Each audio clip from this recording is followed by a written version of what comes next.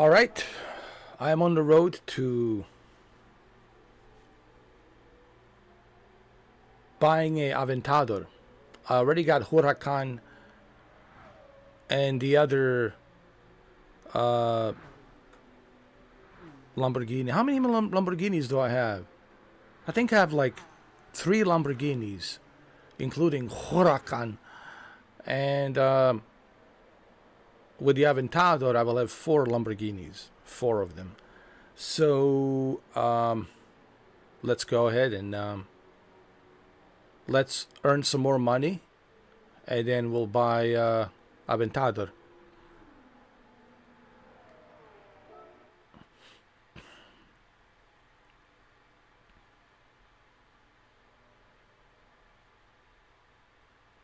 The best way to make quick cash is, here I'll show you.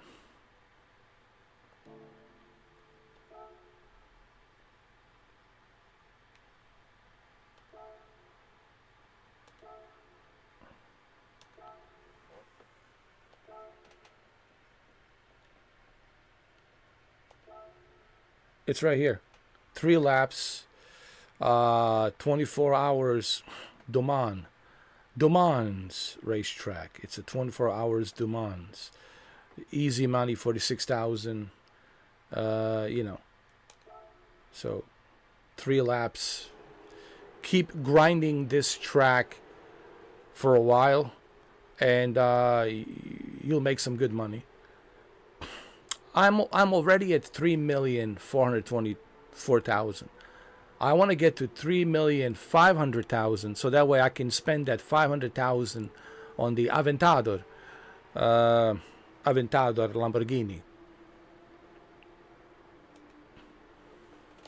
All right,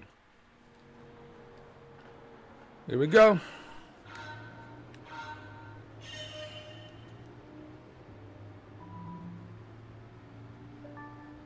That's Sophie.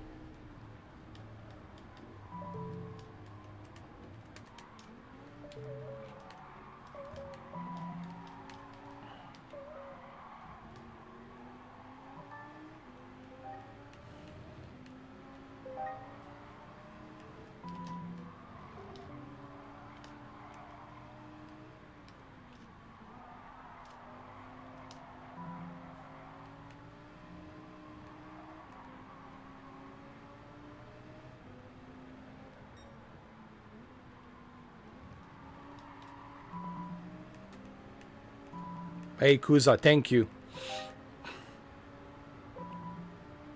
Well, we're doing a little bit of both. A little bit of GT7, Gran Turismo 7, and a little bit of Forza Horizon 5 later on. But my mission right now is to make enough money to purchase my fourth collection in Lamborghini's collection. My fourth Lamborghini car, Aventador. I already have Lamborghini Huracan. I need the Aventador, and that would make 4 Lamborghinis so far in my collection. I have close to 200 cars, almost 200 cars collected. On Forza Horizon, I only have 67 cars collected, I think.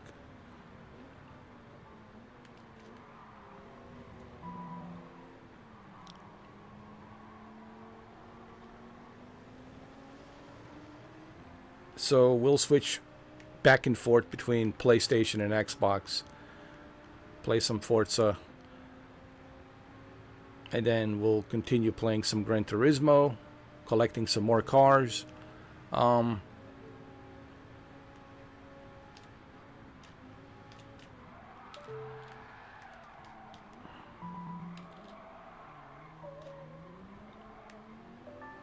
Well, pretty soon we won't have to switch between Xbox and PlayStation. We'll be able to play Gran Turismo and Forza back and forth on the same console.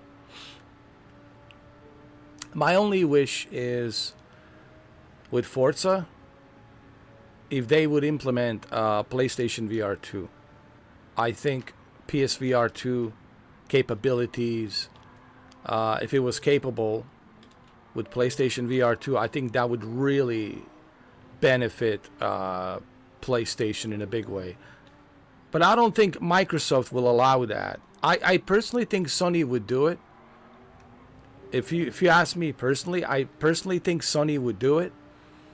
But Xbox will not allow it because,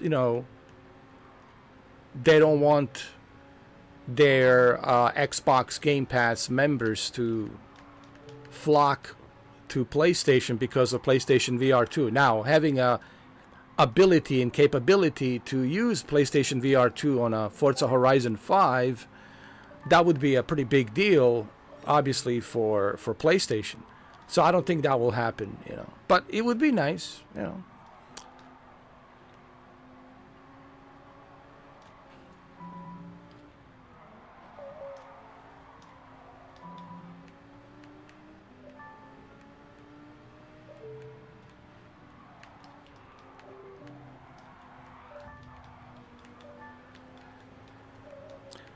Right now, honestly, Kuza, Xbox, only if you are thinking about becoming a member of Game Pass.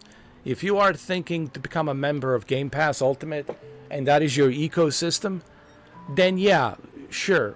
If that's going to be your ecosystem, then sure.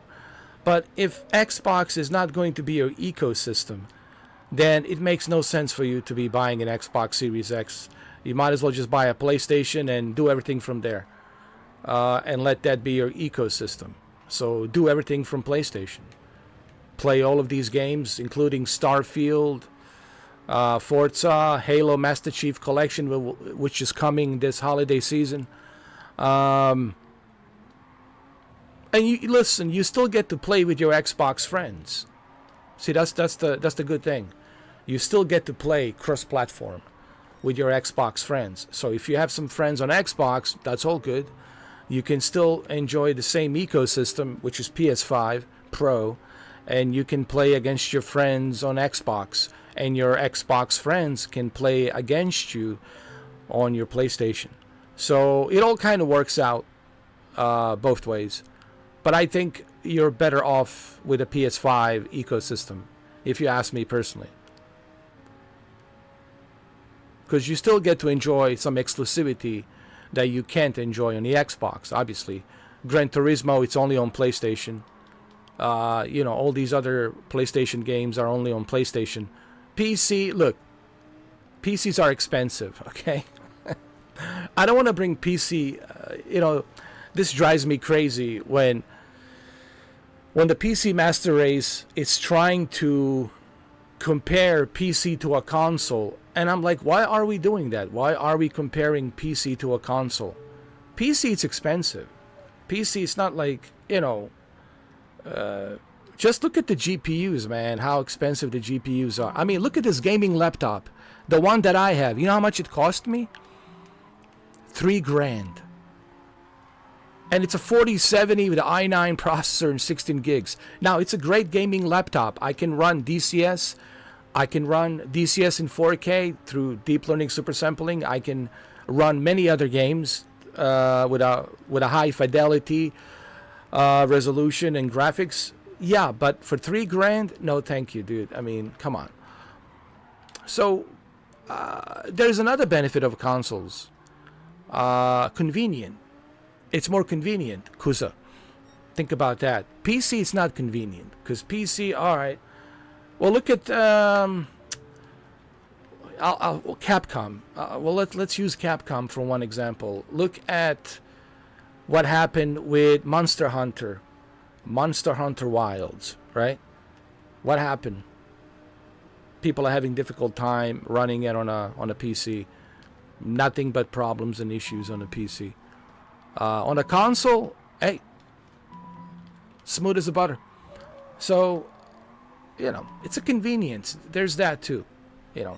Convenience versus PC paying ridiculous amount of money building these PCs, and you're always having issues, problems, the Windows updates, this update, that update, all of these updates, and still you're tweaking and fiddling. You spend the entire weekend just trying to get the game to run. Hey, what's up, Branko? How you doing, man? Welcome. I'll give you one example. Like my friend Shuki yesterday. My friend Shuki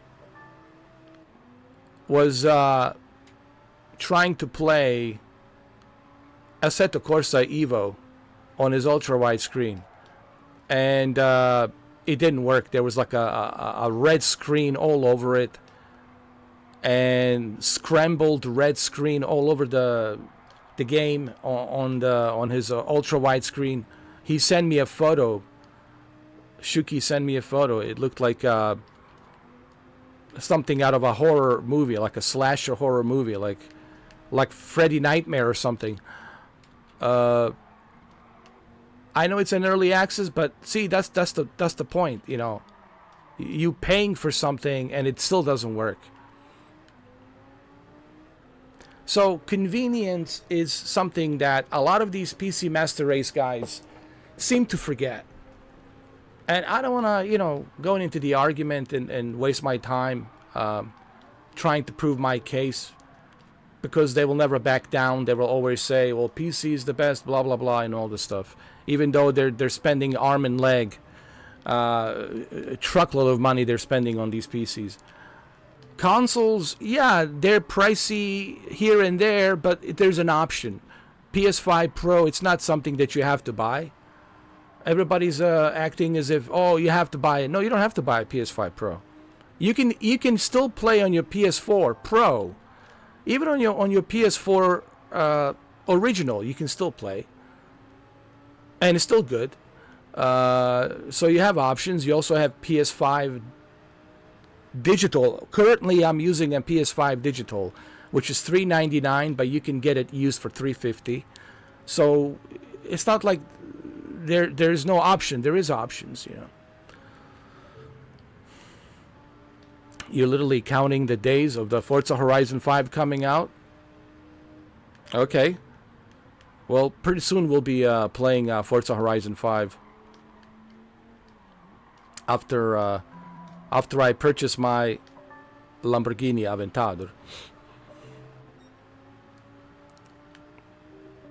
I only have like 67 cars on Forza because I never... Well, I did spend time playing it, but I was busy playing other games. So, I did play Forza in the past few years, but like off and on, I didn't play it righteously, like dedicated. I was just playing it here and there. But I still collected a good amount of cars, like 67 cars. Some good liveries that I put on my cars. I usually like the police cars, like two-tone black and white or blue and white, so I collected the bunch of police liveries. I got the LAPD livery as well on my, I think it's on my Crown Victoria. But I also got 5 million. I got 5 million in credits. So I got 5 million in credits on my Forza Horizon.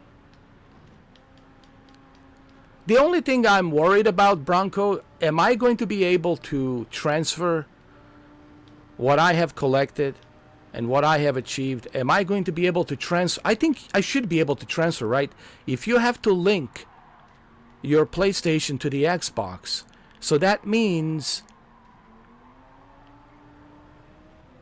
then I'll be able to transfer everything that I have accomplished and all the cars that I have collected. I'll be able to transfer all of that to the PS5 version. So that's actually a good thing. That's great, actually.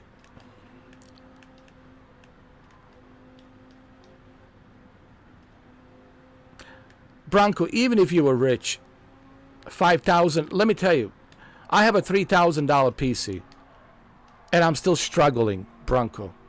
Yeah, I paid it off. It's paid off. You know, it took me a while to pay it off. I paid it off. It's done. It's paid off. Done deal. It's mine now. I have the ownership of it. It's mine. I paid off that $3,000. But $3,000. Am I getting something great? Yes, I can run DCS. Sure, I do benefit playing DCS, which is Digital Combat Simulator World. You've seen how good the F-16C looks and all these other jet fighters, and it looks great, looks realistic. Yeah, but is it really worth it? I love DCS, but is it really worth it? That kind of cash? Even if you did have money, Bronco, I think you're still better off with the convenience of a PlayStation 5 Pro. I think you're still better off with the PlayStation. Why? Because it's more convenient. Plug and play, press play, plug and play. You don't have to fiddle or tweak anything. Everything is ready to go right out of the box. Plug and play. I love plug and play. PC, it's not plug and play experience. And look, for people who like spending time, upgrading and tweaking things around, hey man, more power to you. That's fine. But for me personally, at my old age, as I'm 46 now, I just don't have that energy. When I was younger, me and my brother, we used to build PCs, man. I mean, I got a stacks of graphics cards right over here, man. Stacked up right over here, sitting right next to me. The old GPUs, including the Titan X. I'm very familiar with the PC and what it takes to build the PC. But at my old age, I feel, and again, this is my perspective, subjective perspective. From my honest, subjective perspective, I feel that the consoles give me a more plug-and-play experience versus the PC. How do I know this? Because I have experienced both PC and consoles. And throughout my experience with a PC and a console, I can tell you that experience with a console, it's more user-friendly, it's more convenient, plug-and-play, easy, plug-and-play. So that's just my, my honest subjective experience on that.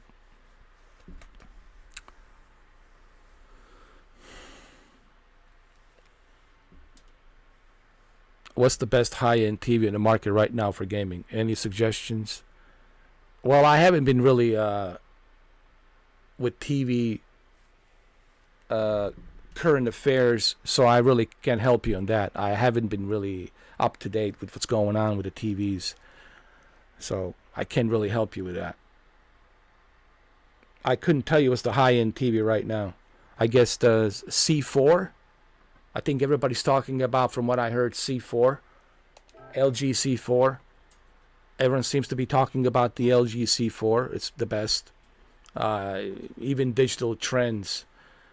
As a matter of fact, there was a video not too long ago from Digital Trends, and they said the best TV of 2024, it's the C4. And I think that's their top tier version.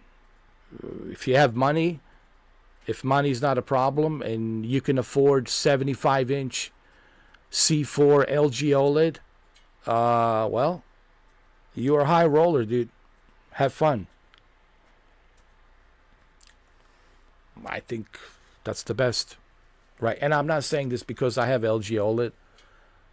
It's just what I have heard. I have heard that the best package deal in terms of quality, in terms of features, LG C4 is the best of the best. I don't think you can go wrong with that. And 75-inch, it's honestly, if you can't afford 75-inch, do you know how beautiful the screen of 75-inch looks on that LG OLED? Oof. Oh, dude.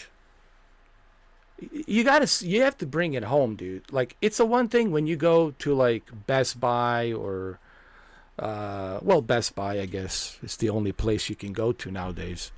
You go to Best Buy, and you go to like Magnolia. They call it Magnolia, right? Magnolia Home Theater, where they sell all the televisions. When you go in there and you look at the TV, dude, it's just looks amazing. Like when you look at some of those top of the line LG OLED TVs, and OLED with a bigger screen, with like 75-inch or 77-inch. Oh, dude, it's your video games, your PlayStation games, your Xbox games, everything will look just glorious. But you have to bring it home. You know, when you finally bring it home, you unpack it, you put it on the TV stand, and you turn on the TV, and the screen comes out, and you see those vibrant colors, you see that vibrant smooth motion, 120 hertz with the G-Sync. When you see the colors pop, that contrast ratio between the black digital level and the white digital level, dude, everything just becomes like three-dimensional, dude. Yeah.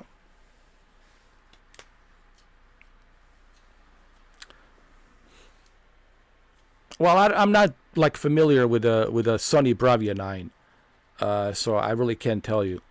But I'm familiar with LG. Well, why would you want to go with Sony, dude? They have no Dolby Vision. Like, why? Why would you want to go with a TV that doesn't have a Dolby Vision? Same thing with a Samsung, no Dolby Vision. LG has everything. Has Dolby Vision, hybrid log, gamma, HLG. It has HDR10 plus. It has everything. It has Dolby Atmos built into it. Gaming features, everything. It's LG. I mean, if you look at these high roller YouTubers with millions of subscribers, what do you think they have in their living room? They don't have Sony. They don't have no Bravia. Nope. They have LG, man. LG. LG is the leader of televisions right now, man. Even Digital Trends has said this. When the Digital Trends tells you this, then you know what time it is. Don't waste your time with Sony Bravia. And again, I love PlayStation. I love Sony. But I'm sorry. South Korea wins this one. Sorry, Japan. Sorry, Japan. South Korea wins this one. LG wins big time, dude, when it comes to televisions. Oh, I got another ticket. Maybe this will help me finally get to 500,000 Gran Turismo credits.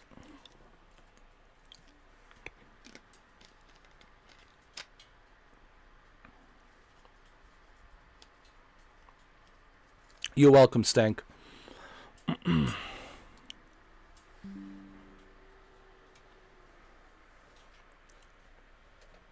Yeah, it doesn't have to be LG G4. I mean C4. I know there's a G4, but G4 is the most. It's like, isn't that like the most expensive? G4 is the bright. See, I didn't know that. I thought that C4 is like mid-range, right? You see how out of the loop I was, because I haven't, I quit televisions a long time ago. So C4 is the mid-range, G4 is the brightest. Well, I guess go with the G4, because I mean, if you want to buy the best of the best, and if money's not an issue, if you're like filthy rich and money grows on the trees, and you open the window and you pull up $100 bills from the branches, if you're that kind of a high roller, dude, I mean, enjoy it. Why not? G4, I guess. Thank you, Kuza. Kuza Assassin says G4 is the brightest. And you want the brightest OLED. Why? Because you want to take the full advantage of that Dolby Vision, man. Peak brightness plays a huge role with high dynamic range. Still does. And it always will be when it comes to high dynamic range and Dolby, especially Dolby Vision. So you want to have that best possible HDR Dolby Vision experience. So why not? Might as well go with the brightest of the brightest. Go with a G4. But C4 is still good. C4 is still. I don't want to like take a piss on C4. C4 is pretty good. It's just the other one's brighter. But you can go wrong. I think, right, Kuza? I don't think he will go wrong with either one of them. Whether he goes with a C4 or G4, either or, C4, G4, you will not go wrong, dude. Like, you will get your money's worth. You will not be disappointed. You're not going to be asking for a refund. You're not going to be returning your TV, okay? All right? You're going to be very satisfied. That's 100%.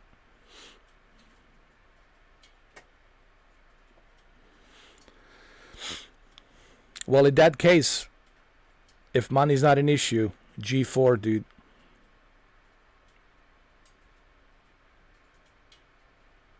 Indiana Jones will be out for the pre-order from the 26th. Nice. Oh, that's right. So we got Indiana Jones, Forza Horizon, Starfield. I'm interested, I'm the one game that is really interested to me. It's Starfield. To see how Starfield runs, dude. I would love to see like how Starfield runs on the PlayStation 5 and the PS5 Pro. Especially in the PS5 Pro. I would love to see how the Starfield runs. Thank you, Stank. Thank you for that $10. I appreciate it, man. Thank you very much. I hope this helped. Also, thanks to Kuza for his input as well. Like I said, C4 or G4. But just remember, with G4, you're getting that brightest possible picture. And like I said, why not go all the way, dude? If money's not an issue, why not have the best of the best? Have the brightest HDR, have the brightest Dolby Vision, so when you're watching your movies, you're watching it in the best possible way. When you're playing your video games, you're playing it in the best possible way. When you're playing Forza Horizon 5 and you turn on that high dynamic range, you're playing Forza Horizon 5 on your PlayStation 5 Pro in a best possible way. Why not? Go with the G4, dude. Treat yourself. Have the best of the best. Why settle for the less, Of course, if the money's not an issue, of course, that's right. But clearly for you, it's not an issue, so that's great. I have 3 LGs, Bronco. I have 3. Holy shit! G4 can do 3,000 nits. Well, there's your answer, Stankson. 3,000 nits, my friend. And if you buy a 77-inch G4 with that 3,000 nits, then, dude, you're like in heaven.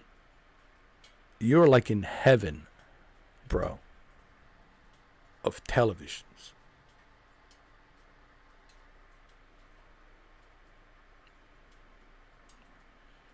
Yo, that's a major step forward from what the LG was able to do with 800 nits. Remember, 800 nits to 900 nits to now up to 3,000 nits. What the OLEDs have evolved right now, it's like, this is why they're top of the line. The OLED technology from LG has evolved to such great lengths that now they can do 3,000 nits, bro. And watching something on an OLED with a HDR with 3,000 nits, holy shit, man. So that's amazing. It's even I didn't know. Yes, I have a HDMI 2.1. I have like 4 2.1s. Yeah, all the latest TVs, they come with a 2.1, so you don't have to worry about it.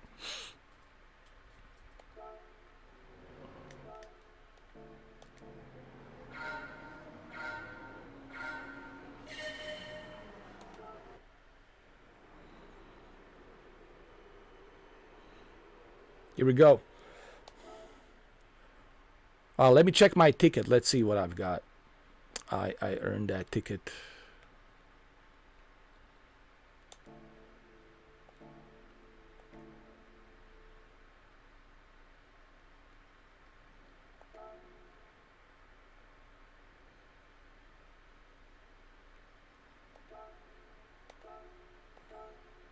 All right, let's see.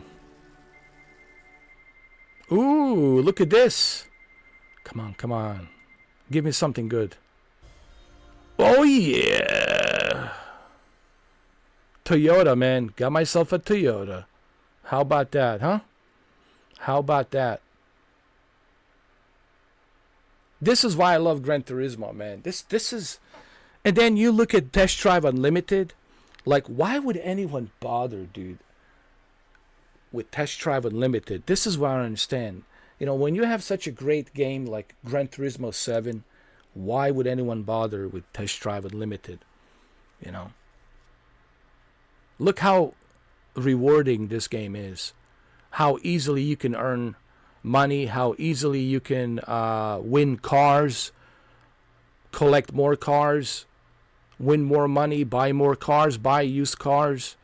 This is the beauty about Gran Turismo 7, man. It's one of the best racing games on the planet. And then I see Assetto Corsa Evo trying to compete with Gran Turismo 7. It's laughable, dude. No offense to Assetto Corsa Evo, but they're trying to compete with a big behemoth that's been around for 30 years. For 30 years, man, Polyphony Digital has been doing this. They have all the licenses, all the partnerships with all the car manufacturers. They got all the blueprints, everything. And you're going to compete against that? Good luck. Yo. Good luck, because you're going to need it.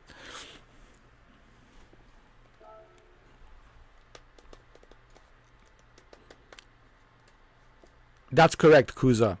That's 100% correct. All the LGs have HDMI 2.1. And they come packed with 4. And this, again, another beauty about LG. Not only do they come with the HDMI 2.1, but you're getting 4 2.1 HDMIs. 4 of them. I mean, how cool is that? It's a package deal, so it's worth every penny. I have no regrets purchasing my 3 LG OLEDs that I have. No regrets at all. I never had a burn-in. I never had an issue with a burn-in.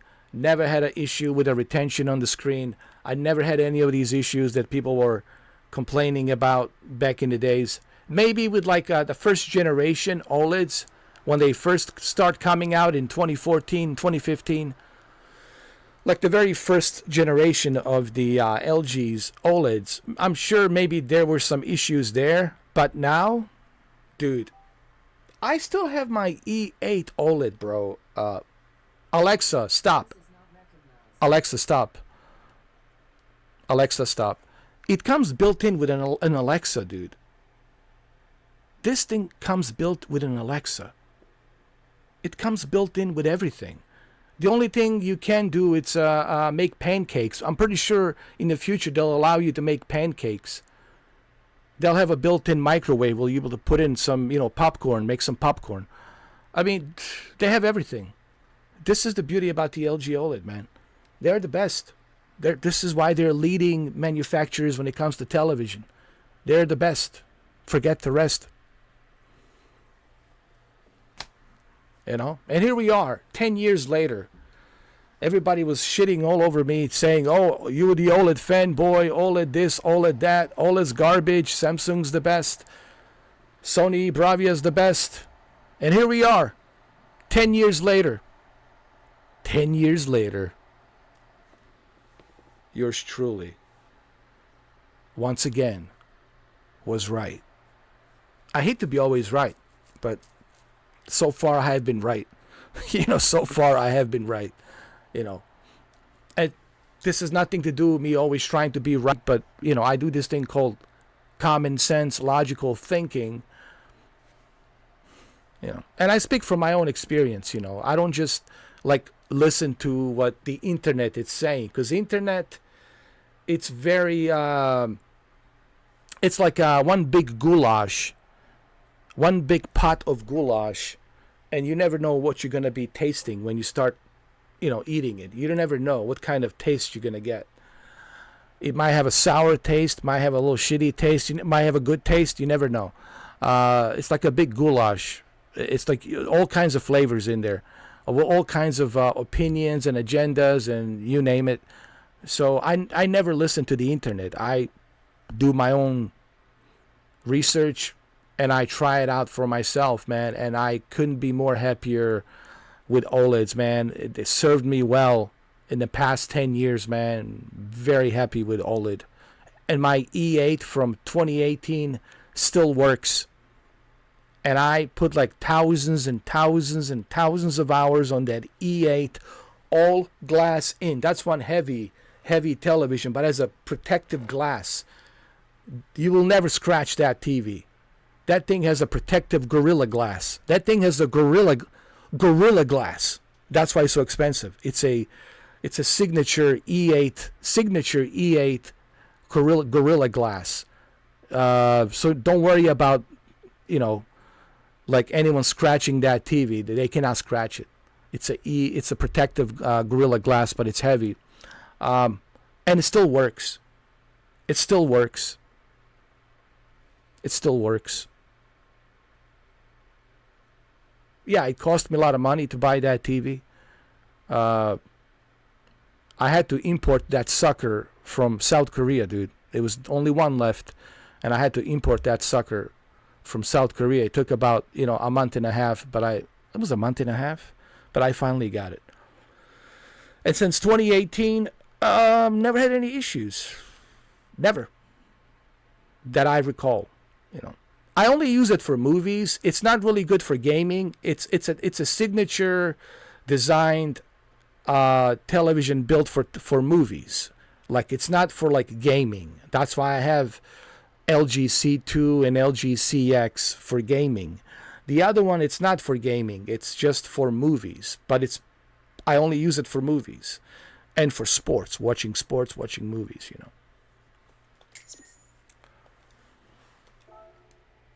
All right. Let's continue. Let's do some more racing, shall we?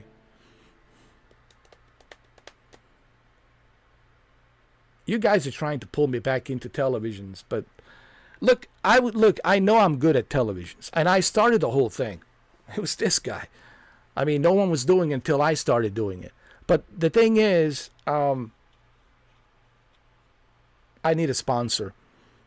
Dude, if LG would sponsor me, if they would call me tomorrow, if they would contact me tomorrow, I did reach out to them, but I never got an answer. And look, man, it's their decision. They're a big company. They have their reasons, whatever the reasons are. I don't know, and I respect their decisions. Like I said, they have their own reasons, and I respect their decisions. But dude, I would go back to televisions in a heartbeat if LG was to call me and says, hey, we're going to start shipping you televisions every 15 days, and you get to unbox it, you do some tests on it for about 7 days, and then you ship it back to us, to the nearest warehouse, and we send you another one, and another model, and another model every 15 days. Listen, I would do it in a heartbeat. In a heartbeat. In a heartbeat, I would go back. But that's the only way that I would go back to like doing televisions again. Just in case you guys are wondering, like what has happened, what's going on. Why is he just doing video games and other things? Well, it's the sponsorship. That's what happened,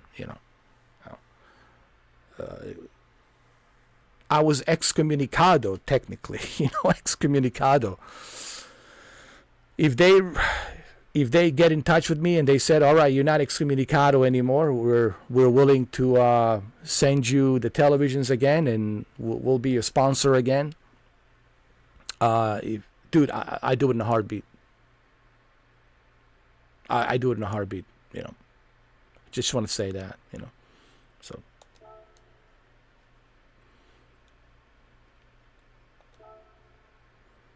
But you never know. We'll see what happens, man. You never know. Life, it's funny. You know, like I said, I the last time I spoke to LG in South Korea, in Seoul, South Korea, which is the capital, Seoul, South Korea. The last time I spoke to them was like in 2018. That was the last time I spoke to them was in 2018. So it was a long time ago. 2018 was a long time ago. But hey, you never know, dude.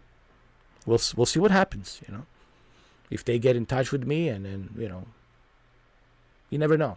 But that would be the only way that I would go back, is if they get in touch with me and they said, all right, we're willing to do a sponsorship with you. Here's what we want you to do. All right, here's the rules. Here's what you can and can't do, can and can't say. All right, fine. I'll follow those procedures, etc., etc. That would be like the only way that I would go back, if they were to approach me and they offered me a deal that says, here's how this is going to work, etc., etc. Yeah, dude, I do it in a heartbeat. No problem, dude. Of course. Yeah. But anyway, there you have it. So if in case you guys are wondering, because I know people been itching and scratching to find out what happened with Mr. 4K. What went wrong? Nothing went wrong. It's just, I lost a sponsor and that's it. Once I get a sponsor again, no problem. And look, it's not just the LG. It could be Samsung. I'm not like biased. If Samsung wants me to send their products, yeah, dude, I'll review them. If Sony wants to send me their products, I'll review them. If Vizio wants to send me their products, I'll review them.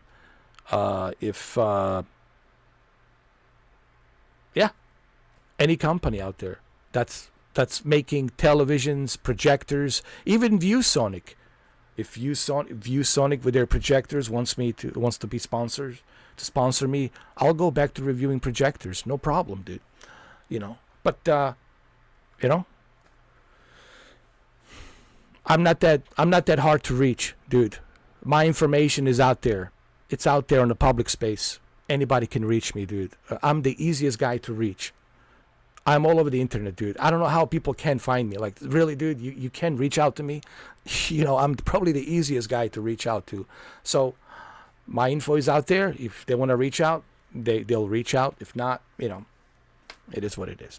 But anyway, let's continue. Now we're going to Asia. We're going to Tokyo. No, let's go to Autopolis. No, let's go to Tokyo. Let's do a quick race. Let's go. With Sophie. We do 3 laps.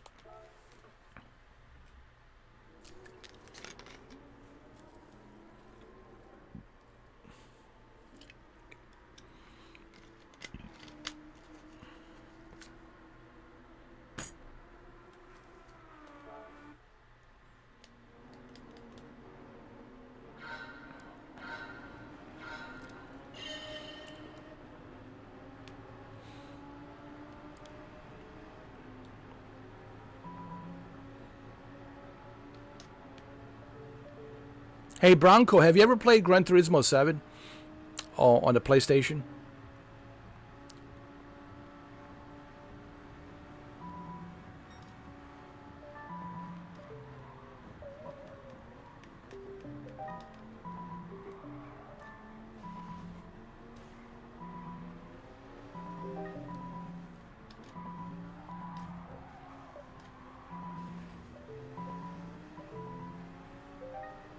Look at that Corvette ZR1, man, 2009, still beautiful.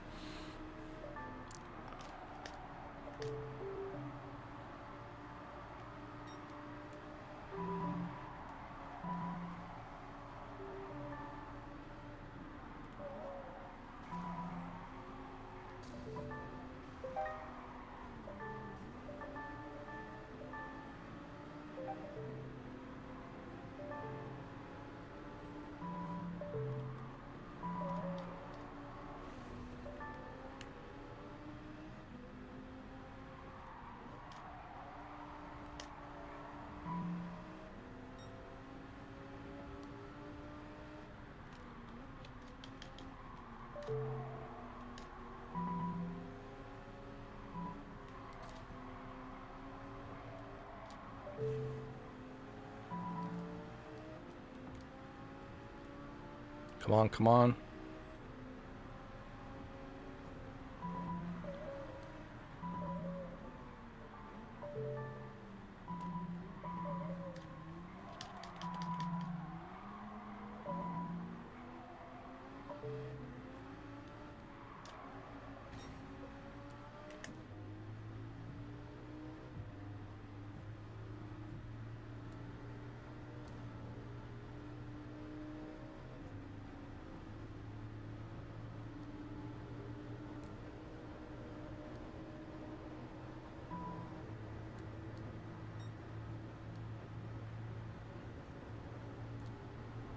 Oh, nice. 140 cars. Nice.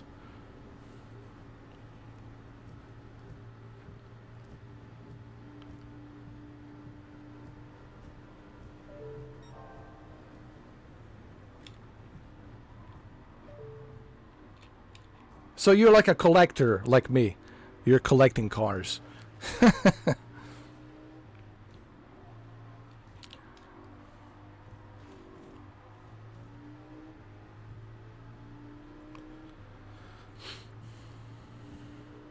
That's all I'm doing right now in GT7, just collecting cars.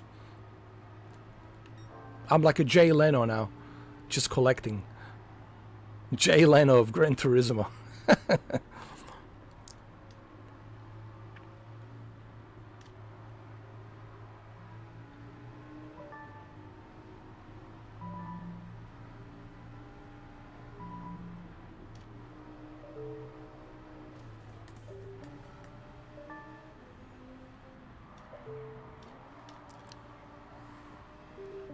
What's the best way to play this game? Controller or a racing wheel? I have to admit, haptic feedback on the PS5 controller on Gran Turismo, it's pretty good. You can also use the motion sensors and use it as a wheel. So you can use the PlayStation 5 controller as a motion sensor, as a wheel. So you can use it like this, you know. Which I have done a couple of times, you know, I've used it like that.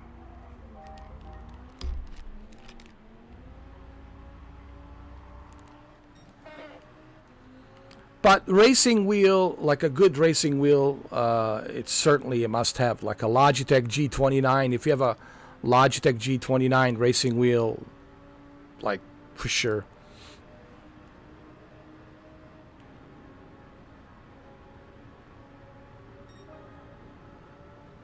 I would recommend racing wheel to anybody. I like a good racing chair as well, dude. It's not just the racing wheel. You also got to have like a good racing rig setup, you know, with a nice racing chair that it's comfortable for your back, to support your back, to support your feet, where your legs can extend to the pedals, and where you can also mount a shifter on your left side. Where you can position the racing wheel that it's a certain distance between you and your, you know, and your arms. And once you calibrate all of that with your racing rig,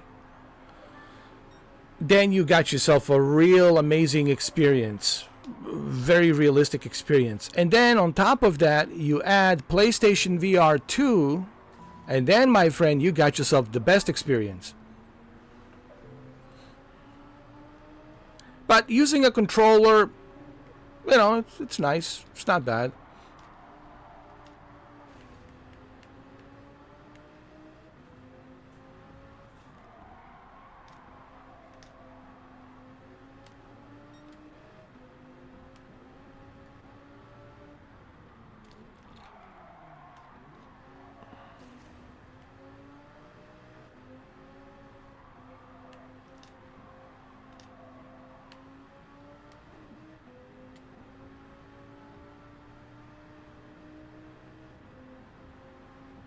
Oh, it's one of the best games out there, dude.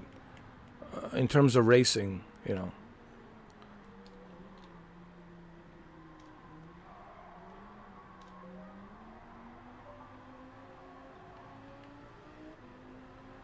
No disrespect to Forza Horizon or Forza Motorsport, or Need for Speed, or you know, Assetto Corsa. But seriously, Assetto Corsa Evo wants to compete with Gran Turismo 7. Sorry, Assetto Corsa, you can't even hold a glass of water to Gran Turismo, to the great. But look, I love the fact that they are ambitious. They are very ambitious to compete with a big behemoth. I think competition is healthy. I think it's great. But it's like, good luck. You want to compete with this behemoth, Polyphony Digital, the greatest racing simulators ever in the past 30 years. Well, good luck. Yeah, I play a little bit of everything. But, you know, when people ask me which one is the best, of course, Gran Turismo. For me, it's always going to be Gran Turismo. Even though I play other racing games, but I like Gran Turismo because it has so many features, man. It has so many features. The way the system is built, the way it's self-rewarding, everything is just perfect, dude. Honestly, I mean, the word perfect is the only way I can describe Gran Turismo. It's just perfect, man. In every way you look at it, you know. And again, no disrespect to other games, but, you know, there's only one king of racing, and that one king, it's Gran. They even have tournaments, man, on esports. On esports, they have tournaments. That's how they even made a movie about it, Gran Turismo. I mean, yo, that's how good it is.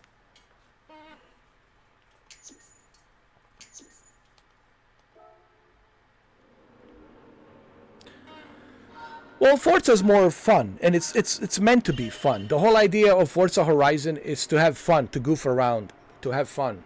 That's the whole point, you know. It's the arcade experience, and it's designed to be a social, fun racing experience, and that's what it does. And that's what it does really well.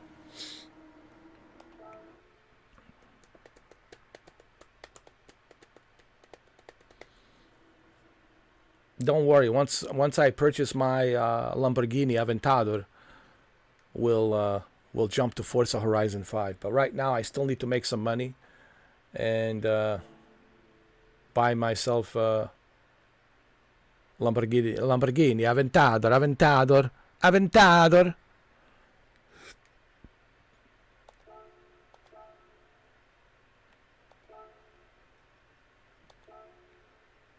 Aventador.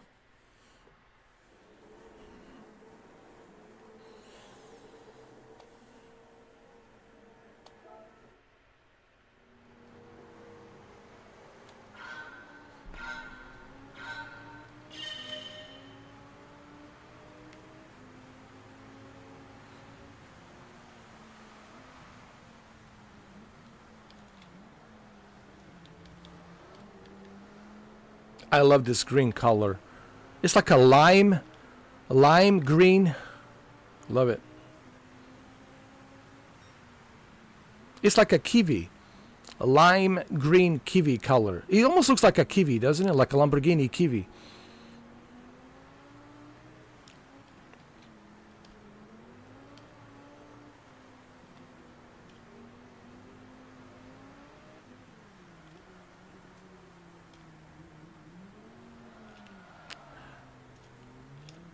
You can't wait to be drifting in an amazing open world. You better watch out for my police cars. I got all kinds of police squad cars that will come get you. If you're doing donuts, bro. If you're doing donuts, you better watch out for my black and white squad cars. They're going to come get you, bro. I got Velociraptors, I got Raptors, I got Chevy Silverados, I've got Durangos, I got Dodge Charger SRTs, I've got Crown Victorias, I got Dodge Charger Hellcat. Oh yeah, dude. I got Chevy Impala. I got my police squad units, man, ready to go. So be careful when you're doing donuts out there. I'm gonna find you.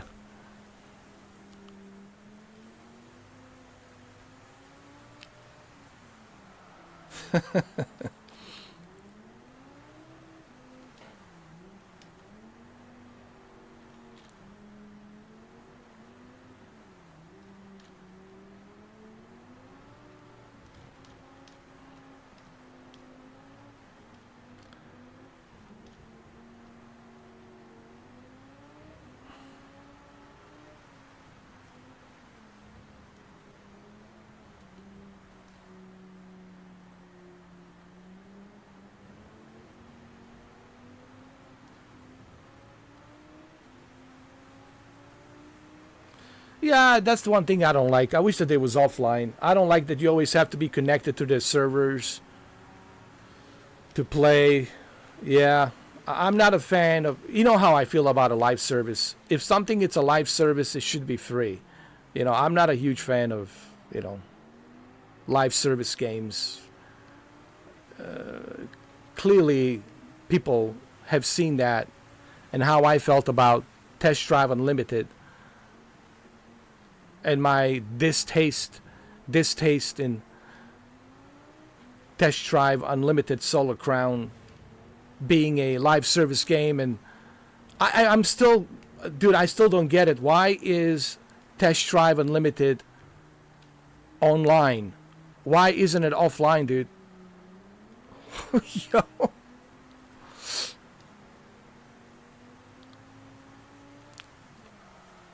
Oh, I will catch you, dude. Don't worry. I'm way ahead of you, dude. I've been playing Forza Horizon for 4 years, man. Don't worry. By the time you get to my level, dude, I'm gonna crush every little car that you spin around with. And believe me, at my disposal, I got all kinds of stuff, man. Dude, yo. Mark your calendars, April 25th, man. Get ready to be embarrassed live in front of everybody on the YouTube channel with a live stream, publicly humiliated by Mr. 4K himself.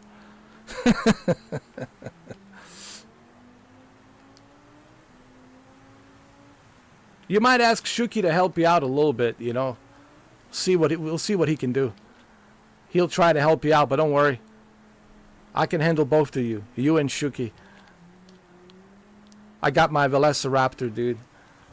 I got some big ones. I got some big trucks. Oh, yeah. Oh, I'll catch you, dude. Don't worry. I got some super fast cars. I got some super fast Bugattis. Trust me. You better believe it. You better believe it. You better believe it. I'm gonna catch you down in the Baja, dude. I'm gonna catch you down in the Baja. Down in the Baja, bro. Will you come down to the Baja?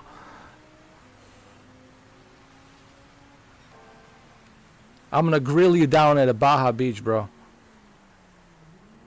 I'm gonna have myself a nice little fish. Dip it in some nice salsa sauce. There you go. Yum, yum. Test Drive Unlimited is done. Yeah. I think it's pretty much over. I'm willing to give Test Drive Unlimited one more chance with Season 3.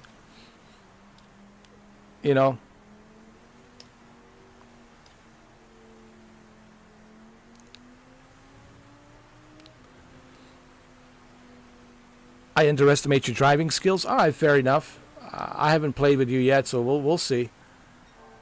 All right. But you should know my driving skills. and what I have achieved. Just watch that Formula One, man. Keep watching that Formula One, and you'll see my driving skills.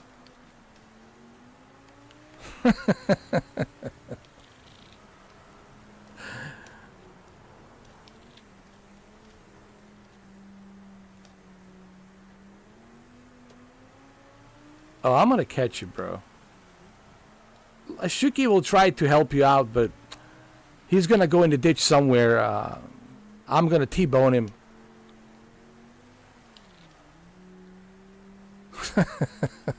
He's gonna fly out in the ditch somewhere.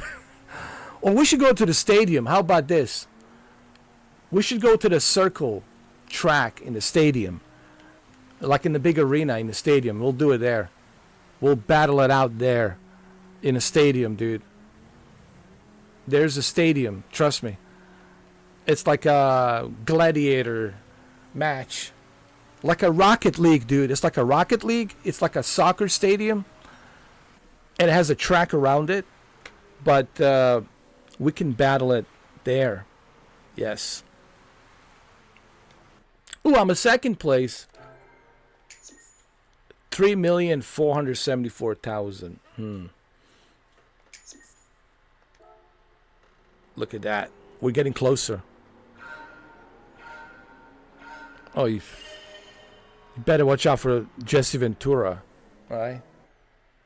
You better watch out for Jesse Ventura. Well, why don't you come down to the Baja and show me your driving skills? You see, while you were still sucking on your mama nipples, I was in the Navy SEALs. I was the wrestler. And I was the governor of Minnesota. So you tell me you come down to the Baja and let's see how good you are.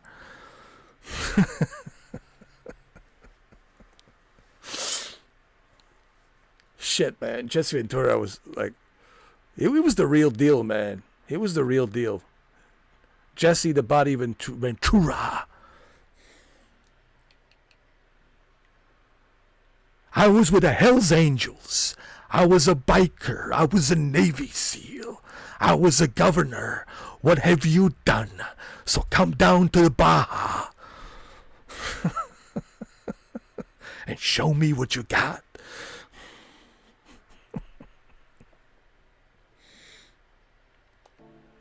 How old is he, man? How old is Jesse Ventura now? He's got to be up in his age, man.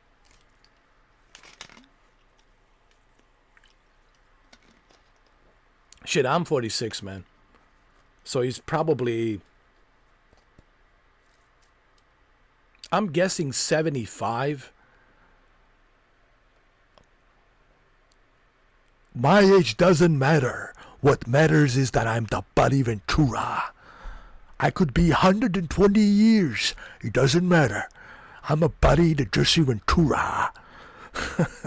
And I'm down in the Baja. Down in the Baja.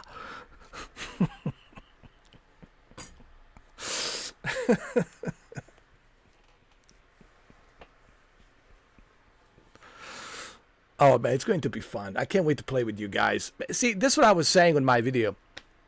What makes Forza Horizon fun is now everybody will be able to play it. It's like a nice social experiment. It's a nice social experiment, so everybody will be able to enjoy it. You know? All right, we can continue this later. I got 3,474,000. All right, we can continue this later. Let's play some Baja. Let's go down to the Baja. I'm down in the Baja SEALs. The real Navy. That's where I go. You see, I don't even need a scuba diving gear. I go in there butt naked. And I swim with the great white sharks down in the Baja. And even the great white shark is afraid of Buddy the Jesse Ventura. Is he 70? He's got to be 75. No, I think Arnold's 75. He's 70. I think you're right. It's hard to believe Arnold's 75.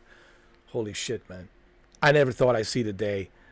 I can't believe, I never imagined that Arnold would ever get old.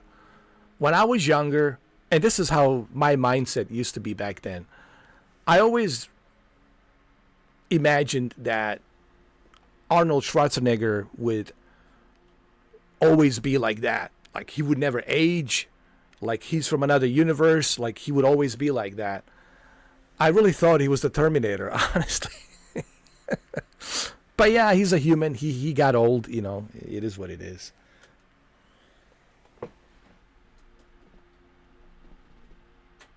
All right, we're going down to the Baja. Going down to the Baja. We're going down to the Baja. Hold on. Baja. Down to the Baja. We're going down to the Baja. I'm going to go and turn on my Xbox. Down in the Baja.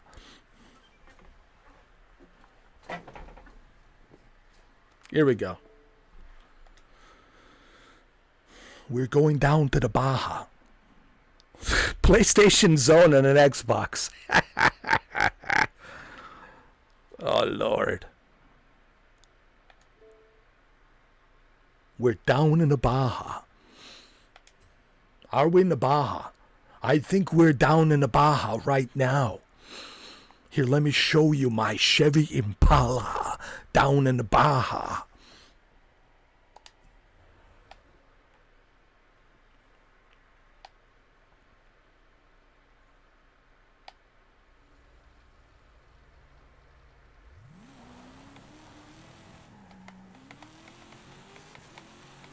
Let's do some donuts. See? Got him. My name is Buddy the Jesse Ventura. You have the right to remain silent. Anything you say will be used against you by Buddy the Jesse Ventura.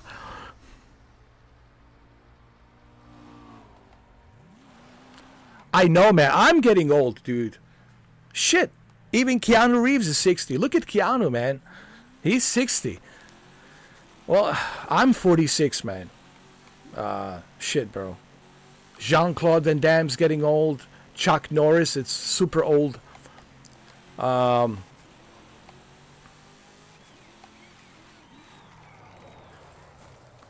all getting old, man. I'm old, man.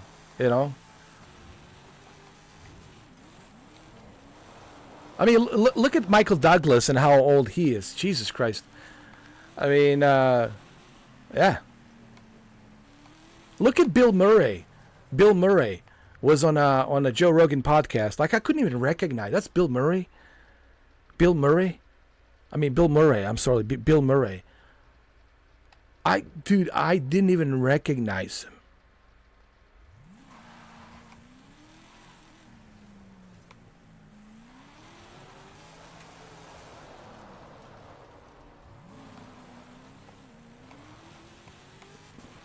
No, this is the PlayStation Zone, where only the PlayStation fanboys can rejoice.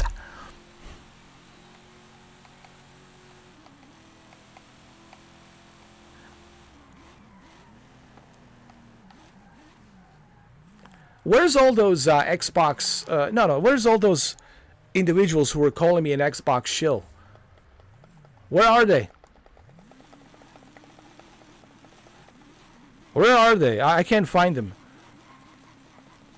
Where did they go? What they will say now? Now they're going to say I'm a PlayStation shill.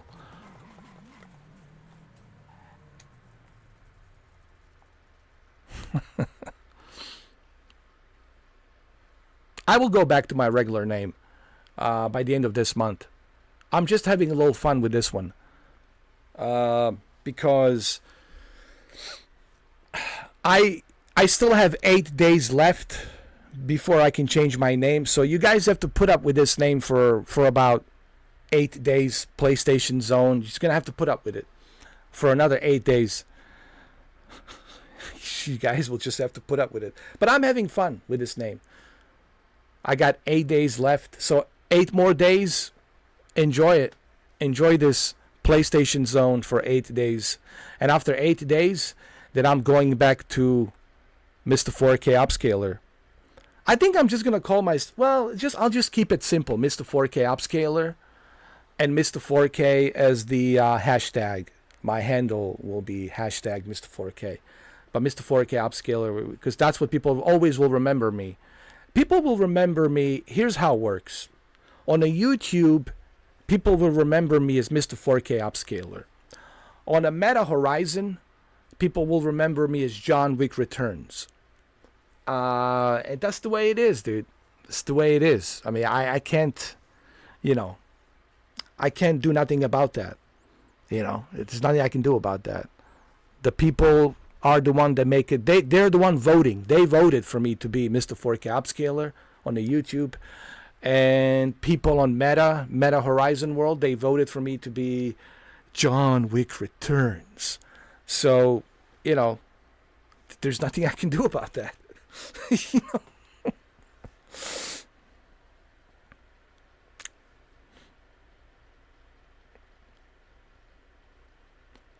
Yeah, I think they're all gonna look identical. Doesn't matter which version you go with. I think you will have the same experience. Now there might be some differences with PS5 Pro because of the little extra power that it has. But regardless where you play, I think you will enjoy Forza Horizon, and I think that's the whole. That's really the message. That's the message that Phil Spencer was trying to deliver when he was doing those interviews. That's when he says, "I don't want to put any boundaries. I don't want to tell you where to play. I don't want to tell you how to play. I just want everybody to enjoy." Everyone should enjoy Starfield. Everyone should enjoy Forza. Everyone should enjoy Halo, Gears, and I'm pretty sure Microsoft Flight Simulator. It's coming to PlayStation, dude. At this point, I'm pretty sure. Maybe next year we might see Microsoft Flight Simulator. 2020. I don't think 2024 will be there, but I think Microsoft Flight Simulator 2020 will be coming to PlayStation, and that's great. Listen, that will make. Listen, if they release Microsoft Flight Simulator 2020, Microsoft Flight Simulator 2020, it will become one of the best multiplayer simulators, one of the best flight simulator multiplayers on the planet. When you combine it with a PC, Xbox, and PlayStation, when you combined, and even if they put it somehow on a Nintendo Switch too, that would be it. That's the icing on the cake. Think about it. If they put Microsoft Flight Simulator 2020 on the PlayStation 5 and Nintendo Switch 2. Branko, I just want you to think about this. Just think about it. Imagine how huge the community is going to be. Think about it. Everyone from the PC will be able to play with you. Everyone from the Xbox will be able to play with you. Everybody from PlayStation will be able to play with you. Everybody from Nintendo will be able to play with you. Everybody from cloud service, xCloud service, they'll be able to play with you. From their Amazon Fire TV stick or from their, Meta Quest 3. Then Microsoft Flight Simulator 2020 would turn out to be one of the greatest flight simulator experiences ever created. Just like in sheer size of how many people would be there cross-platform to join, to fly all around the world, dude, from every parts of the continents out there, every corner of the world, around the globe, every part of continent, they'll be able to play with you. And I think that's what Phil Spencer wants to do. I honestly believe that's his objective. No more restraints, no more boundaries. And I think he's achieving that. And I think he's changing the gaming industry. Even Sony's looking at it and it's like, interesting. I think what Phil Spencer is doing, it's reshaping. Look what he has done with the Xbox. He has totally reshaped the Xbox. He's like a pioneer, dude. He's reshaping everything. Look what he has done with the Game Pass. So Phil Spencer doesn't get enough credit, in my honest opinion. I think he's the most underrated guy ever. He doesn't get enough credit for everything that he has achieved. And believe me, he has achieved a lot.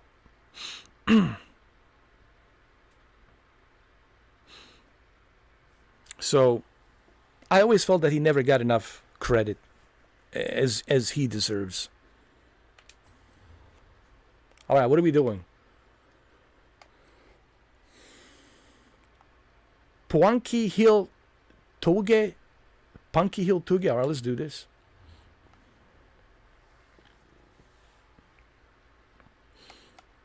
Oh, look at this. What should I use, huh? Oh, yeah. Oh, yeah. Let's go.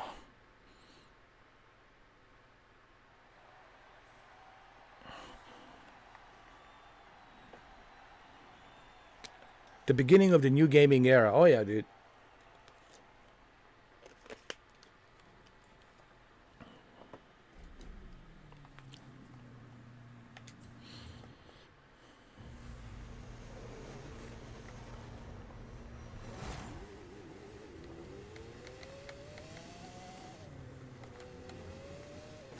Oh!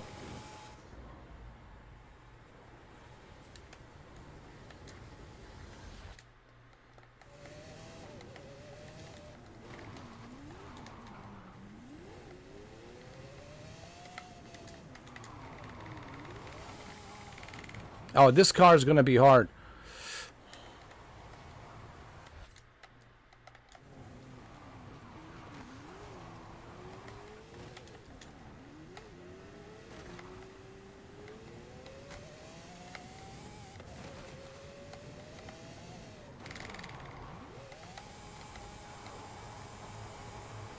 Nah, this car is not good, man. I need something better. Yeah, it's a good car, but it's not good for this. This is more like drifting.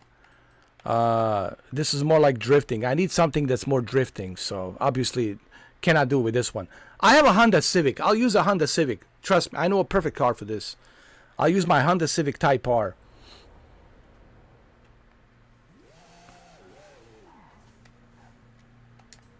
I'll use the Honda Civic.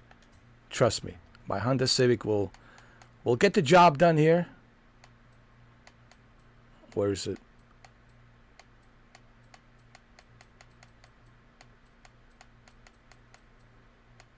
There it is. Perfect. Jim Ryan. Jim Ryan. I was right about him, dude. I was right about him. I was right. And why do you think Yoshida quit? Yoshida quit because he probably couldn't stand Jim Ryan. It was like, man, this guy, I don't want to fight with him. I've been doing this for 30 years, and this guy's coming in, huffing and puffing with his suit. I'm telling you, that's what it was, man. That's why Yoshida quit. It's like, man, I can't handle this guy.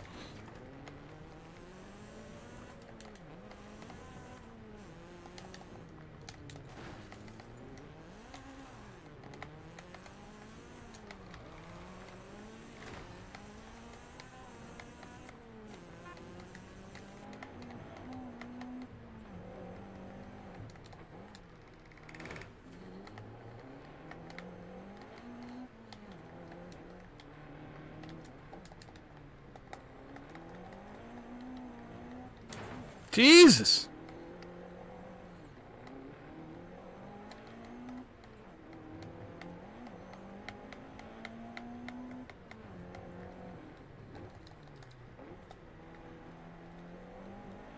There's like a rally track, dude. Somebody created this.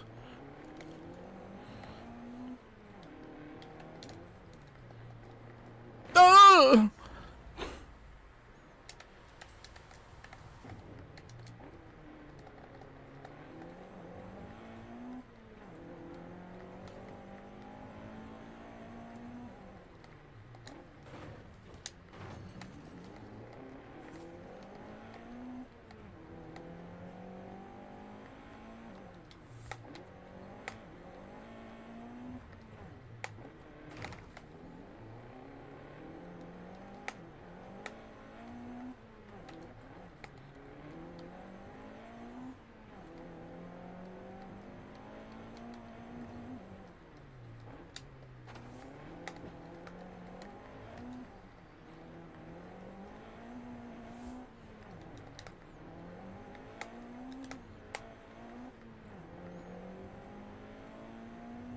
Yeah, you can create your own track, by the way. This guy created this track. And it's pretty cool, actually. It's like a rally style.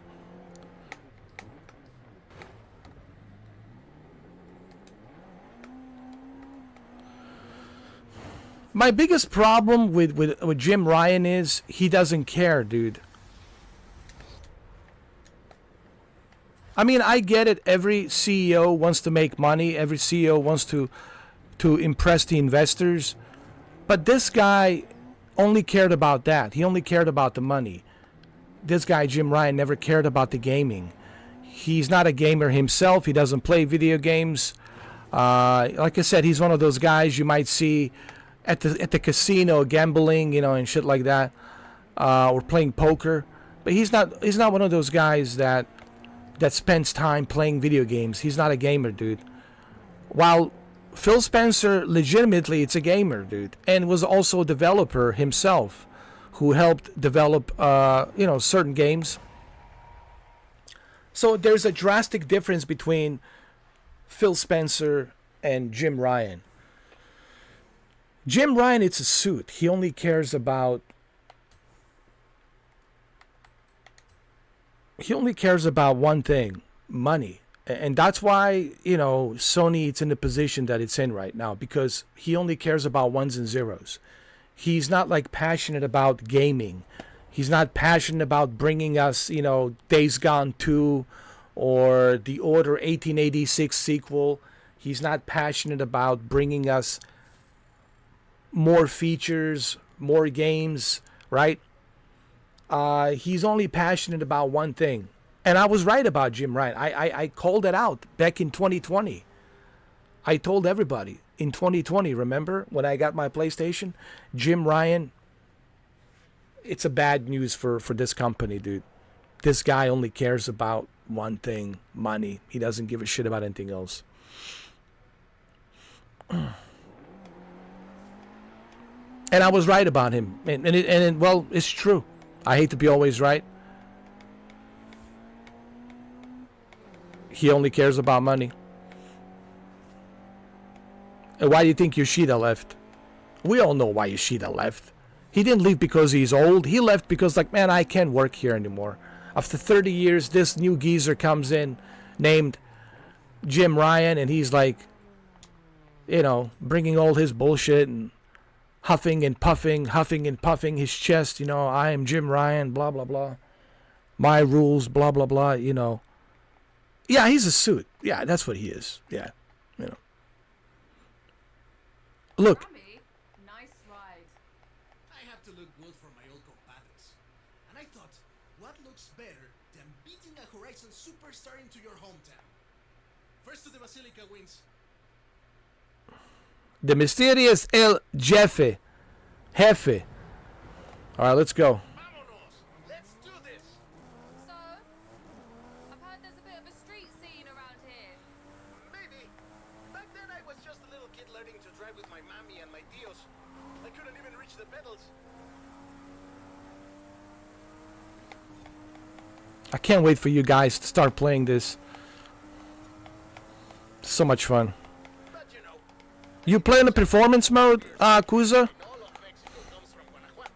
Yeah, I like performance mode as well. Really? Pues sí, they say he's never lost a race. Who knows if he'll make an appearance at I always prefer performance. I gotta have a 60 FPS. I'm all about 60 FPS. Even if it's a 1440p, I don't care.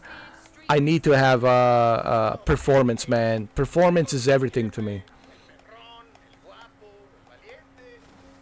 You might beat him one day, but not if you can't even beat me to them.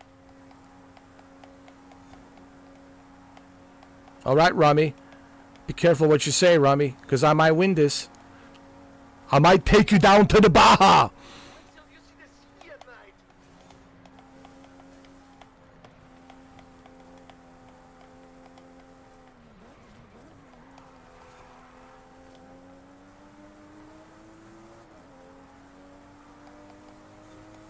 Welcome to Guanajuato, home of La Familia Mirón, best city in Mexico. The name means hill of frogs. Oh, that's not very street racy. And you've never seen a frog at top speed, superstar. Put a cafe there. Turn up, turn up. Sorry, folks. That's okay. The tunnels were built to keep the city from flooding, but they are perfect for El Jefe and the local street racers. Oh, and watch for traffic. These streets can get busy, but I've heard the racers find it adds to the challenge. I mean, so I've heard.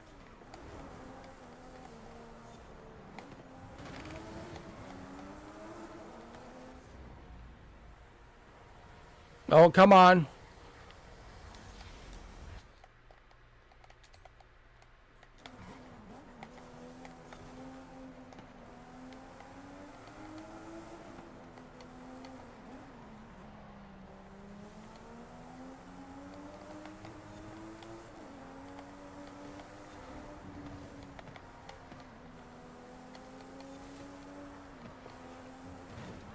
You're on the final stretch. The Basilica is just around the corner. Oh, shit. Come on, I can't lose now. I wish El Jefe could see us now. Oh, he can, my friend. Now get across.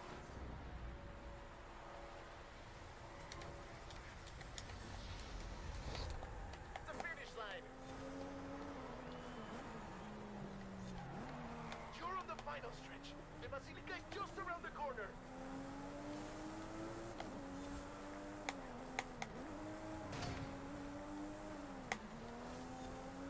All right, Jefe.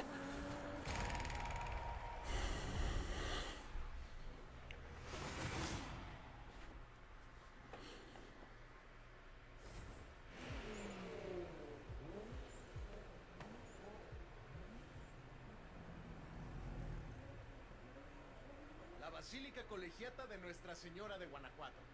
Racers come here to ask Our Lady for her blessing. You know, I might be able to contact the Jefe. I hear he's pretty strict, but if he thinks you're good enough to join the street scene, then who knows?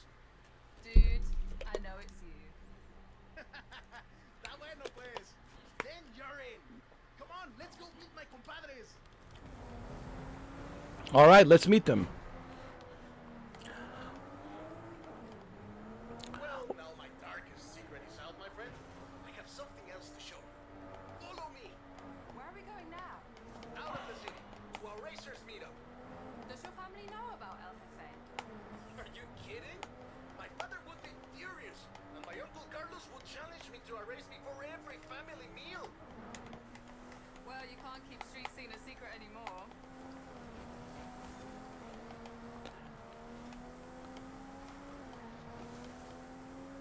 Well, luckily, this game it's native 4K 60, so Well, before. I'm sure they'll learn fast. Lesson número uno. Give the people what they want. luckily this game it's native 4K 60 on PlayStation and Xbox, so Someone willing to bend the rules. and that's the impressive part that they were able to do native 4K 60 on this game.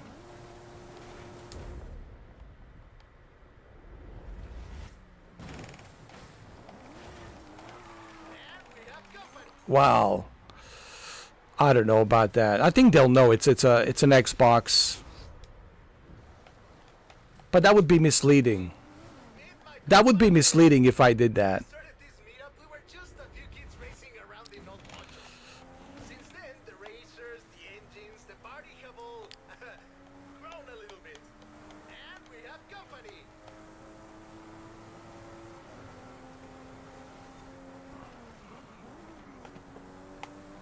Who is this? Is that his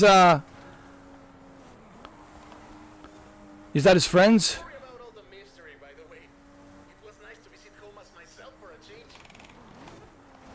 It was fun. Whoa, look at this. Thanks for showing me your hometown, Remy. No problema, my friend.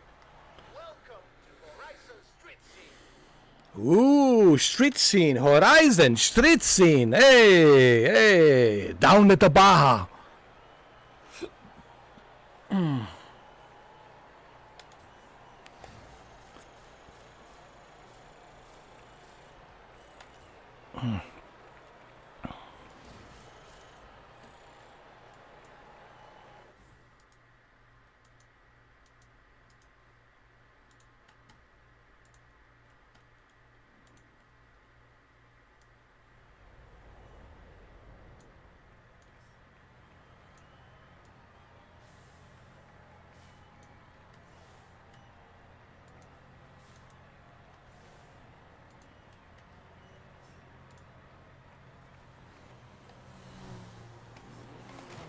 Whoa, whoa.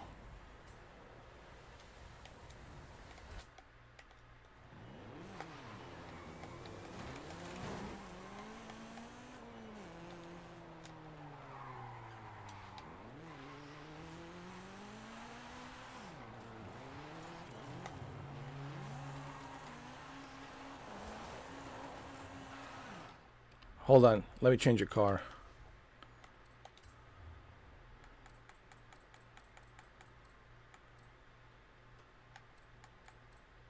Let's see what I have.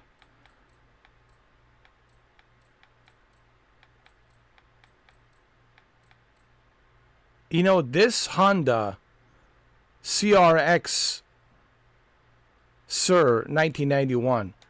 I know it looks very shitty. It looks very rotten. But trust me, what's underneath the hood of this car will surprise you. So check it out. You'll see. You'll see in a minute. What's underneath this car will surprise you.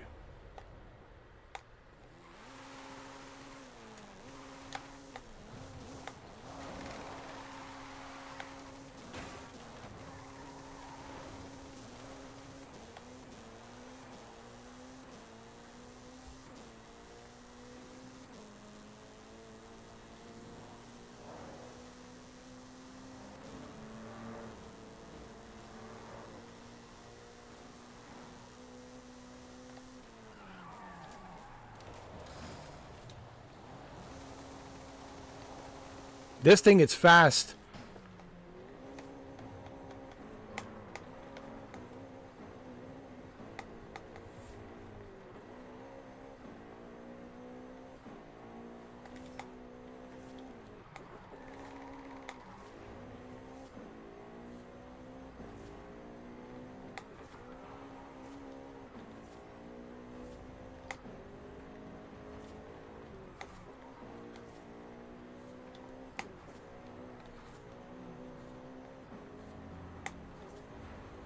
This little shitty Honda.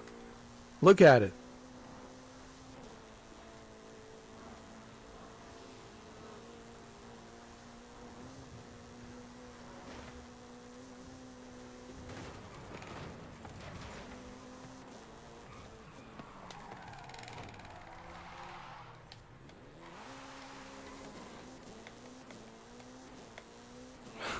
Let's do some street racing with this Honda, bro.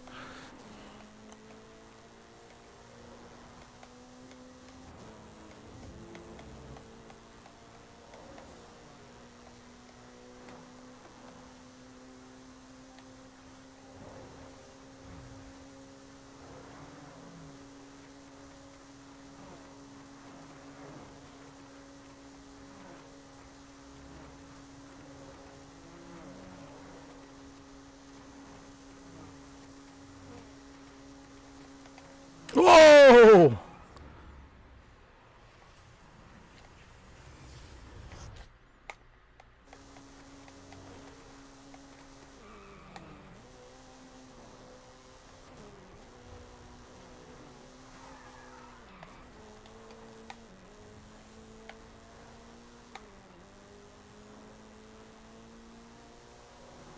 You don't want to know what's inside this hood, bro.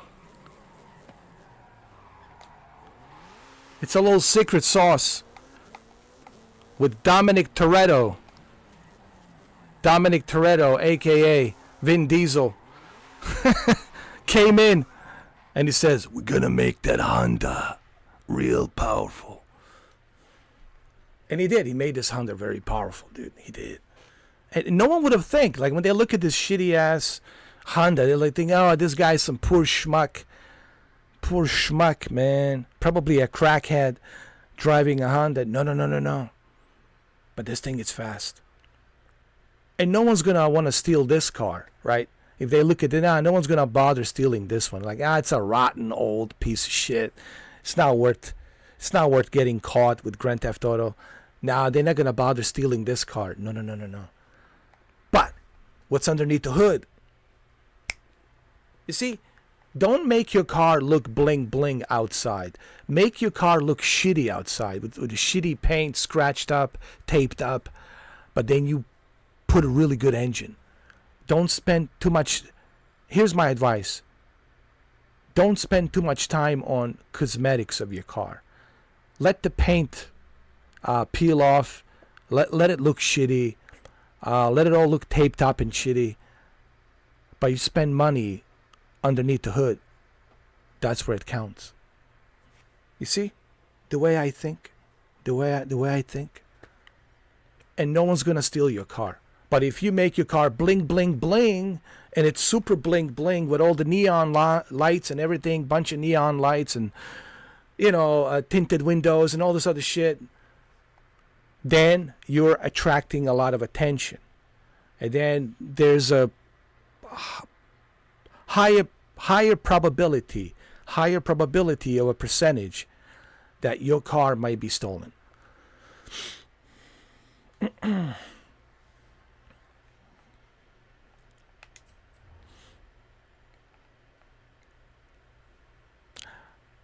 Oh, dude, there's so much to like about Forza Horizon 5. Not only do you... Look how much money I have. 5 million. 5,182,000. You earn points easily. There's Easter eggs. They have these boards you need to collect. There's secret cars for you to collect. Dude, Dude.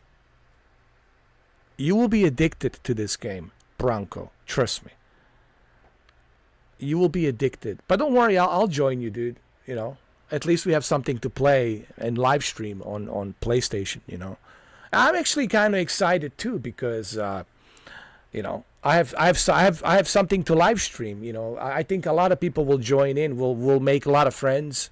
I think we'll have a lot of people join the channel and I'll make a lot of friends and maybe we'll have a new audience, and we'll help the channel grow, and we'll meet other people in the horizon. So I'm kind of super excited about it, but it's very addictive.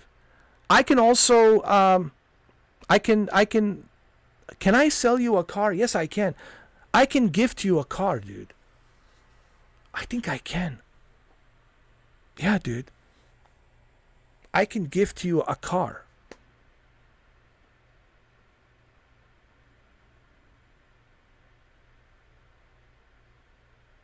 You got to look poor to live well. True. I think I can gift you a car. I think I can. I think so. Like they say, you got to look poor to live well. Look, I always tell people, how's the less chances of you getting jumped, the less chances of you getting robbed, the less chances of your car being stolen is if you're not bling bling, If you're somebody who's flamboyant and you're always showing off and you're bling bling bling, then you're creating a lot of attention. And when you start creating a lot of attention, then you're attracting all kinds of stuff, right? Good and bad. And you want to make sure that you don't do that. Because when you start doing that, then you are creating a lot of attention. When you start creating a lot of attention, then there's a higher probability of your car getting, stolen or you getting jumped. When I used to manage the nightclubs, when I was a bouncer, when I was a team leader of the staff security at the nightclubs, this is a long time ago. We have seen this happen all the time, dude. People come into a club, bling, bling, bling. They bring the chicks and, testosterone's high and look at me, bling, bling. I'm in a VIP, and it's always a fight, dude. Fight breaks out, bottles start flying out, then we have to close down the club. The police gets involved and people get arrested and it happens all the time. And all it takes is one guy, one individual to come in. I remember we banned some of these high rollers. We would ban them. Like, you can't enter the club. We don't care how much money you want to bring in. We don't care. Like, because they would cause problems, dude. They would cause issues. They would come in and they would cause problems. They would cause issues because, look at me, bling, bling, bling, all that shit. So, same thing here. You know what I would do if I was driving a Lamborghini? Let's say I had a Lamborghini Huracan. I would make sure that the paint was peeling off. I would make sure that the windows cracked. I would make sure that my door was taped with some sort of a Gorilla tape, or something. It would just look really bad, rusty and really bad, and no one would bother with it. Like, right? But the engine inside, in the back, but the engine in the back would be brand new, running smooth, running perfect. That's what I would do. That's what I would do. But, the whole idea of being rich and famous is to show off, right? You want to show off. And a lot of these rich and famous dudes, they drive their cars in a very secure, rich areas, Like Vanilla Ice is not going to be driving like his car like in West Miami or something, or some very shitty neighborhoods, right? He's not going to be doing that. He's not going to be driving his $1 million Rolls Royce in a shitty neighborhood, right? Or in a ghetto. Well, he's not going to be driving there, like a very, he's not going to go down to, a shitty areas, ghetto, where there's a lot of poverty and a lot of crime and a lot of gangbangers. He's not going to go there. He's going to go where it's, rich areas, Miami Beach, Palm Beach, Boca Raton, these beautiful rich areas, Hollywood, North Miami. Well, that's really Hollywood. Hollywood is right in the border of North Miami. Fort Lauderdale Beach. He's going to be driving wealthy areas of Orlando, right? Same thing in LA, in Los Angeles, right? You're not going to see celebrities driving their fancy cars outside Malibu, going down to East LA or South LA. They're not going to do that, right? So they're going to stick around in Malibu, Beverly Hills, That's where they are usually driving their fancy cars. All right, let's do this.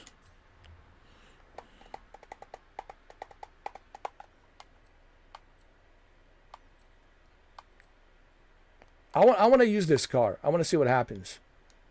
The 1991 Honda. All right, let's go.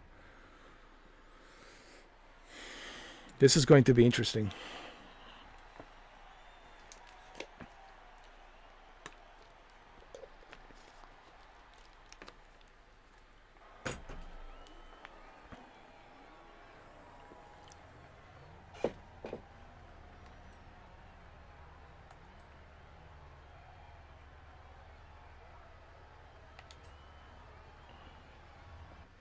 Okay, so I increased my difficulty level.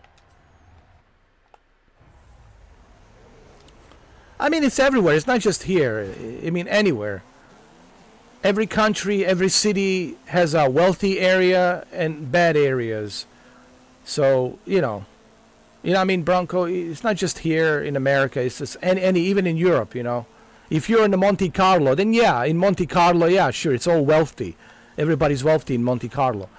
So you'll see a bunch of billionaires, coming in to watch the Formula One and play some casino and bring their fancy cars because they know no one's going to be stealing their car there. But you don't expect these billionaires to go into a shitty area, It's just common sense,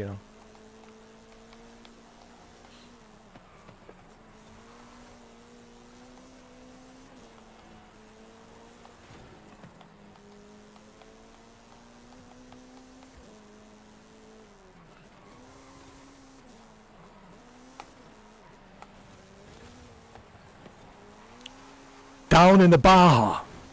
We're gonna go down in the Baja. Well, maybe you need to come down to the Baja. Check me out down in the Baja.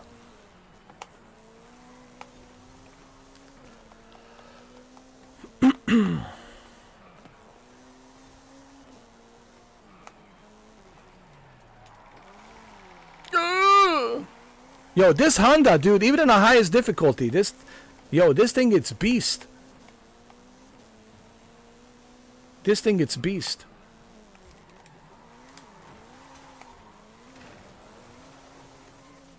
I think Pedro, my old friend Pedro, he helped me build this car. So big thanks to Pedro.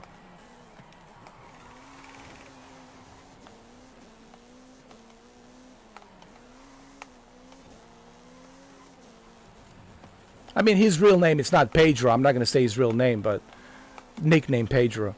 He helped me build this car.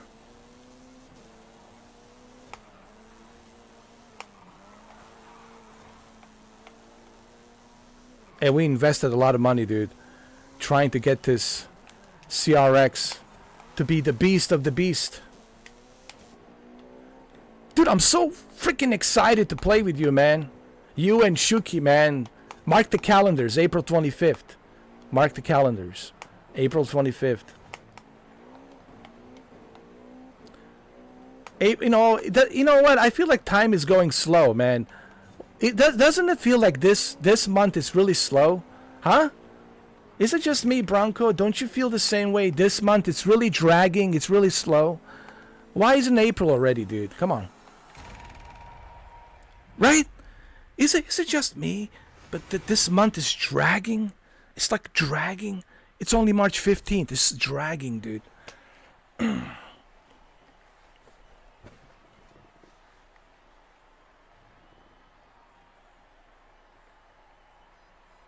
Except in the favela. If you flash your gold. Oh yeah, Brazil.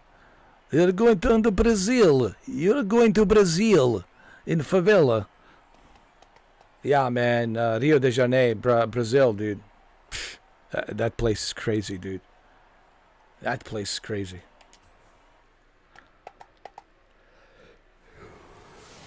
The Rockstar made a video game dedicated just to Brazil, dude.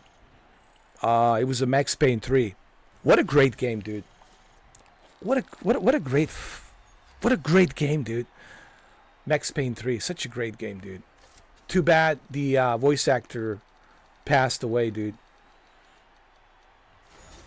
Ooh, I got another car. A BMW M5 2003. A BMW 2003 M5.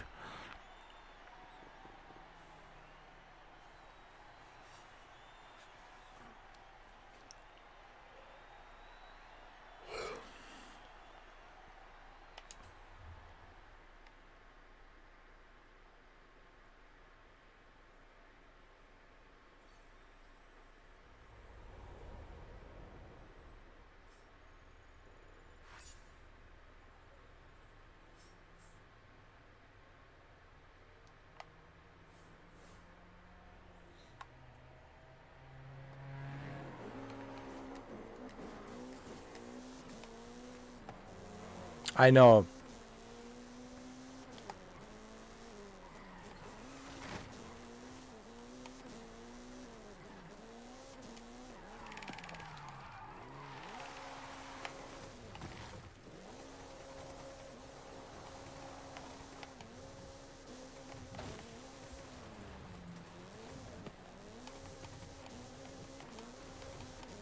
This car is so fast.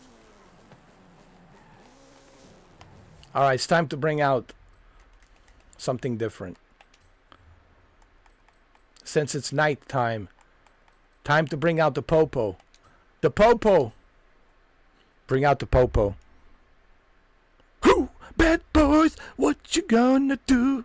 What you gonna do? When Sheriff Deputy comes to smack that ass for you.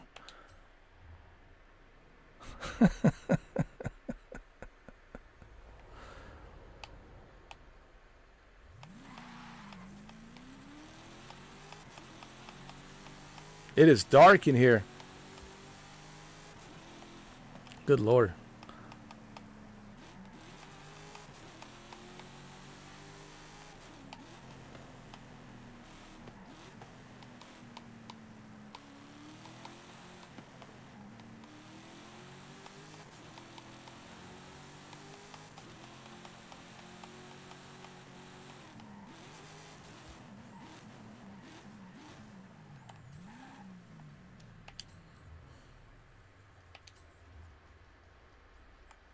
What should we use? Let me see. Oh, I'll use this. Hold on. Oh, yeah.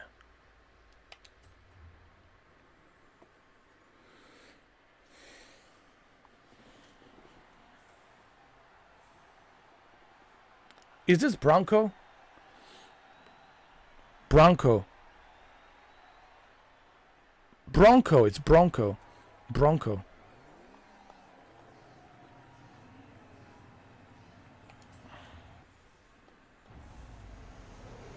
Oh yeah. Oh yeah. Oh yeah. Yeah.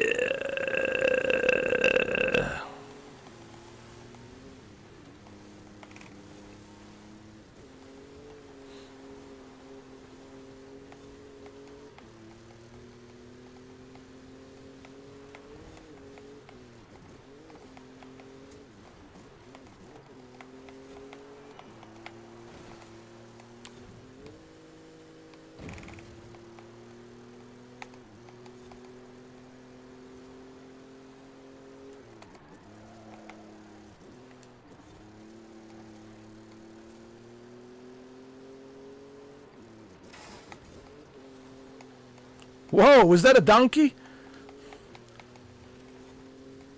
I think that was a donkey, dude.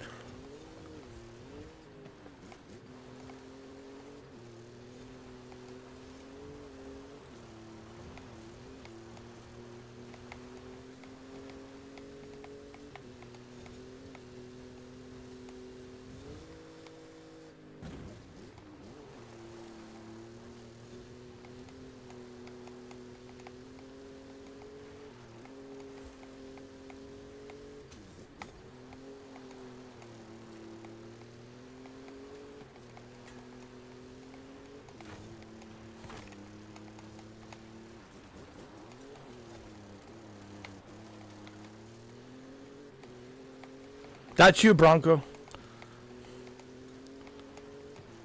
Ford Bronco.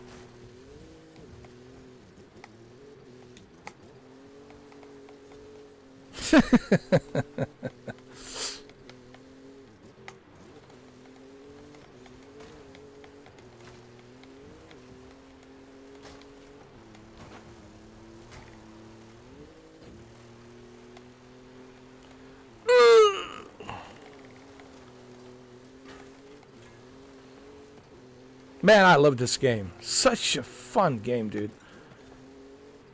And then, Test Drive Unlimited Solar Crown, anybody? Solar Crown? Solar Crown? Oh, God. Look, I'm just waiting for Season 3. That's all. To see if the AI is better, that's it, dude. Honestly, Bronco, I'm just waiting for season 3 just to see how the AI is, how the AI difficulty is, just to see how it is. And that's it. But I really don't have any high hopes. What I'm trying to tell you is this. I really don't have any high hopes for Test Drive Unlimited Solo Crown. And again, I don't want to see the game fail. I'm not one of those guys that want to see studios fail. I didn't want to see Concord fail. I didn't want to see Stadia fail. But man, it's been how many months? 6 months, and what have they done within 6 months with Test Drive Unlimited Solar Crown? What have they done within 6 months? Absolutely nothing. Absolutely nothing. But hey, I did promise, I did promise, and I'll keep my word. I did say that I was going to go back to Solar Crown once the season 3 starts rolling out. I think season 3 is coming pretty soon. I think by the end of this month. So as soon as the season 3 rolls out, I will check it out. I will live stream it and you'll see it. You'll be able to talk to me and ask me questions, and we'll see how it is together, you know. But just so you know, Bronco, my hopes my hopes for Test Drive Unlimited Solar Crown is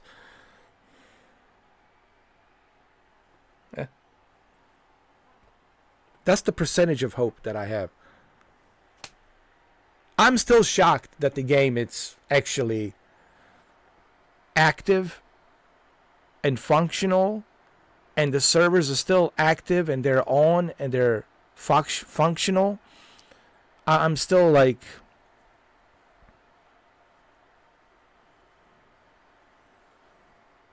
but look, I give them the credit. Listen, I said this previously. I'm being very fair. I'm being very fair. I'm a fair guy. I give them the credit for not quitting, because I don't like the quitters. If you're a quitter, then you cannot be my friend. You know, like, you can't quit. You have to suck it up. You have to put on your big boy pants. You got to climb back up and you go back to the drawing board and see what you can do to fix it. Failure is not an option. I'm like Ed Harris. Failure is not an option. For me, I don't like the quitters. And I give credit to KT Racing and Nacon, which is the publisher, Nacon. I give them credit for not quitting, because majority would have quit by now. I'm telling you, listen, I'm just telling you right now. Majority of studios and developers, they would have quit by now. They would have just, oh, that's it, we're out of here. But the fact it's been 6 months, and after 6 months, they're still in it. They're still there. They're not quitting. We got to give them respect. You know, I respect that. I do. That's a good question. But how long until they pull the plug? Well, that's up to the Nacon. Honestly, Nacon will have the final word on that. Nacon will have the final decision on that. Nacon will make a final decision, and Nacon will say, okay, well, you know, it's time to pull the plug on this thing. You know, it's been 6 months. Nobody's here. Nobody. It's a ghost town, you know. Not even zombies, not even werewolves, you know, not even vampires. Where's Dracula? Where's the witches? Nothing. There's nothing there. It's a ghost town. There's nobody there. And we'll see what happens with the season 3. God. Oh, Lord. Anyway, let's continue.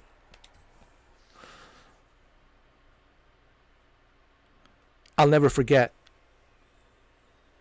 when they did remember the diary, the video developer diary. or video diary, developer video diary, whatever, developer diary video. And on that video diary, as I like to call it, video diarrhea, developer diary diarrhea. I'll never forget when that gaming developer said, "Oh, by the way, if you are living in France, Paris, and you want to play with somebody in Canada, that is not possible. We can't do that. We can't do that." When he said that, I was like, that's it, bro. Video developer diary. It's what it is. Video developer diary. I made a video response, my reaction response on that video developer diary, and I was just shaking my head. I was like, dude, am I hearing this correctly? Like the lead gaming developer, it's telling me that in 2024, back then in 2024, oh, by the way, if you are in Europe and you want to play with somebody in Canada, North America, that is not possible. That is not possible. We can't do that. We don't know how to do that. When he said that, I was like, that's it for me. That was it for me. I was like, that's it. I've seen the writing on the wall. I was like, but I was wrong. I didn't expect him to last this long. So I was wrong, actually. I didn't expect them to last this long. So yeah, I was wrong. And that's why I'm giving them a credit. That they're still sticking around. They're still here. That they didn't give up. I respect that. That's why I came back to play it. I still have it. I didn't delete it. I still have the game. But I respect that. You know, I have a respect for people who don't quit. I have a respect for people who just keep on pushing through. That's a sign of strength and courage. And I respect that. I respect that strength. I respect that courage that these developers decided, hell no, we're not quitting. We're going to push forward. But, like you said, Bronco, how long? How long? If they don't make something happen by the end of this year, I mean, Nacon will have to pull the plug, dude. Nacon will say, hey, man, it's costing us a lot of money. We're losing money, dude. We're going into deficit, all right? We're not supposed to be going into deficit. We're supposed to be going into surplus. We're supposed to be making money. Our investors are not happy. They're losing money.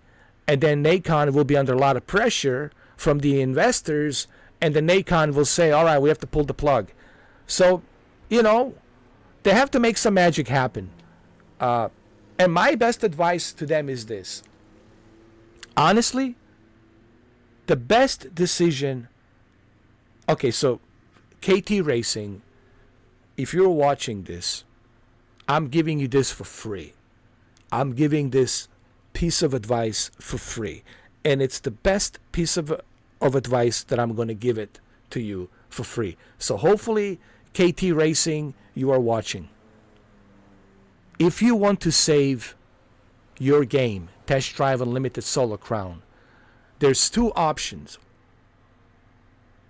Actually, forget the two options. There's only one option.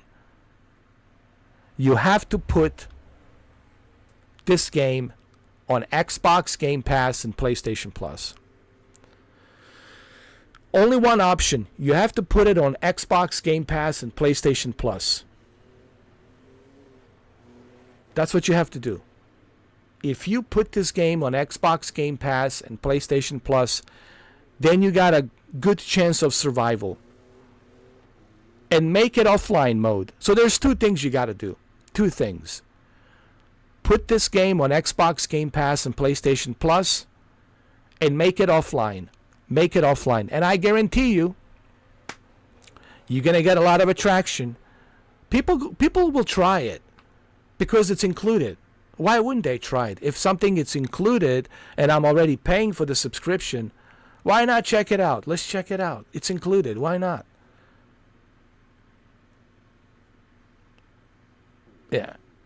So this is like the only, like the last straw, Branko. This is like, before they pull the plug, this is what I'm saying, Branko. Eventually they'll have to pull the plug. I think it's too late. But before they pull the plug, I think they should try this out. Like one last hooray, one last chance. You know, before we pull the plug, let's see if this works. And I think that would be the smartest thing for them to do before they pull the plug. Put this game on the Xbox Game Pass and PlayStation Plus and see what happens. Also, make sure you make it on offline. Two things. Put it on the Xbox Game Pass, PlayStation Plus, and turn the offline mode on. Make it offline. That's it. So those are the best choices for them right now. Before they pull the plug, before you pull the plug, give this one chance to see. I mean, what do you got to lose? See what happens. Put it out there on Game Pass and PlayStation Plus, and make it offline. And I think you have some better chance of this game maybe having some sort of survival. But right now, there's like zero chance of survival of Test Drive Unlimited Solar Crown, especially with the big daddy Forza Horizon creeping up in April. So that's my advice. They should put Solar Crown on Xbox Game Pass and PlayStation Plus and make it offline. That's it. Put it on the Game Pass and PlayStation Plus and make it offline, and also allow community to create their own custom designed cars. Make it community friendly so people can use mods and they can have their own modifications. Do that. Let the community create their own modifications. Give them the tools and everything necessary to create their own community designed cars and liveries and things like that. Maybe put a single player story mode where you have single player characters and these characters have a story to tell, right, between the sharps and the streets. There's a lot they can do here. I tell you what, Bronco, if they put me in charge of KT Racing, I could save the game. I could save the game. And not only would I be able to save the game, but I would make it even bigger. I would make it even better. And it would be like a big 360 turn, dude. This is the lack of leadership, man. This is why some of these games suck. Because the lack of vision, lack of leadership, and common sense, common sense. So that's my advice, KT Racing. If you're watching, I'm giving you this advice for free. This is probably the best thing for Solar Crown.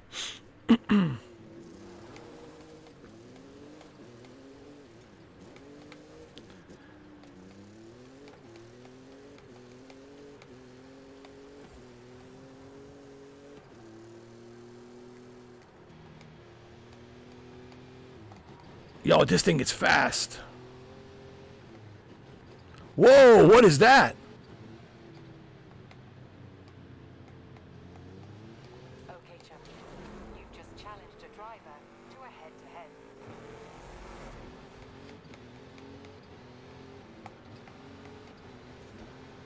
In 400 yards, turn right.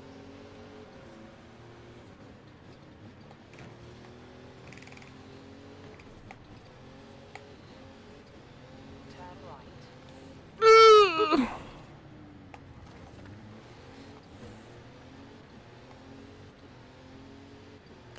Thank you, Bronco. Thank you, brother, for stopping by. Hvala ti, brate. Thank you. Happy weekend. Yeah, I'll catch you later, man. I'll be around. In 400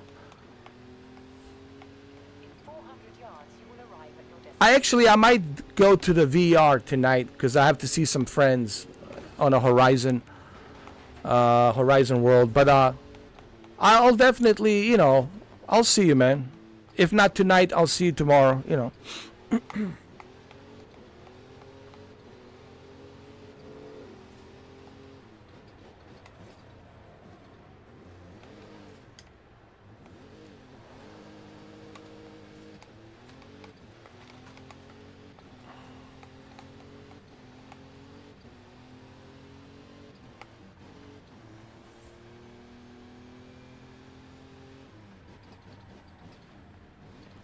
Okay, champion. You've just challenged a driver to a head-to-head.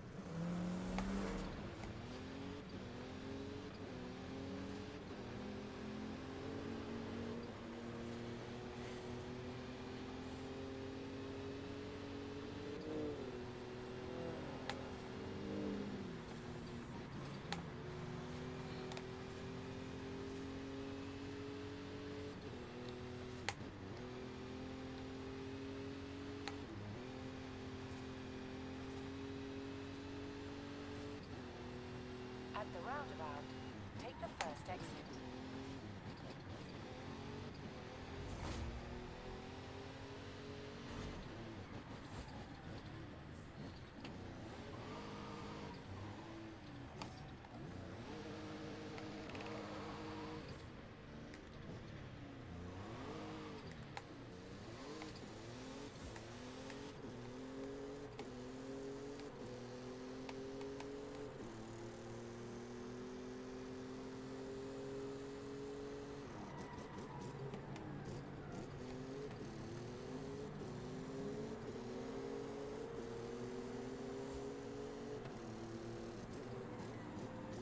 Okay, champion.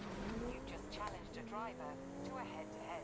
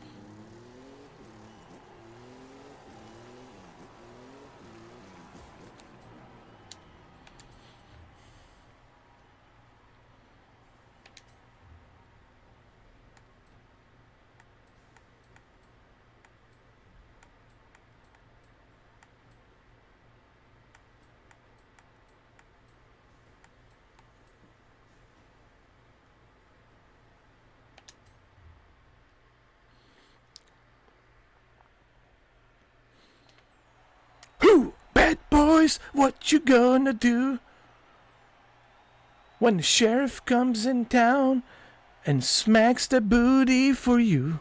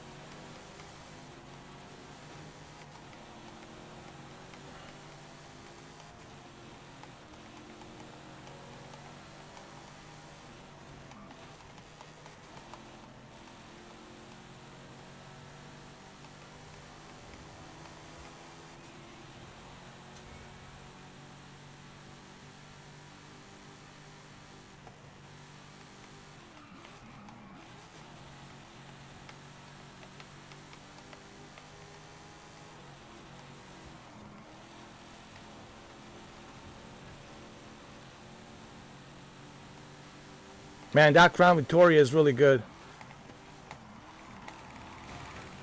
But don't underestimate this Chevy Impala. It's good as well.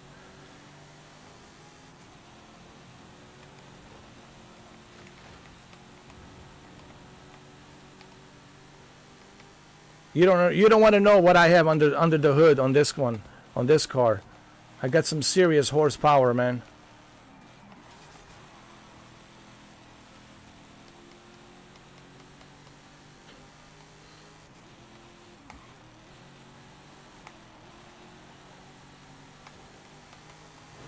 Ugh.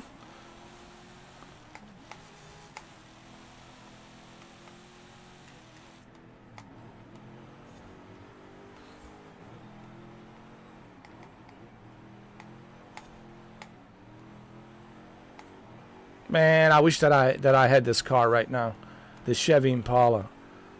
I really wouldn't mind having one. It's so spacey, dude. There's so much space in this thing.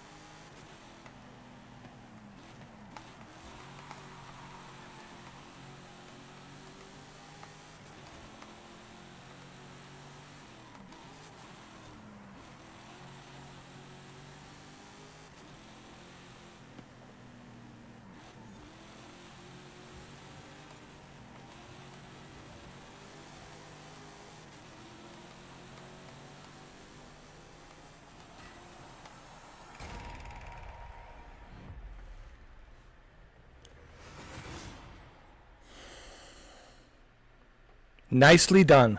Nicely done.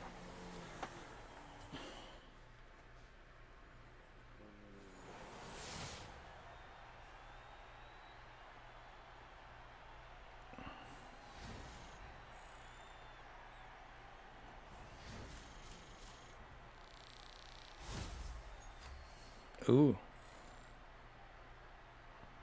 Level up. Let's see what we have. Wheel spin. So extra cash, I'll take it. I'll take it.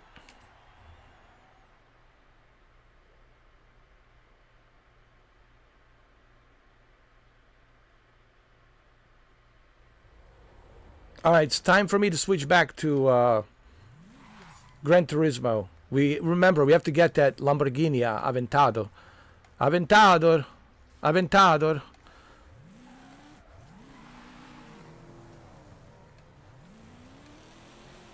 Let's park this thing here. All right.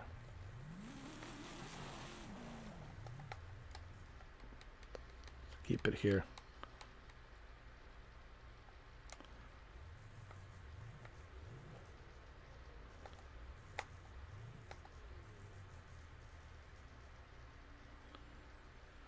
All right. Let's go to PlayStation.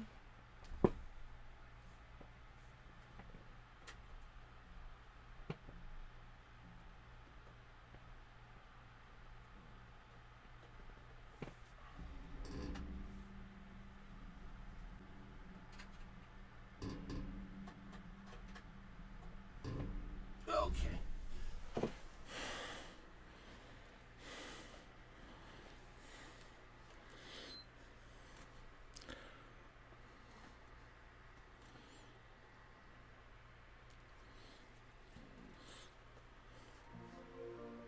I want to get a Lamborghini Aventador.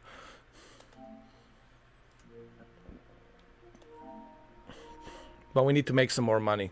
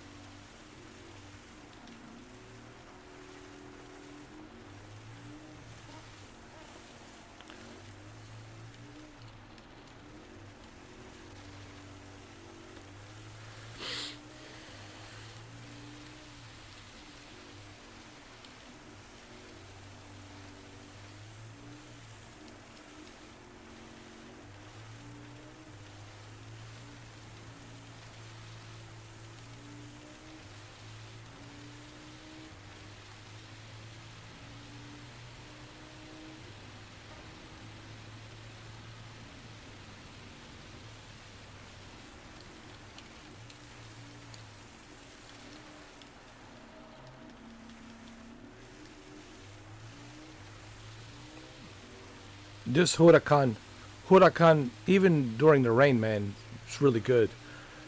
I'm able to manage a third place. Got my best lap. But I want that Aventador. I want the Lamborghini Aventador.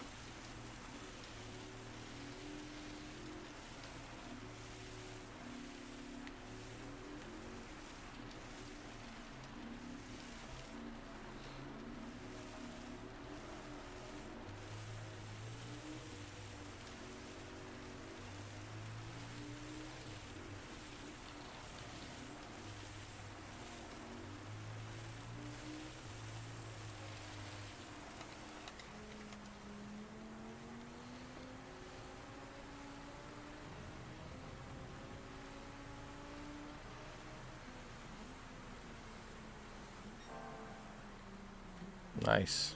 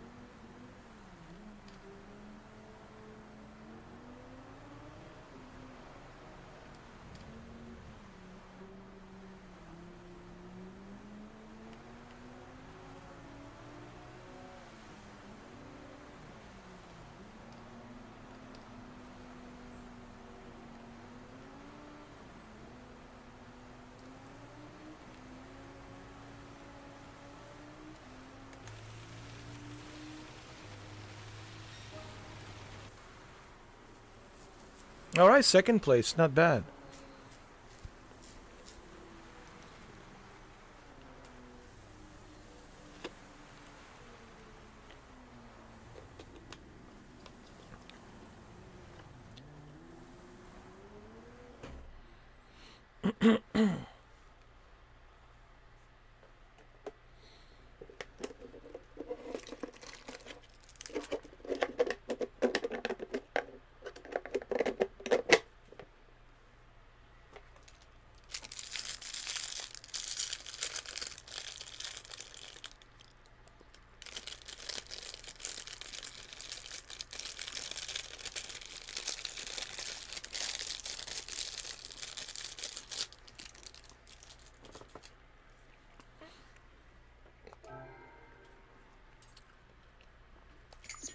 All right, we're getting closer. All I have to do is do one more race, and we're good to go. Then we'll have 500,000, and then I can buy Aventador.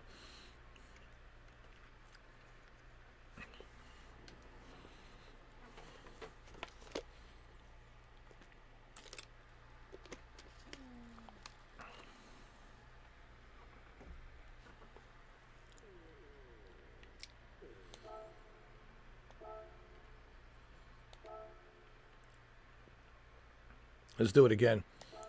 It's more than enough to make some cash. Then buy the Aventador. Aventador, Aventador, Aventador.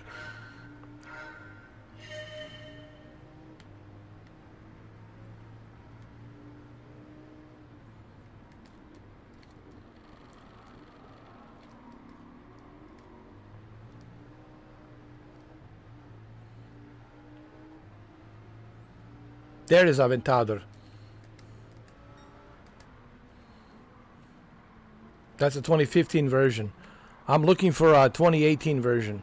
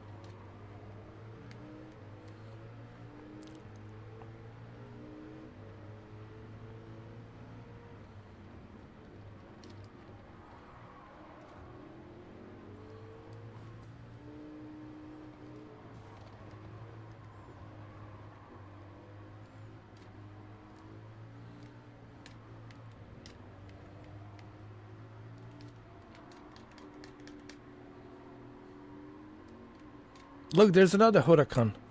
Same color. There's Aventador. Trust me, the one I'm looking to buy, it's much better. And it's a 2018 version.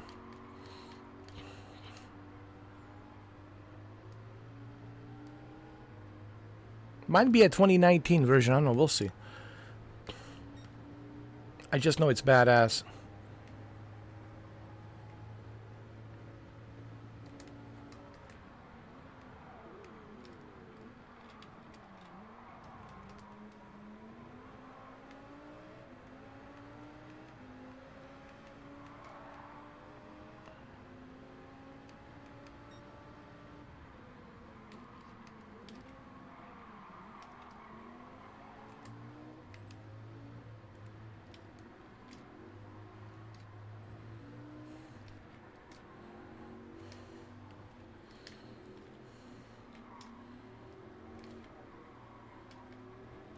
No.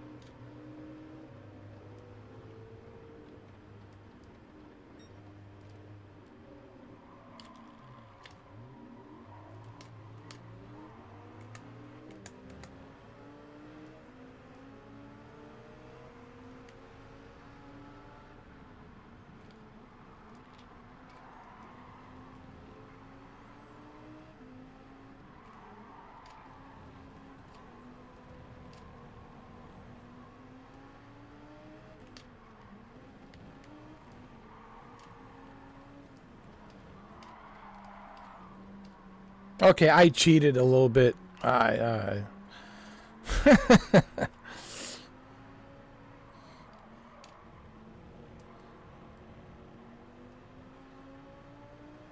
cut the corners. I know.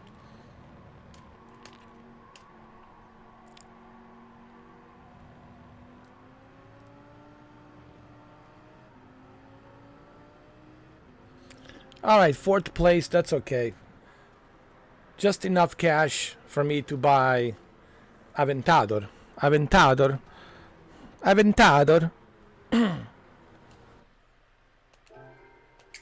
See, 3,502,000. Let's go buy it. Let's exit. Let me first see what they have on the used car lot. I want to see what they have. Okay. Before I buy Aventador. So why did I make $502,000? People saying you already have 3 million, because I never want to go down below 3 million. I always like to keep 3 million as reserve. I want to reserve that 3 million so I can always have it. See, I'm very smart about my money. That's how I'm able to collect all these cars, you know.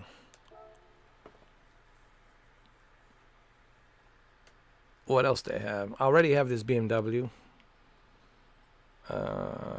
Firebird Trans Am. I don't have that. Something to consider. It's only 98,000. Let me see.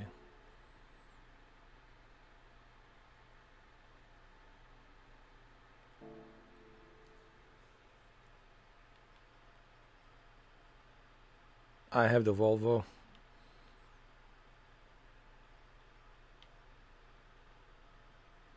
I have this Lamborghini as well. I have this 911 2009 Porsche limited stock. I have it. I have this Honda. I have a pretty good amount of cars. I don't know about this Firebird. I can always buy. It's no problem.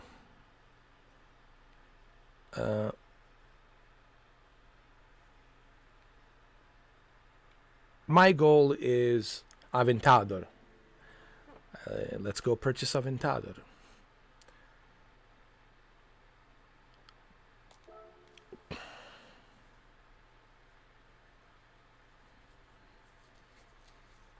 We are going to Europe, Italy. No, not Ferrari. What am I doing? Lamborghini.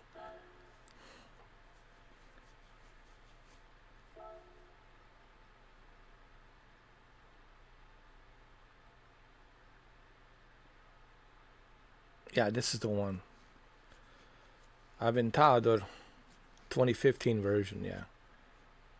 Yeah, this is it. This is the beast. Aventador SV. It's a 739 horsepower, man. This thing, it's a pure beast.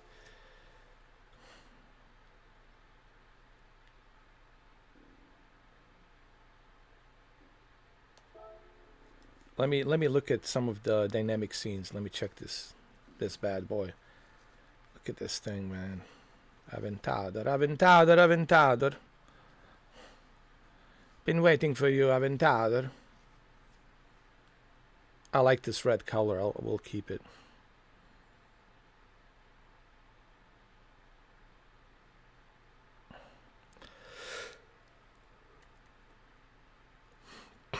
Such a badass car. Now I have how many Lamborghinis? I have 4 Lamborghinis. I think 4 of them I have.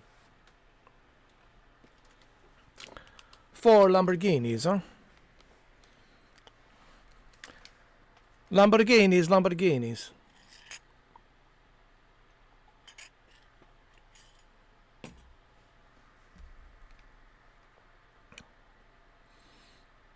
Lamborghini, Lamborghini, Lamborghini.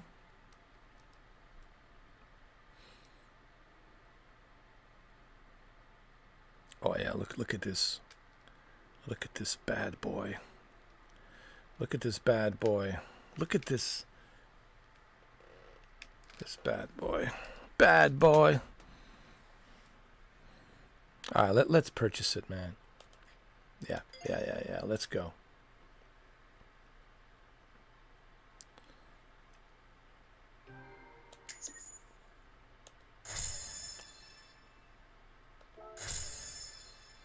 New collection, inline 6 powered BMWs, extra menu added. New collection, Sema GT Awards, extra menu added. Nice. Yeah, I want to get in. I want to get in. This Aventador, Aventador, Aventador.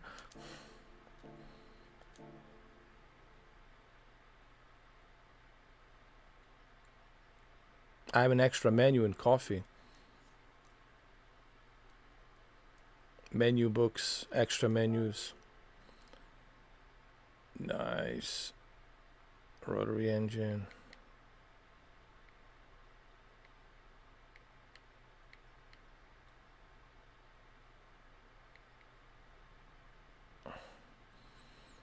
Sema GT Awards. I need to get these 2 cars.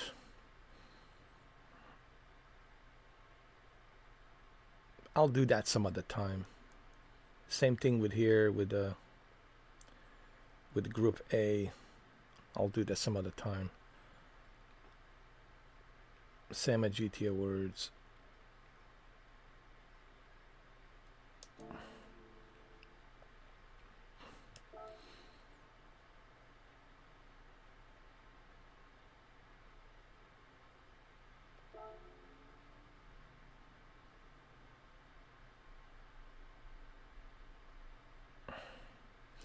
Aim for a podium finish in each race. Vision GT.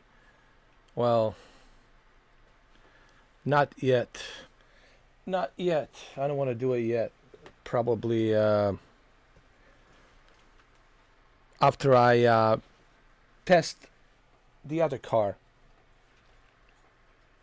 Aventador. I need to test the Aventador. But I don't want to do this now. I don't want to do it now. I want to first test the Aventador. You see, now I got 3 million. You see, I didn't go in deficit. Now I will go make some more money. And this is how I'm able to collect all these cars, you know, by being smart. Being smart with my money and the budget, you know.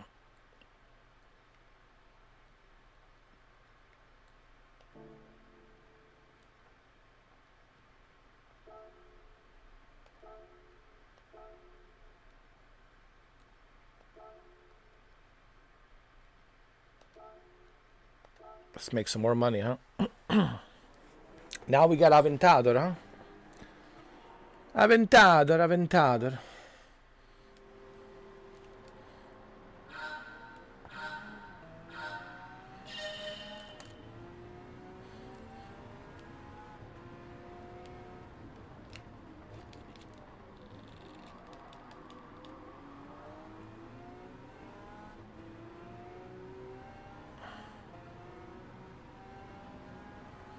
Oh my god, this thing gets a beast.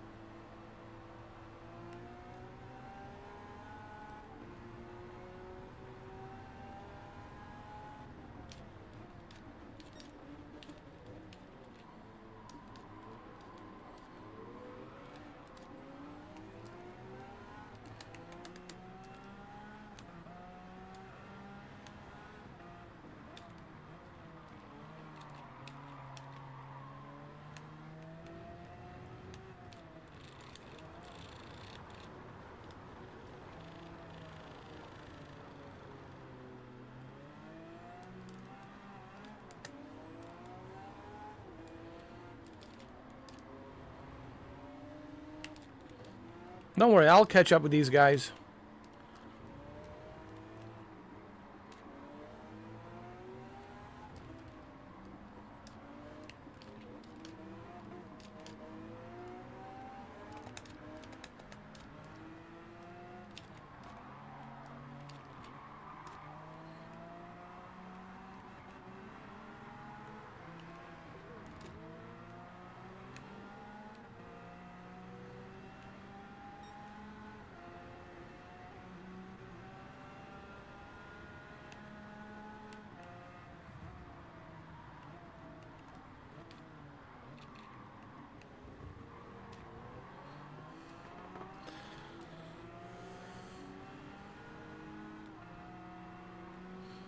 Sorry, Ferrari.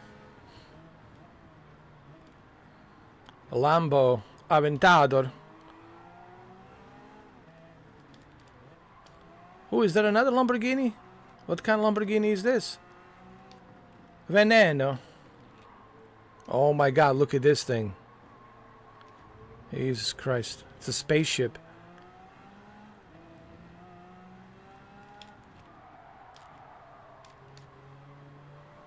You know, this is V12. This is V12. This Aventador's V12, dude.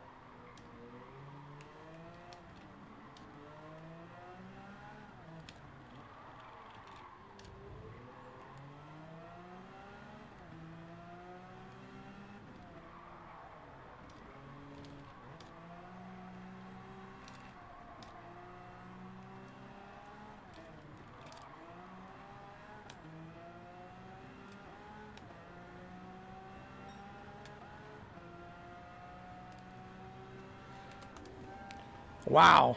All I have to say is wow, Aventador.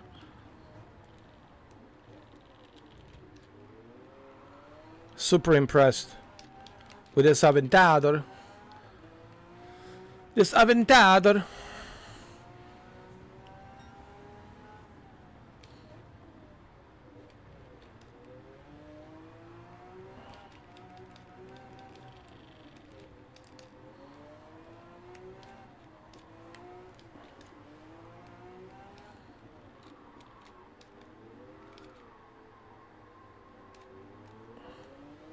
Aventador.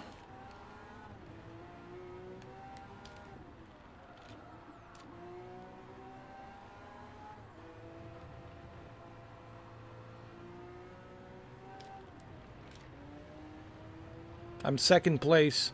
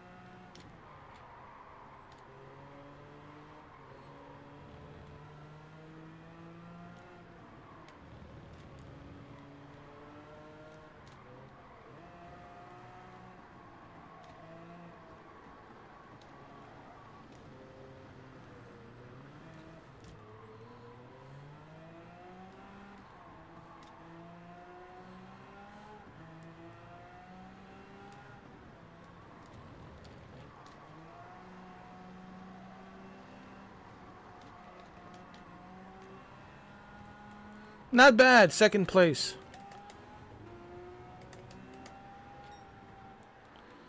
Not bad at all, dude. Love this Aventador, huh? Love it.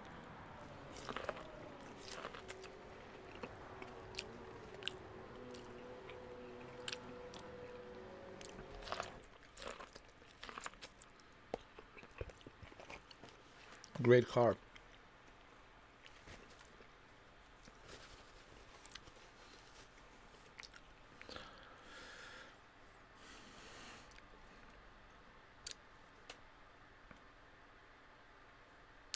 I know, Kuza, it is, man. Look, man. Gran Turismo has been around for 30 years. And even with the original PlayStation, what they were able to achieve, man,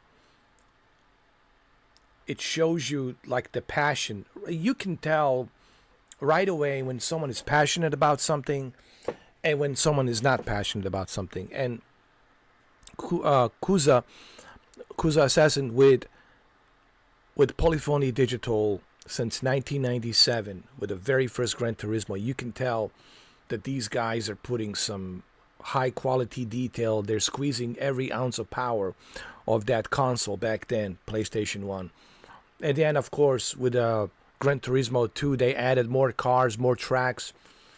And then with the PlayStation 2, with Gran Turismo A-Spec in 2001 summer, they squeezed every ounce of power of the PlayStation 2, and they brought us the Gran Turismo 3 A-Spec. A specification, Gran Turismo 3. And then Gran Turismo 4 with over 400 cars. And then Gran Turismo 5, and then Gran Turismo 6 with over 1,200 cars. And they squeezed every ounce of power of PlayStation 3. And it still looks great, man. I've been playing Gran Turismo 3. I have the Gran Turismo 6. Gran Turismo 6. I have Gran Turismo 6 Anniversary Edition. And it still looks great, man. Still plays great. Same thing with Gran Turismo 5 XL Edition. And then if you look at Gran Turismo Sport, looks amazing. Still looks amazing, Gran Turismo Sport. And of course, here we are, Gran Turismo 7. So if you go through the history of Gran Turismo, you just know that these guys at Polyphony Digital in past 30 years, man, they brought perfection, dude. Exactly. Even now it holds, man. It's, and again, no disrespect. I always tell people, look, I love racing games. I play a lot of racing games. You've seen me play, Test Drive Unlimited, Solar Crown. You've seen me play Forza Horizon, Forza Motorsport. You've seen me play many other racing games. Assetto Corsa Competizione, Assetto Corsa Evo, Evolution, Motorfest. you've seen me play a variety of racing games, and no disrespect to any of these, like even Need for Speed. I enjoy those games for what they are. Midnight Club LA. I mean, we can go down the list. But when it comes to like which one is the best, what's like the best like racing game in general, for me, this is it. Gran Turismo, man, takes the number one spot. There's no question about that, dude. And it clearly shows here. Like, it just looks amazing.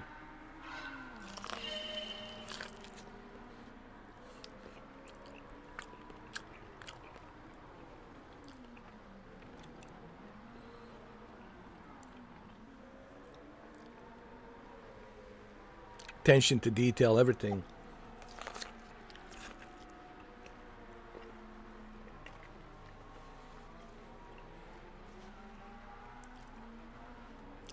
Look at that, man.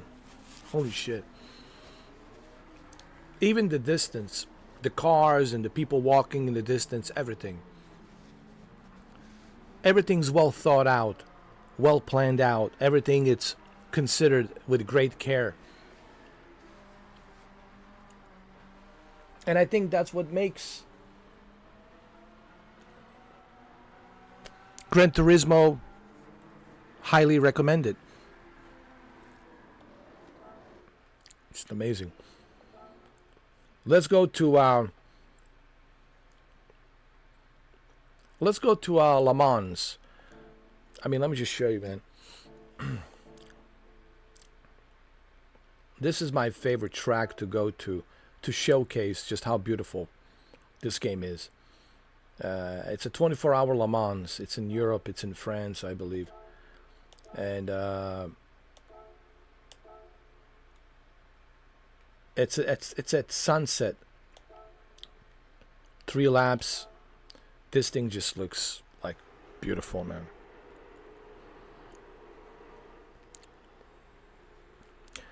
Test Drive Unlimited is just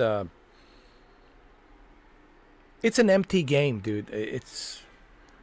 There's no one is there, no one's playing it. It's supposed to be a live service game, but there's no one there. It's just you by yourself.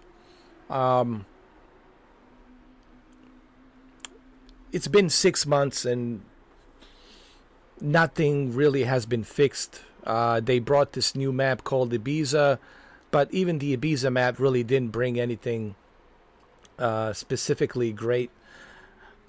People are still not there. No one's coming in to play it. There's issues with the servers. One of the biggest problems with Test Drive Solar Crown is they decided to make a live service game, and they don't know how to do it.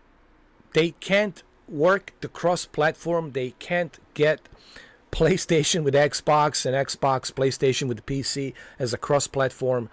They're having problems trying to get people to join the servers, and they don't know how to do it. And it's been 6 months, and they admitted they don't know how to do it. So then why did you make a live service game if you don't know how to manage a live service game? Live service games are not easy. It takes a lot of maintenance. Just look at Activision and how much maintenance they put into their games. Look at Fortnite and how much money and maintenance they put into their online game. So they decided to go ahead and make a live service game, and yet they don't know how to make it. So right now it's been 6 months. They have some updates. It's not where I really can't. Kuza, I can't. In the condition that it's in right now after 6 months, I really can't. I can't recommend. I would feel bad if I was to recommend this game. I would feel bad that I did that to you, that I recommended it. So the best thing that can happen with Solar Crown, as I said earlier, the best thing they can do right now is 2 things.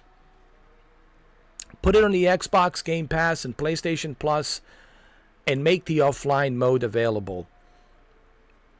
That's their best bet right now. If you want to get more people to try your game, to give your game a chance, the best way to do that is put the game in the Game Pass and the PlayStation Plus, and let the community decide if they want to play this game or not. Because with the Game Pass and PlayStation Plus, you will have your answer whether or not community wants to play this game. And then you add an offline mode and see how it goes.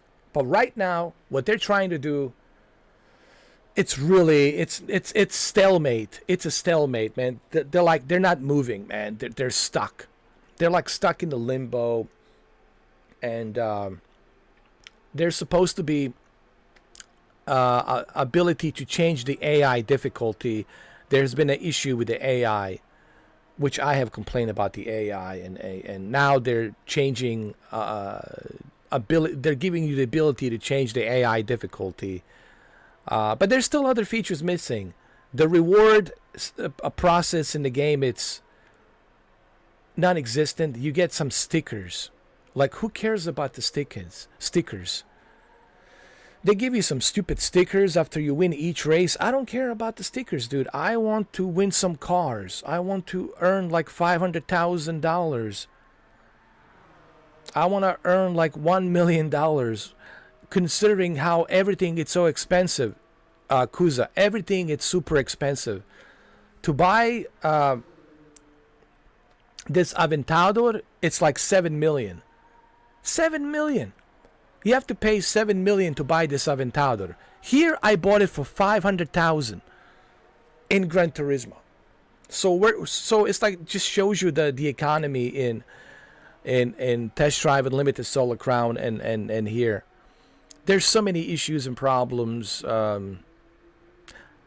will go revisit the game when the Season 3 comes out to see how the AI is. The AI difficulty, I'll give it a chance.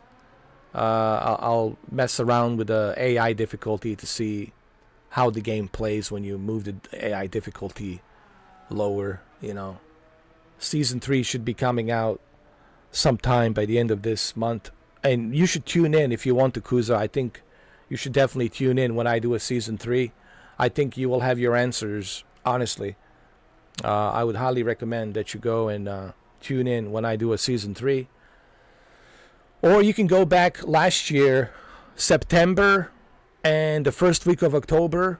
I have tons of videos of Test Drive Unlimited. From the beginning to the end, I put like 237 hours into that game. I have so many videos. All you have to do, type in Mr. 4K Upscaler, Test Drive Unlimited Solar Crown, and that will give you even more idea about like just how bad Test Drive Unlimited really is. And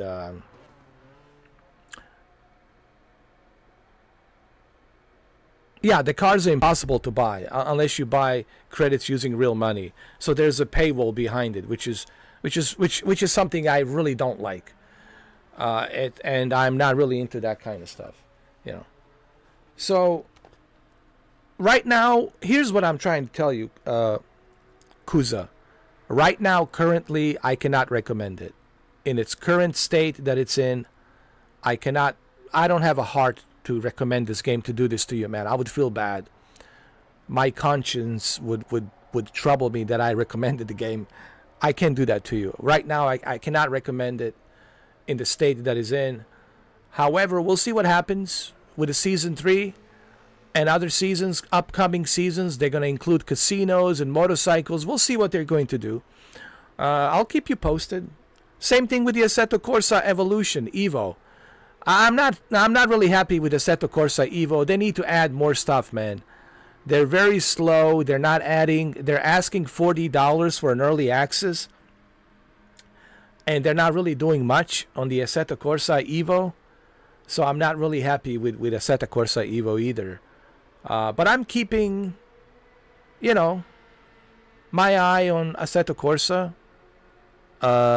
Every time they do an update, I go check it out. And I'm waiting for one major update with Assetto Corsa Evo. The open world in Germany, Nürburgring, where you can play with other players, multiplayer. So I'm waiting for the open world. I think that's probably the update that I'm excited about. The open world multiplayer. So, but I'll keep you posted regarding Assetto Corsa Evo and the Solar Crown. I'll keep you posted.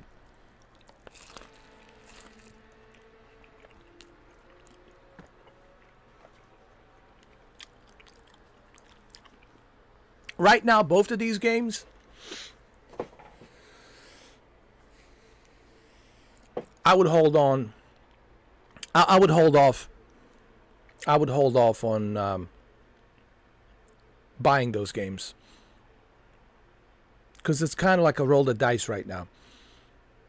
Especially the Assetto Corsa Evo, I'm like very skeptical about Assetto Corsa Evo. They've been promising a lot of promises, but they haven't really delivered on what they've been promising.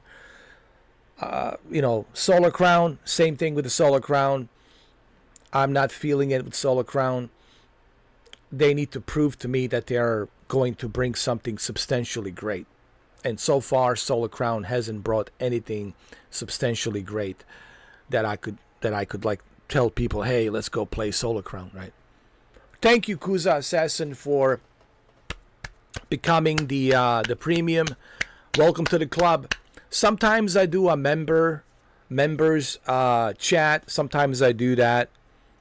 Sometimes I do that for some specific games, so we can have a VIP conversation, so we can have our own VIP treatment, and we don't have to worry about the trolls. Sometimes I do that for you guys to make the experience more enjoyable. But thank you, Kuza. I really appreciate it, man. Thank you for the subscription.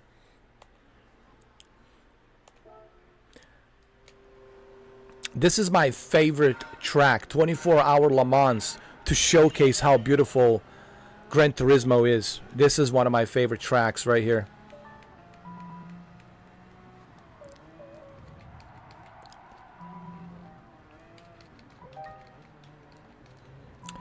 Yeah, I'm kind of looking forward for the open world as well, Kuza, because that will make it more enjoyable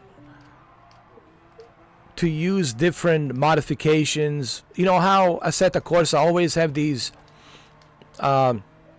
modifications from the community and a community from Steam Workshop, because they do allow Steam Workshop community modifications on the Assetto Corsa.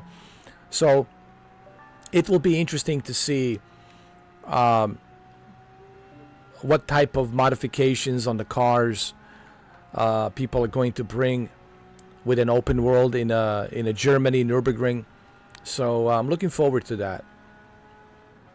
They just recently added Fuji Japan, Fuji Speedway, and Huracan Lamborghini.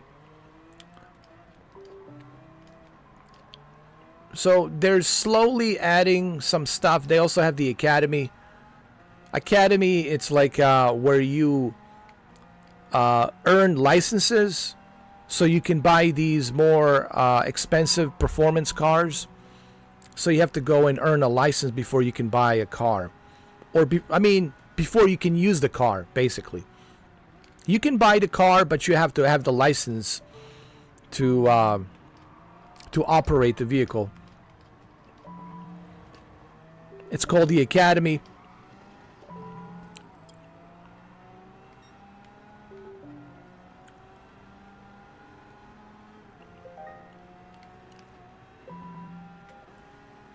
And then they have practice, but they need more stuff, man. Right now it's bare bones, And I know Shuki's playing it right now. He bought it dirt cheap on a CD keys for like $20, but he's been having some issues with his monitor, with his ultra wide monitor. It's not working. It's not working well, my friend Shuki. But right now it's a bare bones, Kuza. And I don't know. I mean, if you can get Assetto Corsa Evo early access dirt cheap for $20. Okay, because you paying for an early access, and 6 months from now down the road you don't have to pay for the full price. So there's a benefit there. If you buy it for $20, if you buy Assetto Corsa Evo for like $20, then you know what I mean. You have full game 6 months from now. And when you don't have to pay, you won't have to pay $70. You'll just have the complete package. But it's still bare bones right now. There's not much to do, so it's kind of bare bones. As long as you're okay paying $20 for an early access and a bare bones experience, as long as you're okay with that,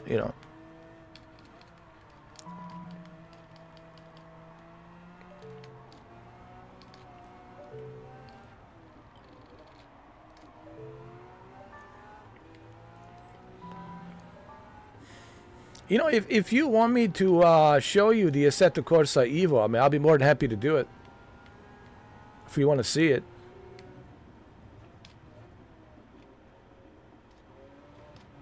If you want to see it in action, see how it is, maybe I can show it to you.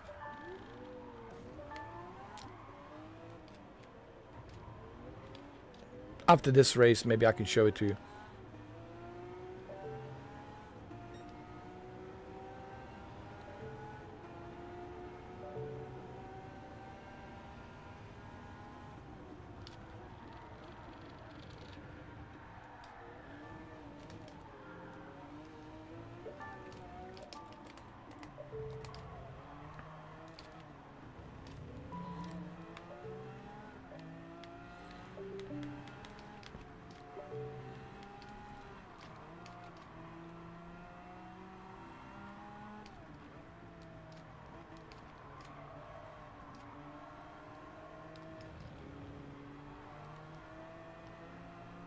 Oh yeah, polyphony digital, especially when you put on the PlayStation VR 2 headset. To appreciate just how beautiful this game is, you have to put on the VR headset. When you put on the VR headset, when you look closely at the detail, when you walk around your car, oh my God. I was blown away when I put on the PlayStation VR 2 headset.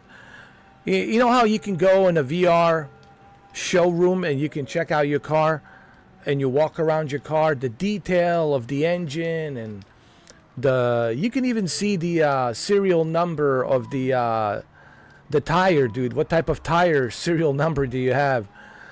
You can look at the brake pads and what type of brake pads brand it is, and I mean the amount of detail that you see, man, it's just stunning. So with PlayStation VR 2, it's even more stunning with all the details that they have. And believe me, man, the attention to detail is just unbelievable. As you know, I mean, you have this game, so you know.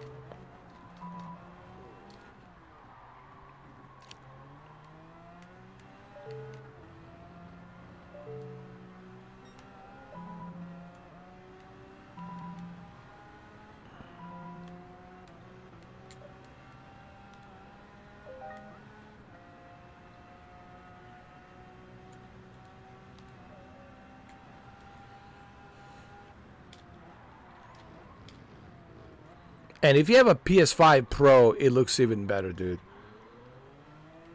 Like the PS5 Pro version of this game on the PlayStation VR 2 looks even cleaner. It looks super, super clean. Even Formula 1 2024, man, you can... Did you know that there's a mode on Formula 1 2024, if you have a 8K television, you can actually do 8K dynamic resolution, bro, with Formula 1 2024. And someone told me that there's a 8K mode for Gran Turismo. Imagine this on an 8K mode dynamic resolution through PS5 Pro, dude. And PSVR 2 version looks cleaner, dude. with the PS5 Pro, because they're using the power of PS5 Pro to make the PSVR 2 cleaner. So the vision, it's cleaner. And Digital Foundry already did a video on it, and they said, yeah, dude, it's much, much cleaner, dude. Like when you put on the VR headset, it's not as blurry like it used to be on the PS5 version. Now it's much cleaner, dude. Everything's more polished up and cleaner. So there's some benefits with the PS5 Pro. Listen, I mean, I'm not going to sit here and tell people that there are no benefits. Then I would be lying. You know, people, it drives me crazy when people say, oh, there's no benefits with PS5 Pro. What are you talking about? There is benefits. It just depends on you.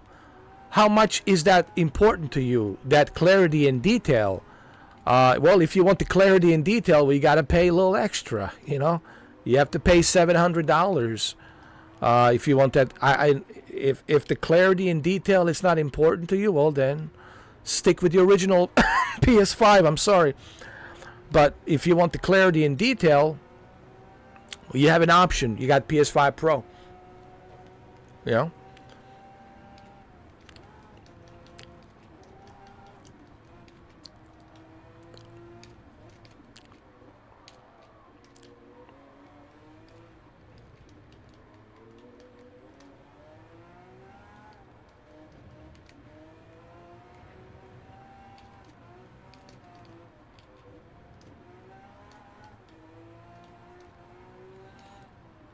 Oh, absolutely. Well, you have a PS5 Pro, right? There you go. So you know.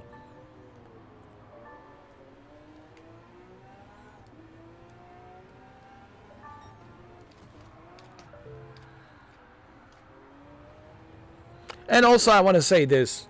PS5 Pro, it's an option for people out there. Like, listen, there's absolutely nothing wrong with your original PS5. It's still good. It's still great. Okay, I don't want people to think, oh, if I only have a PS5, no, it's fine, dude. There's absolutely nothing wrong with the with your original PS5. And if you can get yourself a used PS5 digital for like $350, for $350, that's a good deal, bro. That's a great deal. Go for it. And I think I did see some of them at the GameStop. They have them for like $350. That's a great deal. Go for it, man. Get yourself a digital version of PS5. I have it, dude. I have it. Nothing wrong with it. It's fine. But PS5 Pro, it's an option, just like PS4 Pro. Remember the Pro? It was an option. It wasn't mandatory, but it was an option, and it was definitely worth it. The way the God of War played, the way the Horizon Zero Dawn played, the way the Days Gone played, the way all these other games played, including The Last of Us Part 2, it was most certainly worth it.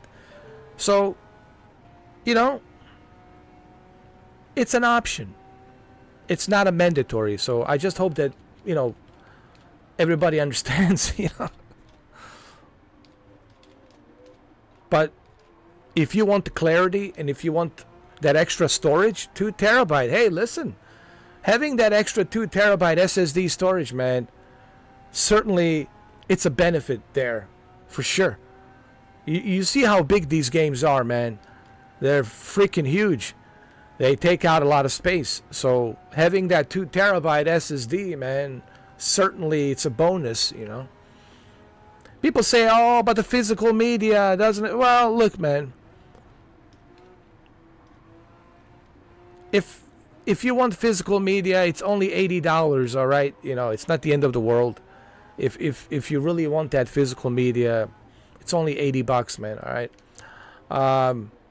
But they should have included it. Okay, well, if they included the physical media, well, then the price would go up.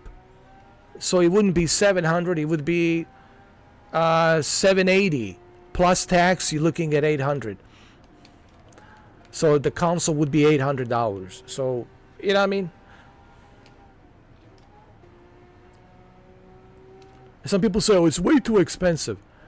Excuse me, PlayStation 3 was $600.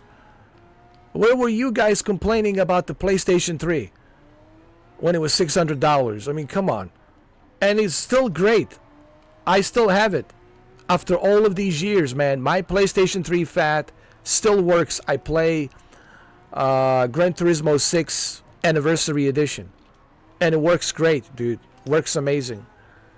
So, you know what it is, Kuza? It's impossible to make people happy these days. You know what I have realized, Kuza? No matter what you do, no matter what these companies, it's impossible to make people happy, dude. It's always something, dude. It's always that they're gonna find something to.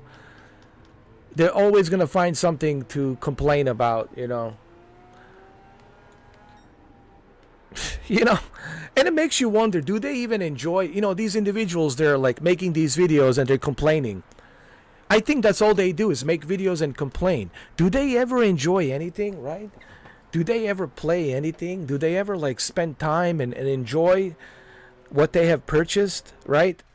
It makes you wonder, man. Do these individuals ever enjoy what they have purchased? Like, or do they just complain?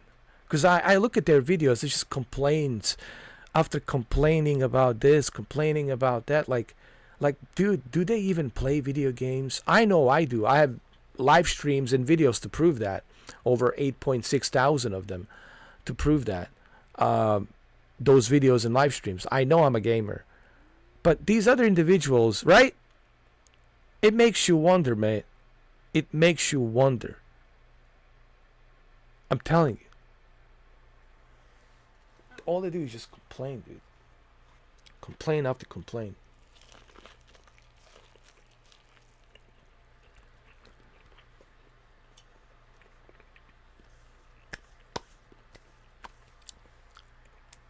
You had a PS3 console, good console? Nice.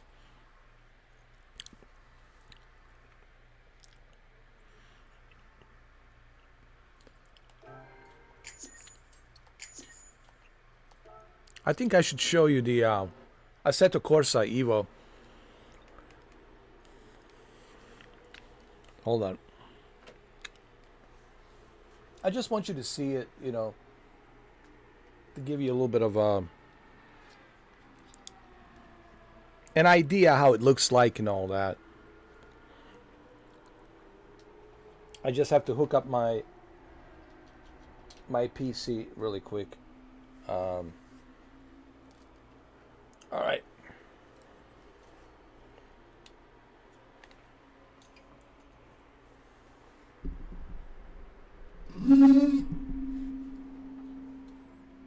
I know, I don't get it either, dude. You know, they don't play games, dude. They don't. I know, I play a variety of stuff, dude. I play some games that people would never think of playing, and I remember, what was it, that one game that I was playing last year, my goodness, and no one really kind of talked about it, no one really cared about it too much, but I played it, dude. It was such a great game. It was on this tanker. It was in an island. It was this tanker, and something happened on this tanker. I don't want to spoil it, but I think it was called Deep Wakes the Water or something. To me, that was game of the year last year. To me, that was like the game of the year last year. But not many people heard about this game.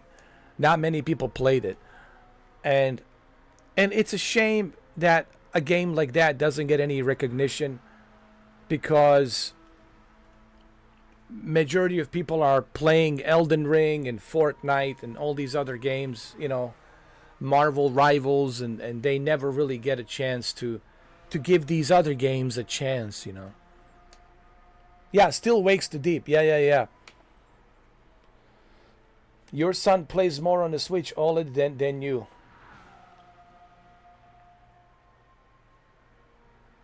Nice. Your favorite game last year too, along with the Space Marine 2. Nice. Same thing here, man. I haven't played the Space Marine 2, but I have heard about it. I heard it's really good.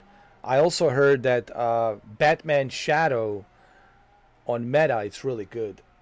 dude, I've missed out on a bunch of games, dude. I've missed out on. I haven't even played. What's what you call it?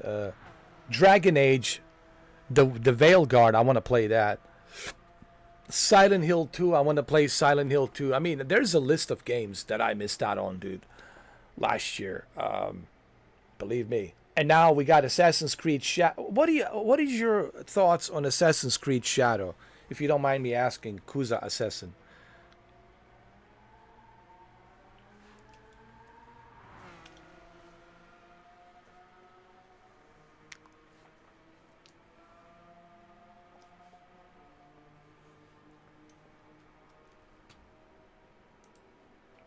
Let me start up the Assetto Corsa Evo.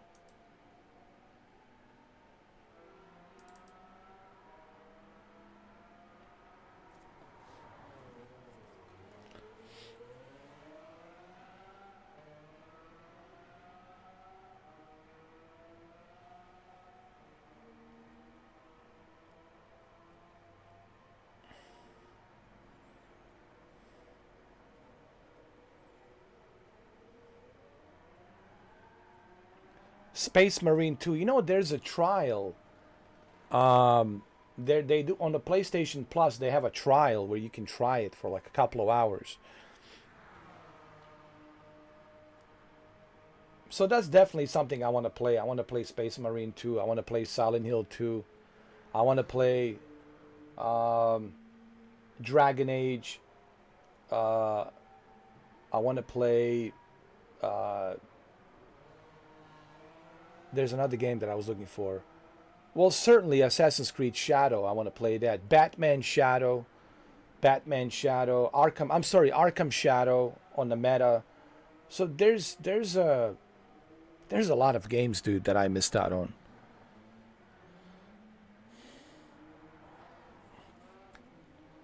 You are 50-50 with Assassin's Creed Shadows. Yeah, there's a bit of a controversy in that game. You know what it is? I don't care about the controversy. I mean, me personally, I don't care that, it might bother some, folks. But me personally, it doesn't bother me.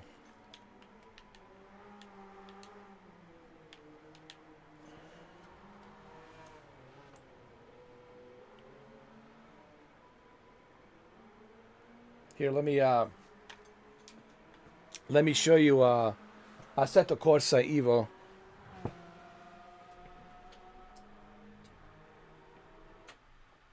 Just give me a second. Assetto Corsa Evo.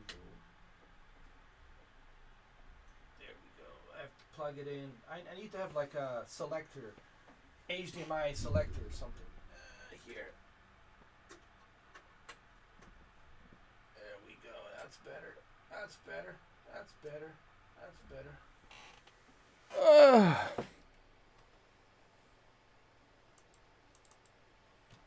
Hold on.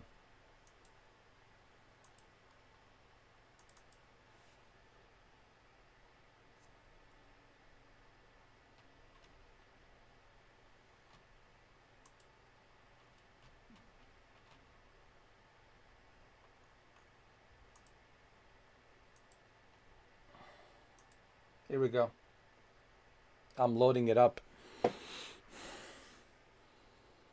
If I love Gears of War, then I'll love Space Marine 2. Highly, highly recommend it. Cool. I'll definitely check it out when I can.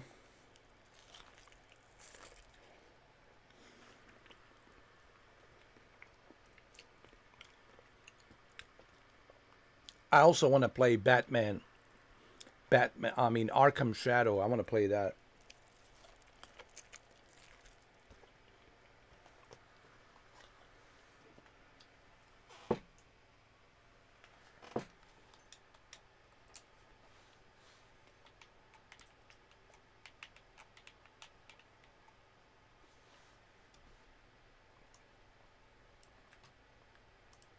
This game is rough around the edges.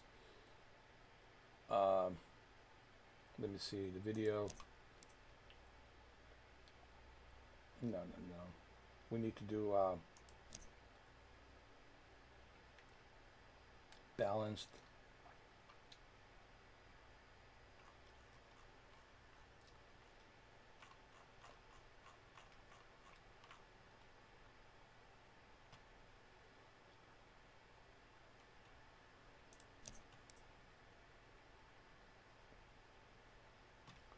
Let me see.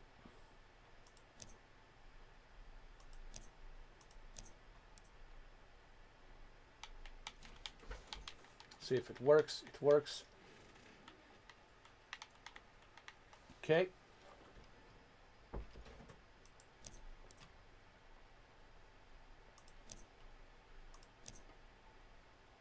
Fuji Speedway. Well, let's go check it out. I did enjoy Arkham Knight. I love Arkham Knight.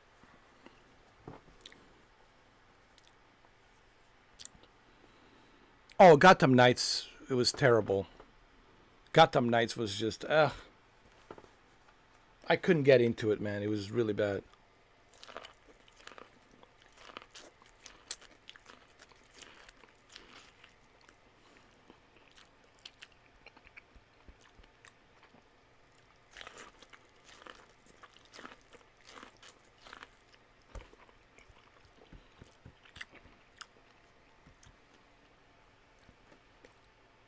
Wow, the game crashed.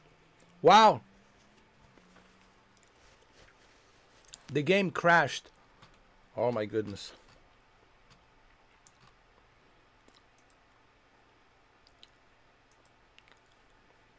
So what does this mean? This means don't bother.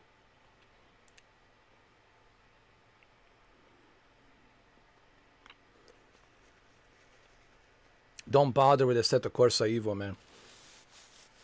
It's just, it's a big mess right now. It doesn't even work, man.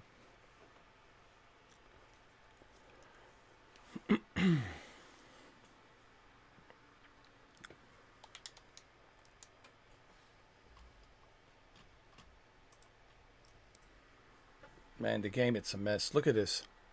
It's a mess.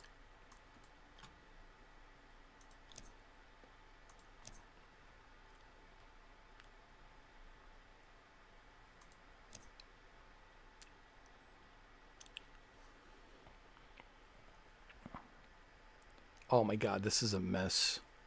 It's a mess. Yeah, I cannot recommend. Yeah, forget it. Yeah. As you can see, it's not working. So yeah. There's your answer. There's your answer, Kuza Assassin.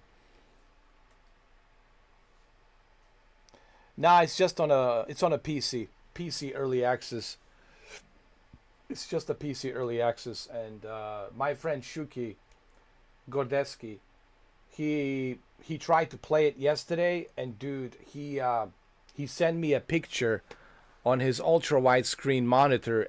The whole thing was like red. The entire screen was red, so he wasn't able to play it at all. It was just terrible. Yeah, Assetto Corsa Evo, it's a no-no. Certainly no-no. Let's go back to Gran Turismo.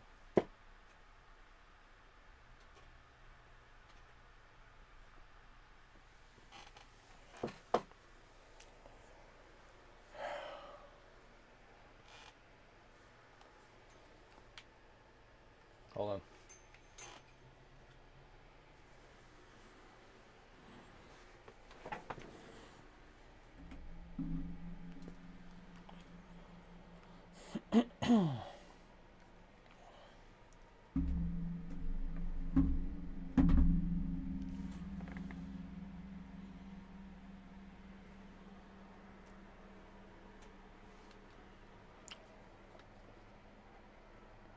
I gotta ask you something, Kuza, man, because you sound very familiar to me, dude.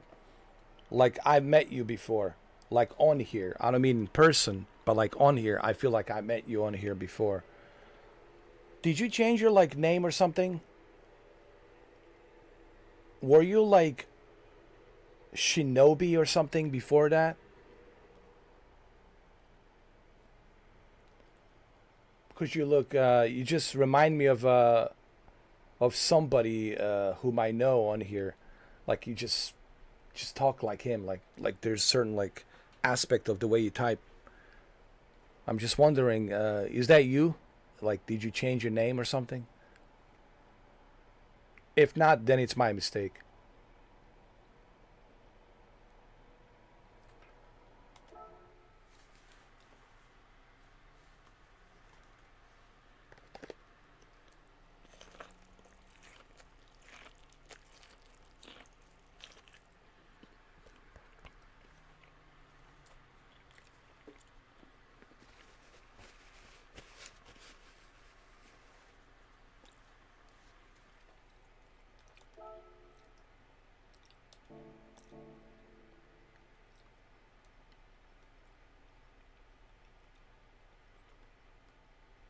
You know, I want to test this car. I know the place.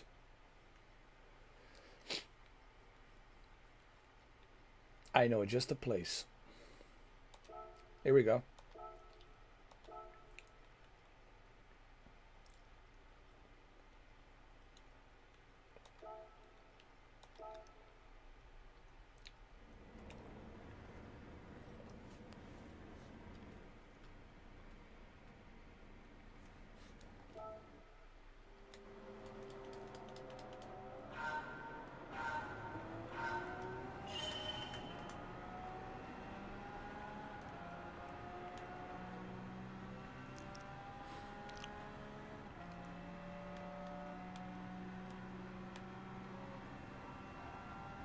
Look at this quality, huh?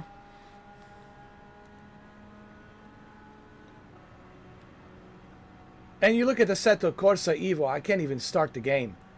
And they want to compete with this?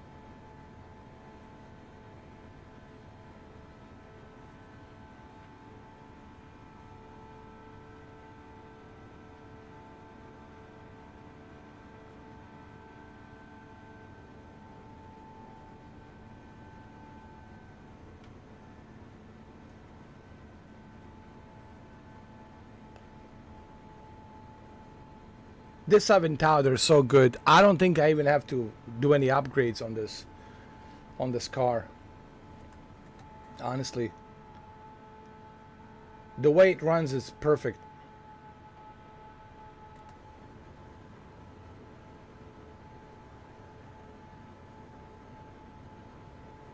This thing has V12, man.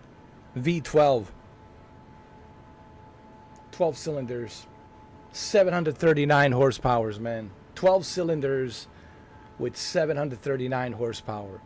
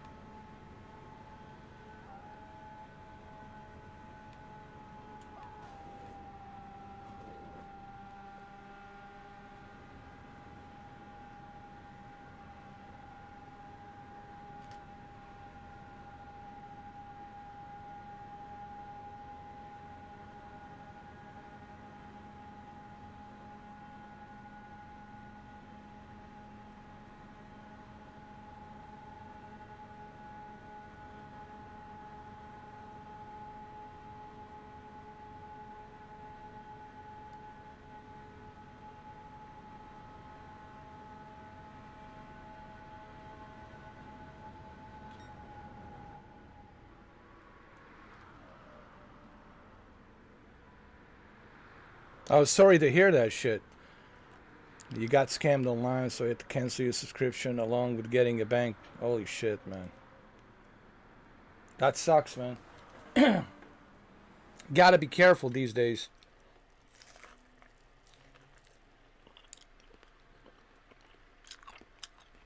Damn. Gotta be careful these days, man.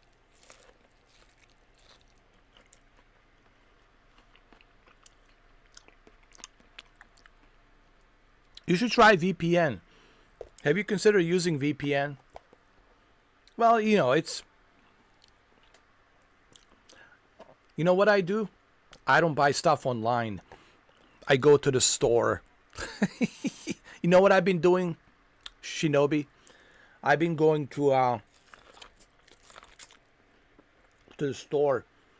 Now, if there's something I can't buy in the store and I have to like order it from online, then, you know, then I have no choice.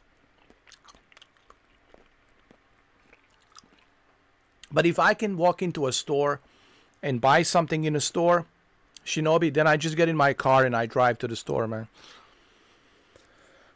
Oh, you do have a VPN before, but you haven't used it. Yeah, you should definitely use it, man. You gotta be careful. Listen, man. Cyber theft, cyber crime, man. It's a big problem these days, man. Dude, it's internet has become very dangerous. Oh, for so many variety of reasons, man. People need to realize, yeah, you want to use internet, you want to socialize with your friends and family, but you also have to protect yourself. You got to be careful because there's some really bad dudes out there, man, and they don't care, you know.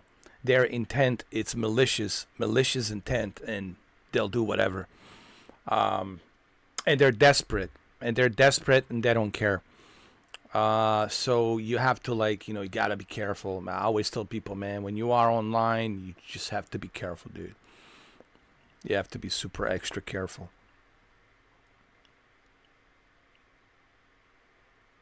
Yeah, same thing with me, Shinobi, man. I like to, you know, listen, I'll do you a favor, dude. Here you go. I want to give you this so you never have to worry about, like, you've been paying a lot, dude, you know, and you've been a member for a long time of part of this channel, dude. I gave it to Jose. You don't have to use it. I'm giving you this. You don't have to use it. I'm giving you this like I gave it to the other guy, just so you can come in, you know, and not worry about, you know, subscriber mode or 1 minute wait for a reply. I'm giving you this so you can use it at your discretion. And if somebody gives you a hard time, if something bothers you, man, you can make your own decision if you want to remove someone or whatever. So I'm giving you I'm giving you this so you can have the VIP of a lifetime, you know. So you never have to worry about it. You know, you earned it, man. You've been around on this channel for a long time, and you know, this is my way of saying thank you. So you can have it, use it. You know, you're the deputy. You can make your own decisions if you want to, you know. Put somebody in a timeout or whatever if something bothers you. You have the full authority. You know, you're deputized now.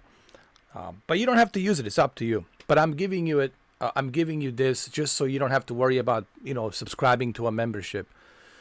So you can always have the access, or if we're in a member chat, you don't have to worry about it. So you can always have the access. Yeah.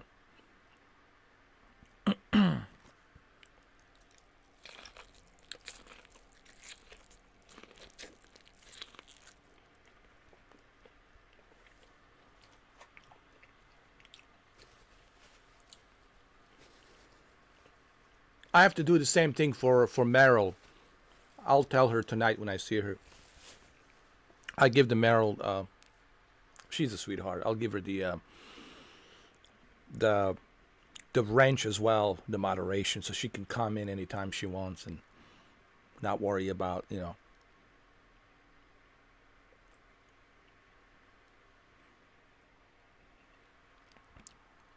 Not worry about whether she can access the member chat or not.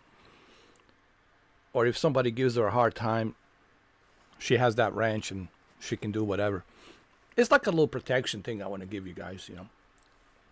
Somebody's giving you a hard time, somebody's, you know, trying to, you know, harass you or whatever. Well, you got the badge. You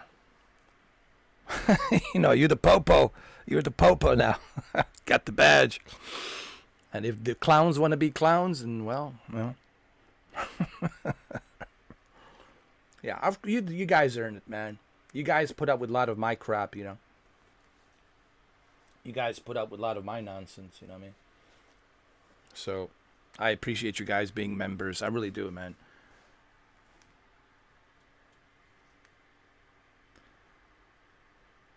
Don't worry about it, Shinobi. It's all right, man.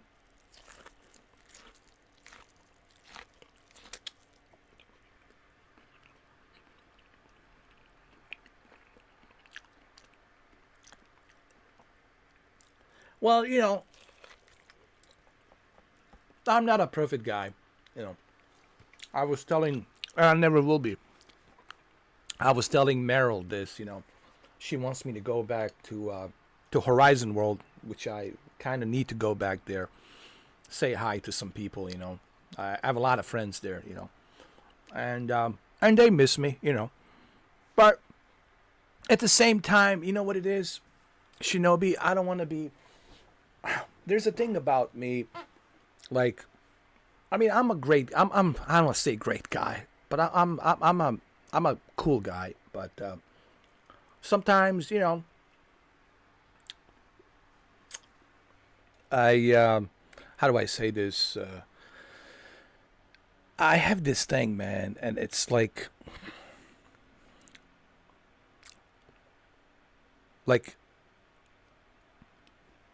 how do I put this, man? Like,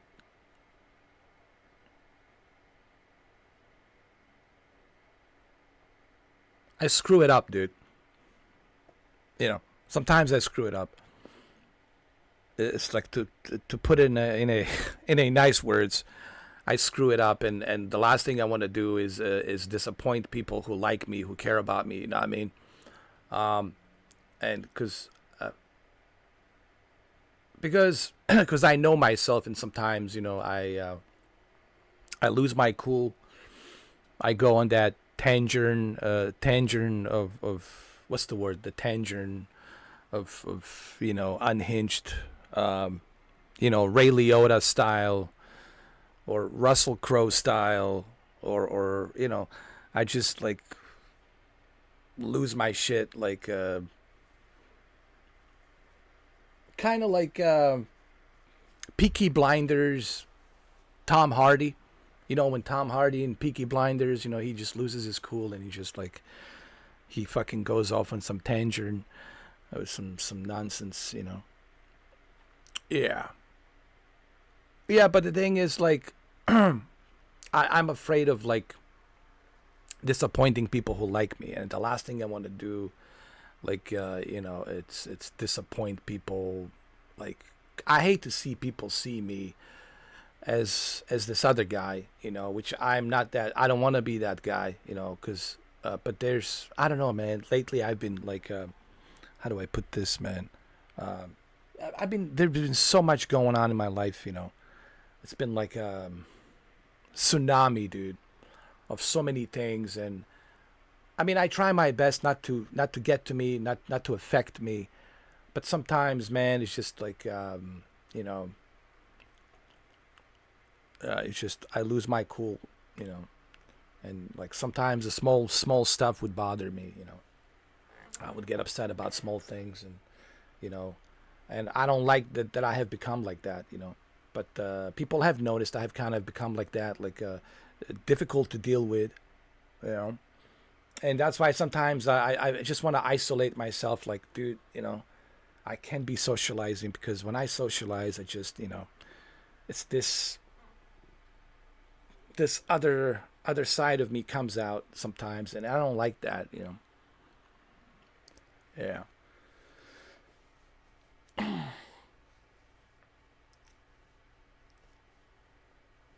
Yeah, but I take it to the next. I mean, I take it to the next level, dude. Like and I know you know me to a certain extent, me, but like people in general, they're gonna look at me and they're gonna judge me. They're gonna say, "Oh, this fucking guy's unhinged," or "This guy's this, he's that." He's difficult to deal with. I just it's been tough year for me. Here's what's going on, man. It's been a very tough year for me last year.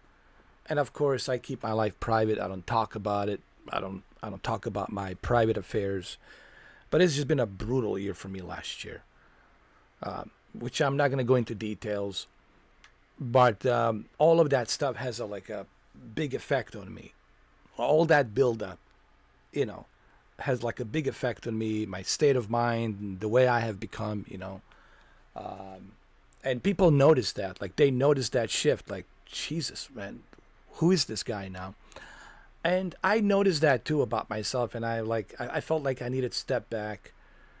That's why I kind of stepped back from socializing with other people, and because but I also have learned a lot of things about myself and about my life, and some other things in my life that I had to deal with from last year. Last year was a bad year for me, but it was also a good learning lesson for me, and I'm still learning, but when I see a guy like you, when I see Meryl, she came in to say hi to me yesterday. She's such a sweetheart.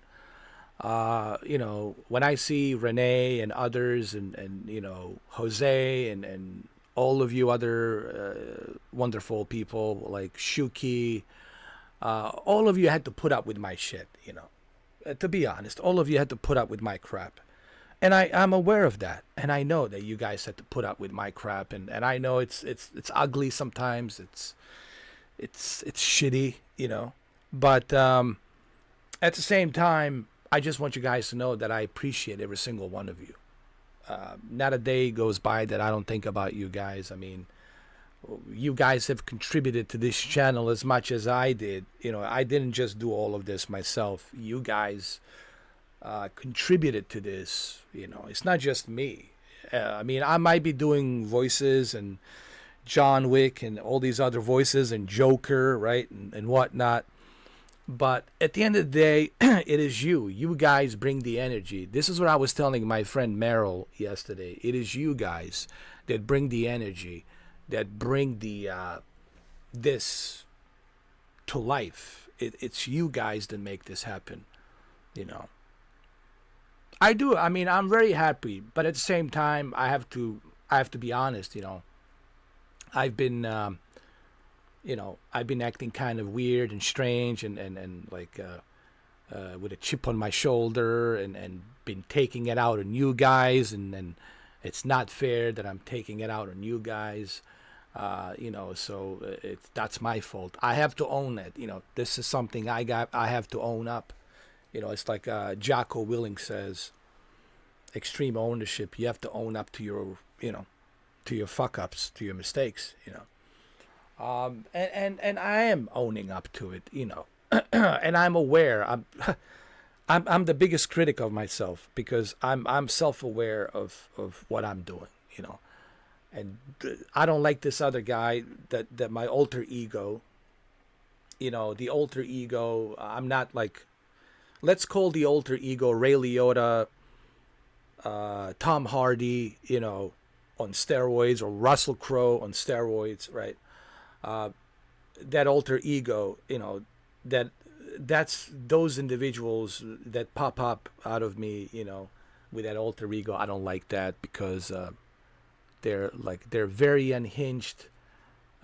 So I don't want to be that person. I want to be modest, man. I look up to Keanu Reeves, dude. Honestly, if I look up to anybody, I look up to Keanu. And it's one of the main reasons why I started like impersonating John Wick and doing the John Wick, because I'm like, dude, this guy, look at his modesty. Look at this guy. Look at all the shit he's been through. Look at all the tragedies he's been through. And look at this guy. He's still modest. He's still kind and good-hearted. And you look at a guy like him and you say, well, shit, man. That's someone you look up to and say, this is this is what I want to be. I want to be like him. I want to have that modesty, man. I don't like the other side of me, like the way I, blow up and say outrageous, outlandish, stupid things, That's the stuff I don't like about me, And I know people have noticed that. I know that people have noticed it, like, shit, this guy has become very unhinged, has become very, out of control and saying things, blah, blah, blah,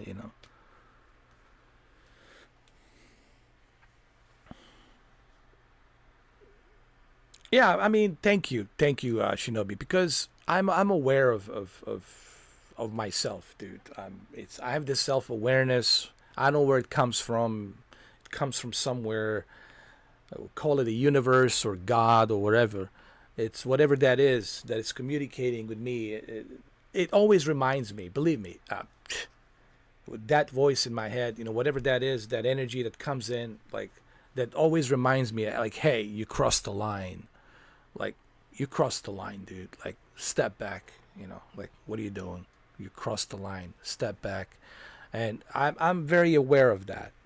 It's just I wanna make sure that it stays permanent. That I'm like chill, cool dude. And I'm learning on how to like manage like stress and drama and things like that. And I'm learning every day. Using different techniques, and I'm getting some good advice from other people, and I'm working on myself. It's people ask, what do you do? I'm working on myself. It's what I'm doing, dude. I'm not doing it to prove something to others. I'm doing it for me. I'm doing it for me because I want to be better, dude. I want to be, for me, so I can be at peace. So I can be at peace where I need to be. So I can stop fighting these demons that I'm fighting, in my head.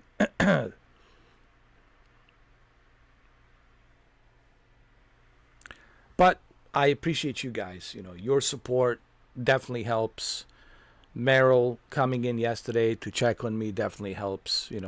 Lovely Renee, her support. All of you guys put up with me. Of course, certainly it's appreciated and it's not unnoticed. I just want you guys to know it's not unnoticed. I definitely notice it and I appreciate it. PlayStation Zone. Well, thank you. I think it's cool though. I think PlayStation is. People ask me why. Well, as you know, Kuza, Shinobi, I qualify. You know that I qualify. And again, I don't mean to brag about myself, right? I have 3 PlayStation 5s. 3. I have PlayStation VR Original, PlayStation VR 2. I have PlayStation Portal. I have over 480 PlayStation games. I think I qualify. I think I qualify to call myself a PlayStation zone. I know that my Xbox fans are not liking this, my Xbox friends, but that's okay. I think it's a cool name though. I really think. Thank you. I think so too, man. I think so too. And first of all, PlayStation is now a console that. How did he know? I gotta tell you, man. My friend, my old friend, Cammy D, he predicted this. He made a prediction. And I don't know how he knew. He must be a time traveler. Maybe he's a time traveler. I don't know. He made a prediction where he told me, this is long time ago. Long. Say, hey, Ed, what do you think if all of the Xbox games come to PlayStation? And on the PlayStation, you can play everything. All of your games on a one console. Don't you think that would be great? And I said to him, oh, come on, Kemi D, that will never happen, dude. Come on, man. Keep on dreaming. That will never happen. Fast forward, few years later, dude. Few years later, look at this. All of these Xbox games are coming to PlayStation. So you can play all of these games on a one place, on a one console. And that's a convenience. That's a very convenient way to play. So I don't know how he knew, man, but I don't know, dude. Maybe he can see in the future or so. I don't know, dude, but I think he got it right. He got it right. And I've been thinking about it, like, shit, I remember what he said to me a few years back. He says, yeah, all of these games will be on the PlayStation. And I was like, come on, man, no way. And here we are, dude. All of those games, everything's coming to PlayStation. Thank you, PC World. Appreciate it, man. All of these games are coming to PlayStation. They already announced pre-order for Indiana Jones. Starfield is coming. Halo Master Chief Collection is coming. Gears is coming. Gears 1, 2, and 3 is coming. Yeah, they're all coming. And Microsoft Flight Simulator is next. And Hellblade is coming, yes. Hellblade 2 is coming. Senua's Sacrifice. So, look, everything on one console, convenience. That's the best dream you could ever have, dude. All of these games on a one console,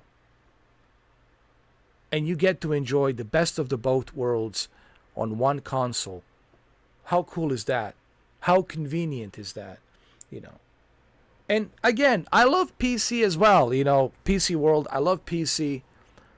But PC, it's a different beast. It's a different kind of an animal. When it comes to gaming, it's a little bit more expensive. There's a lot of maintenance that needs to be considered. You have to maintenance, your Windows and your drivers. So there's a lot of maintenance that needs to be considered. But nothing against PC. I just love the idea of convenience. Everything on one console, right? Everything on this. On a one console, you get to enjoy all of this. that's a convenience, man. To me, that's super convenient. I was like, wow, that's what it's all about, dude. Right? Do I think Game Pass will ever come to PlayStation? They could call it Essential Extra. You know what, Shinobi? That's possible. I think, based on the interview that I watched with Phil Spencer, I forgot the name of the guy that was interviewing him. He was part of Ryan McCaffrey's channel, or Ryan McCaffrey's podcast, and then he went solo. He's doing his own thing. I forgot his name. He did an interview with Phil Spencer a while back, and based on what I have listened, what Phil Spencer said, I think Phil Spencer says there's no red lines. So what does that mean? No red lines? You know what that means? If Phil Spencer says there are no red lines, that means anything and everything's possible. Everything and anything's on the table. That means we're going to put all of these games, Forza, Microsoft Flight Simulator, Gears, everything. All of these games are coming.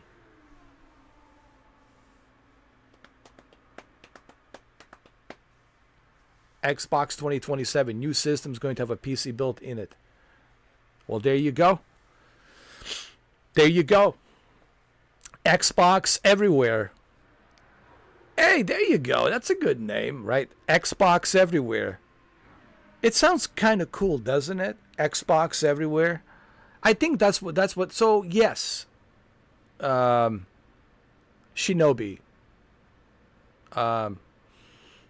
Xbox everywhere. So don't be surprised if Game Pass becomes available, part of PlayStation. Let's call it PlayStation Ultimate tier. PlayStation Ultimate tier that includes PlayStation Plus Premium and Game Pass Ultimate. So you will have Game Pass Ultimate and PlayStation Plus Premium. And how cool is that? So, yeah. There's no red lines. Remember, Phil Spencer said, we have no red lines. And when he says there's no red lines, that means it's a green light, dude. We'll put our games everywhere. Nintendo, PC, PlayStation, anywhere. MetaQuest 3.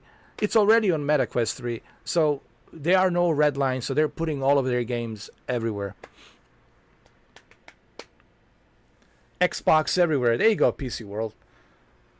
Xbox everywhere. I like that.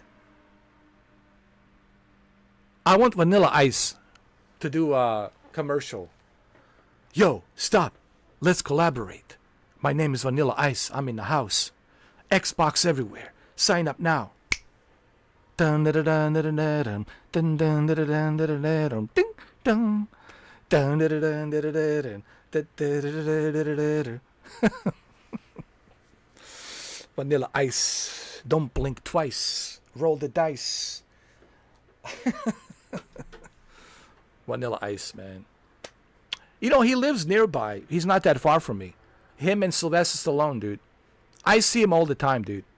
Like when I go shopping, when I go to like a grocery, I see him all the time. I see Sylvester. I don't want to bother them, dude. I just, people say, why don't you go and ask for autograph? Dude, you know how many people bothers them? Every time he goes to the parking lot, dude, there's people, oh, come on, paparazzis, and oh, can I have your autograph? Come on, Vanilla Ice. Hey, Sly, Rocky, come on. Sly, it's very short, dude. Yo. I mean, he's not like super short, but to me, he looks very short. I didn't know he was short. And again, listen, I'm not saying he's super short, but he looks short to me. You know. I've seen him. He's got big shoulders, man.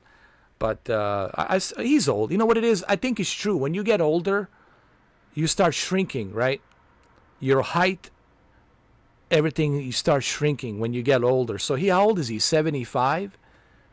Is he 75 years old? Yeah, so he's 75. When you get to that age, I think your body starts shrinking. So he's like, again, no disrespect to Sly, because, you know, Sly's going to find me. He's going to beat the shit out of me, dude. I'm serious. He doesn't live that far from me.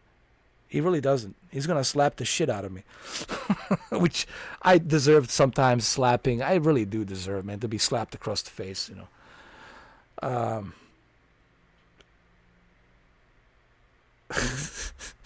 Yeah, same thing with me. Listen, I see Vanilla Ice. I see him all the time. I see Sly. I see his wife, Jennifer, once in a while. She goes in shopping, whatever. I see his daughters. They come in. I've seen, you know, celebrities. I've seen some other very important high figures, you know, out there from political field. I've seen, you know, very important people here and there, you know, and because I used to work at this one place where they have like a people ask, well, how do you know all these important people? How do you know, like, how is this possible? Okay, first of all, I don't know them like personally. I don't know them personally. It's just I'm there to do a job. I have a job. They need a protection. They need security. That's my job. Make sure they're okay. That's it. But that's how I met some of these very important individuals. Like, very important. I can't say their names, but very important individuals. Because I used to work in a place where it's an island and there's a 50 billion. I'm sorry, not 50 billion. There's 50 billionaires. There's 50 billionaires living there.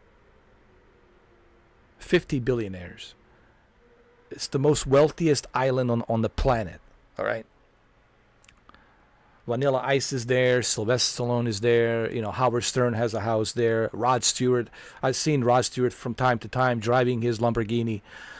So, you know, I've seen Rod Stewart at the Breakers. When he goes to the Breakers, it's this place called the Breakers.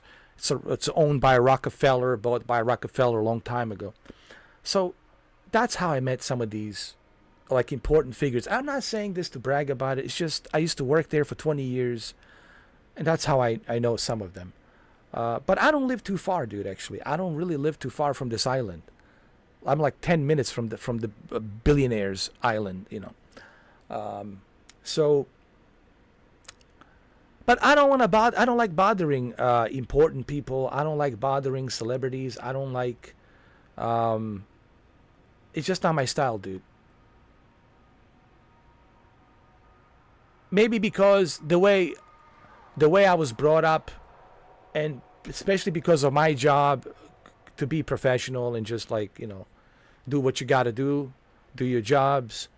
This is your job. Your job is to do this and do that, provide security and make sure that, you know, they get safe from point A to point B. Make sure that this is secure, that's secure. Make sure that their property is secure. Here's the list of things you got to do. You know, and if you screw up, you're out. If you make a mistake, you're out. You know, and when you make a mistake, well, essentially that's what happened to me. I made a mistake and I got kicked out, which, you know, I made a mistake and, you know, I got kicked out. Because over there you can make a mistake, you know, because like I said, these are billionaires, you know, it's billionaires and they can always replace you.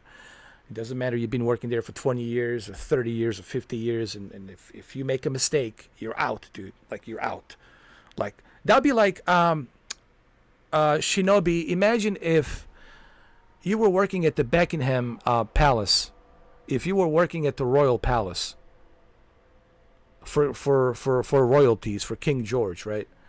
That you can't make any mistakes. You make a mistake there, you're out, dude, right? At the Buckingham Palace, you make a mistake there, you're out, dude.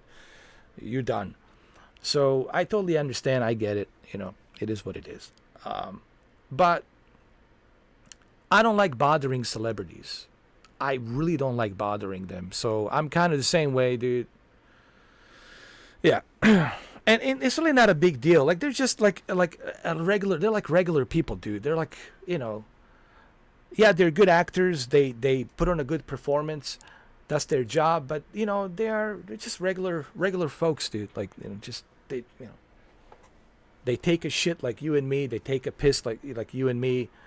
They stink if they don't take a shower, just like you and me. They're just like, like everybody else, dude. Yeah, they have money, they have fame, sure. But, people have this idea of celebrities. They're always like in a character. Like when they look at Keanu, they think, ooh, Keanu must be always like John Wick. He must be moving like John Wick. No, I'm sure he's sick and tired of playing John Wick, I'm sure he's happy that he's not making any more John Wick movies. Going off topic, I had to uninstall Flight Sim 2024. It's not running. Yeah. Listen, forget about the 2024. Stick with 2020, brother. Stick with Microsoft Flight Simulator 2020. 2020 is the best. After 5 years, 2020 has been polished perfectly now. The game runs perfectly. No mishaps, no issues, no problems. So forget 2024. You don't have to, well, it's only 29 gigabytes. It's okay if you want to delete it. That's okay. But get yourself 2020, man. Stay with the 2020. That's all you need. Yeah, same thing with me, man. 2020 just works perfectly. There's so many planes, so many add-ons, so many airports, so many sceneries. There's so much to love. There's so much to do in 2020. 2020 is the ultimate flight simulator. You can fly wherever you want to fly. All of the accurate airports. They got all of the airplanes you can think of. They're all there. They're available. So many airplanes to choose from. So many options. So many features. It's the ultimate flight simulator. I mean, yeah. I mean, yeah. I mean, I have it and runs smooth as a butter, dude. Look, I mean, I can go back to my Xbox right now. Here.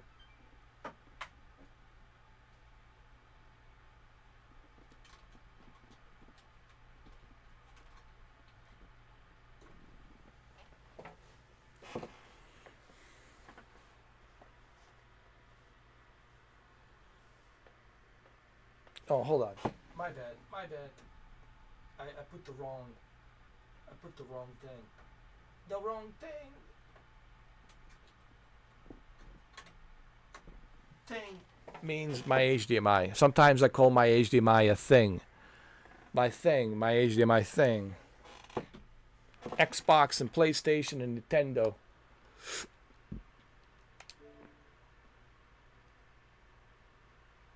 So people say, well, what does this mean? You're a PlayStation zone. Well, PlayStation is always going to be my main preference. But this doesn't mean that I don't play Xbox. This doesn't mean that I don't play PC. This doesn't mean that I don't play Nintendo Switch. It just means that my main preference is always going to be PlayStation. So, you know.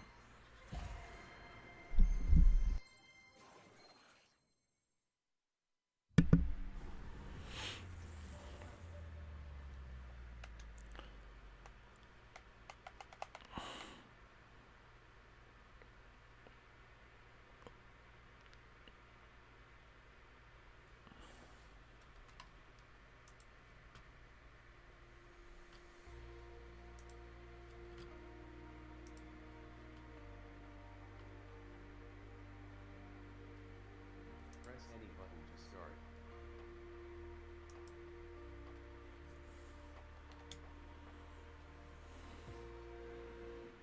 Yeah, exactly. So this is the best simulator. Guys, don't bother with the 2024. 2024, it's simply unplayable. It's god awful, dude. It's if you want a relaxing, harmonic experience, then this is it. Flight Simulator 2020, man. This is the best version of the flight simulator. It doesn't get any better than this. And look how beautiful it looks, man. Look at the quality. It still looks great, honestly. Still looks great.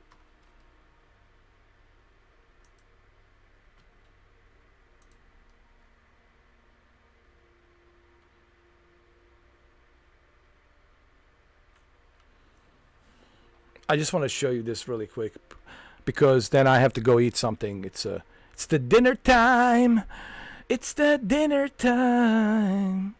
It's the dinner time, my friends. All right, where are we going? All right, let's go to Miami International, huh?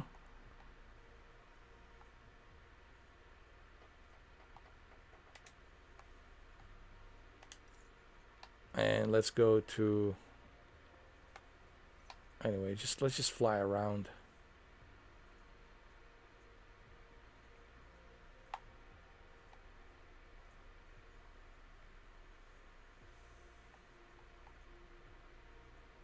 Let's go to Richmond, huh? Richmond International.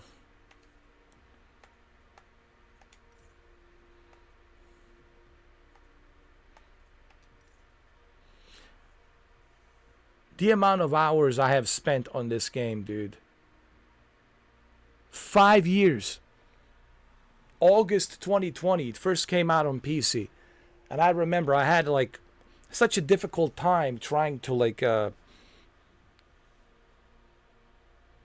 to download the game, but I didn't give up. I spent 4 days trying to download this game, and finally after 4 days I was able to install it on PC, and my goodness, what a great time, man. Miami Tower JetBlue Tree 21 ready for departure to the west at runway 30. The amount of time I have spent on this game. Wow, dude, the memories, it just brings back the memories, dude. Oh, it's even worse. Shinobi, it's even worse on PC. Holy shit. Trust me. It's even worse on PC. It's unplayable on PC, dude.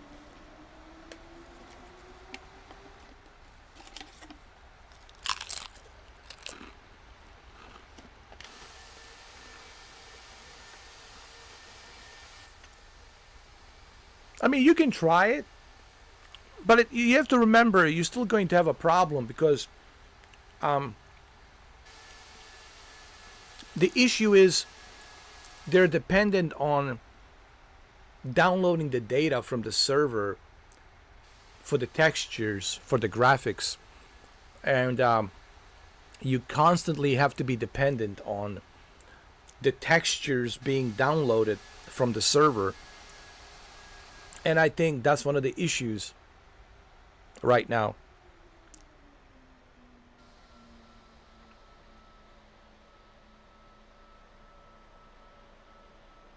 Oh yeah, it's bad everywhere, dude. Look at this beauty.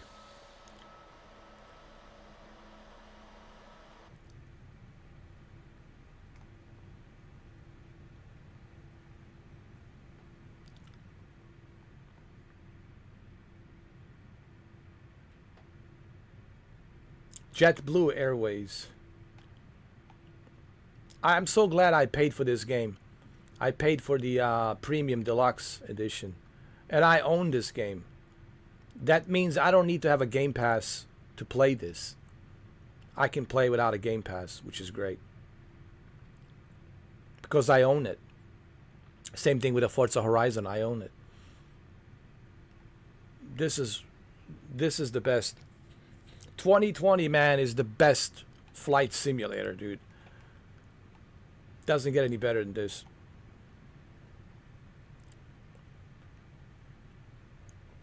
They really screwed up. You know the Blue Games? There's this guy that I watch. His name, actually, shout out to Blue Games. shout out meaning hello to Blue Games.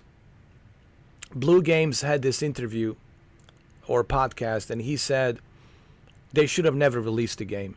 They should have kept it like an open beta, and then they should have let us make determination when the game it's ready to launch. They should have made it open beta. It should have been in open beta, early access or something. And he's right. So shout out to Blue Games. If you know who I mean, there's a guy called Blue Games. He's pretty cool, and he talked about like that this game should have never, Flight Simulator 2024 should have never been released. It was not, clearly it was not ready. What happened on November 19th? November 19th, what happened? People couldn't even access the game. That's how bad it was. People couldn't even access the game. That's how bad it was. So,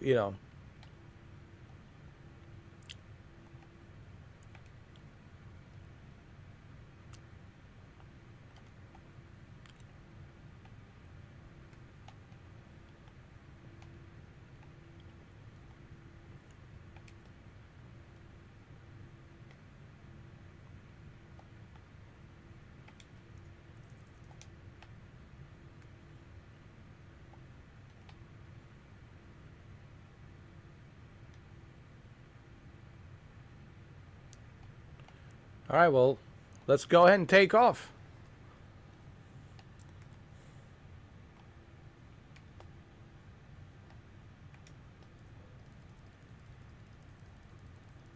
By the way, I highly recommend that you guys go watch Blue Games.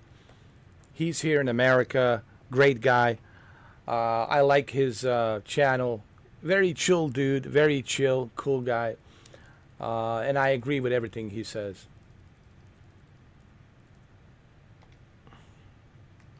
So shout out to Blue Games.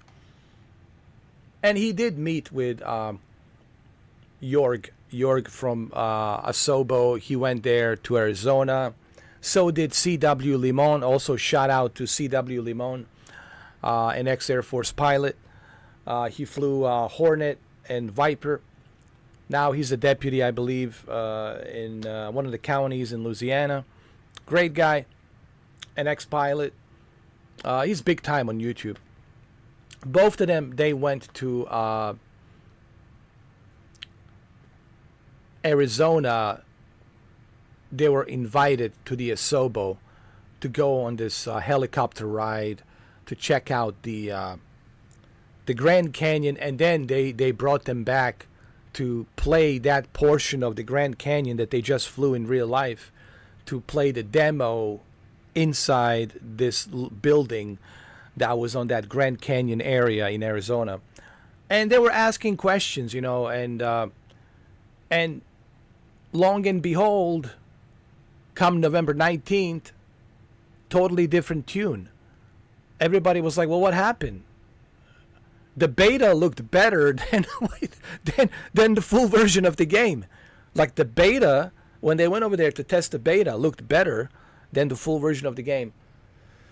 I don't know what happened. Was it the Asobo's decision? Was it the Microsoft decision? Who made the decision to release the game in this kind of a state? I guess we'll never know.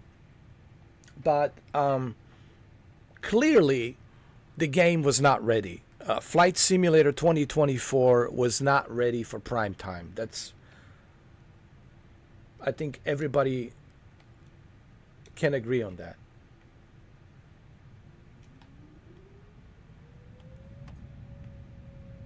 Right? That's what Blue said.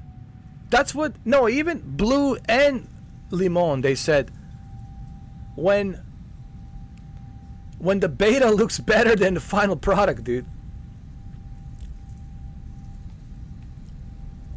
Because Blue and Limon, they went over there to play it, and they were they were blown away by how great the beta looked. And then the final version of the game, yes, they got a free copy, yes, because, you know, that's all fine and dandy. But I love their honesty. Even though they got the free copy of the game, they were being honest about it. And that's what I like about Blue Games and Le Mans. Like, they didn't hold back. Even though they got a free copy, they didn't just say, oh, it's a great game. No, they said, yeah, man, this is this is rough around the edges. This is not looking good. So, who made the decision to release the game? I don't know. I really don't know.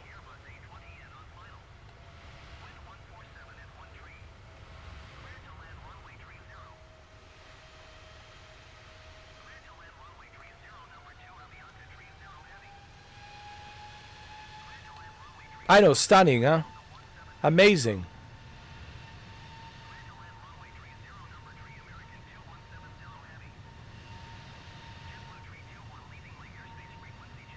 And this is on Xbox Series X. On the PC, it's even more stunning. Just remember, this is Xbox Series X. On the PC, it's even more stunning.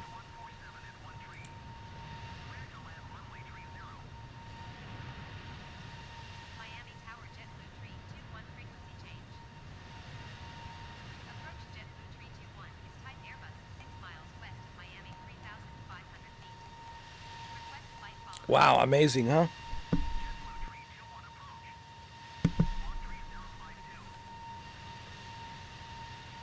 Squawk 305 to JetBlue 321.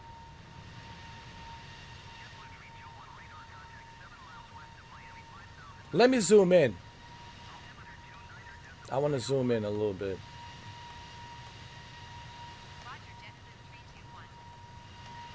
Approach JetBlue 321. Request There we go. transition Bravo airspace.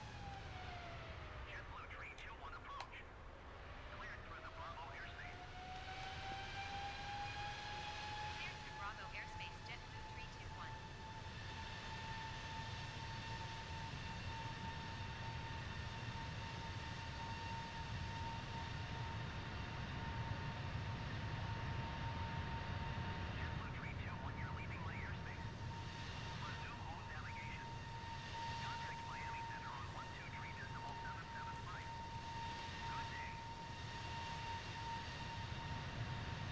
It's almost hard to believe it's from the same company, right? It's almost hard to believe it's from the same developer, Asobo. By the way, this is coming to PlayStation. Yes. And you know what? The one game, Shinobi, that excites me the most, it's Flight Simulator 2020. Just to see what it can do with a PS5 Pro. Or take the advantage of the PlayStation VR 2. So this coming to the to the PlayStation 5, oh, absolutely, dude.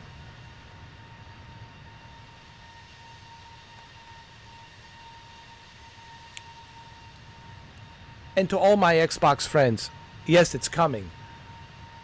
It's coming to PlayStation 5. It's okay. Relax, everybody. Calm down.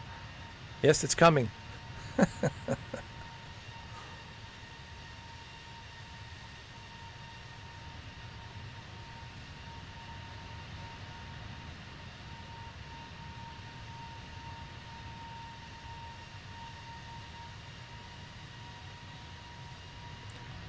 Yeah, you definitely should look at some of the tutorials, right? On how to fly these planes, how to start cold and dark. You know, once you know which every button's which, like you look at above you, right? This is your electricity, right? This is your battery electricity. Over here it's your fuel, right? Once you are familiar with which section is which, then you become obviously more used to this plane. So what I would recommend, stick with one plane only. don't go shuffle through many different planes. You need to stick with one plane and just practice on that one plane. Like you noticed, like on DCS, right? When I was playing DCS, Digital Combat Simulator World, I only stuck with F-16C Viper. That's all I've been doing, just the F-16C Viper, F-16C Viper. Why am I stuck on just F-16C Viper? Well, because I wanted to make sure that I'm familiar with the F-16C Viper. You know, I want to make sure that I know how to use the weapon system, the targeting system, Maverick guided bombs that they have, you know, on the F-16C. To learn how to use the radar system, how to track on the radar system. There's many other different techniques you need to learn about the F-16C Viper. So the more time I spend on that one airplane, the more I know about the airplane. So this is what I would start with. Start with this. Airbus A321 or Airbus A320. Start with A320. A320, it's included. This is something you have to purchase. This is A321. But A320, it's included. So purchase. You don't have to purchase, I'm sorry. It's already included. A320, it's included. So start with A320. It's very similar to the A321. So just learn about how to use A320. Learn about the dashboards. Learn about the radar system. This is your your engine, left and right. Going to 132. This is your radar for the co-pilot, right? And then above you here, this is your APU engine. This is your engine, the fuel, electrical pump for the fuel, left and right, jet engine, jettison. And then over here is your batteries, battery switch, electrical. This is all your electrical stuff here. And then, of course, over here, this is your... hold on.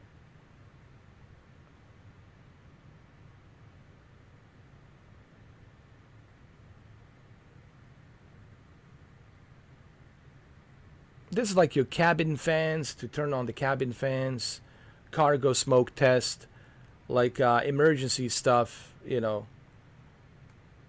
And this is your engine, main engine, start 1 and 2. These are your Vipers. Like, once you get familiar with all of this stuff, what the APU means, obviously APU is very important.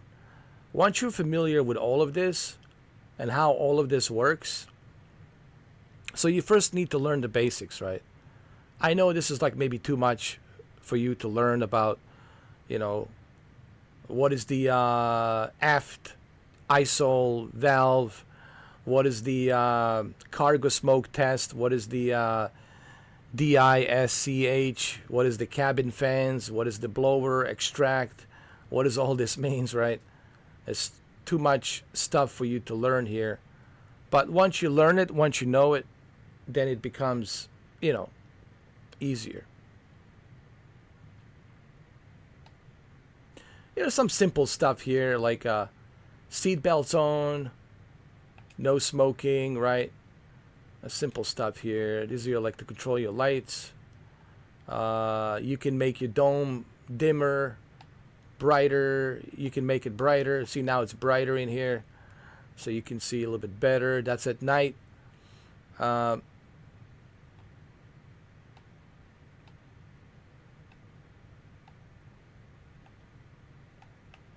Then, of course, here you got your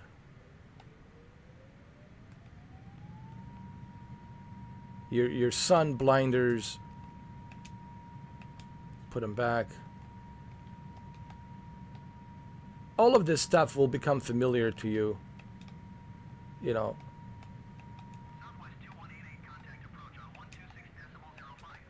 once you are familiar with what all of this means, right? First, you need to understand, when do you use the cargo smoke test? Is this important? Yeah, it is. You do this when you do a cold and dark. This is something you have to go through these checkpoints when you're doing a cold and dark start. You have to go through all of these checkpoints. Why? Because you want to make sure that your plane is working properly. This is something that pilots have to do every single time before they board the passengers. They have to go through the cold and dark startup checkup. They have to check everything. I wish that I had Dominic here to kind of walk you through all of this, because he's a pilot. He's a commercial pilot, so he has to go through all these checks. It's like go through all these checks you have to go through to make sure that the airplane is working properly. And once you go through all the checks, all the procedures, make sure that everything's working fine. Then you call the ATC and let the ATC know that you are ready for taxi to the runway, and then that they tell you when you can go to taxi, hold and short, wait for the traffic, and then hold and short, proceed to the taxi to the runway. And then, of course, you got to learn how to use ATC acronym. So there's a lot to learn. Listen, becoming a pilot is not as easy as people think. But if you're passionate about it, if that's what you love, then yeah, go for it.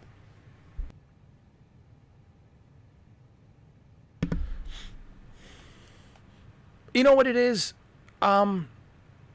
You gotta have a passion to learn something. Like, you really want to learn it.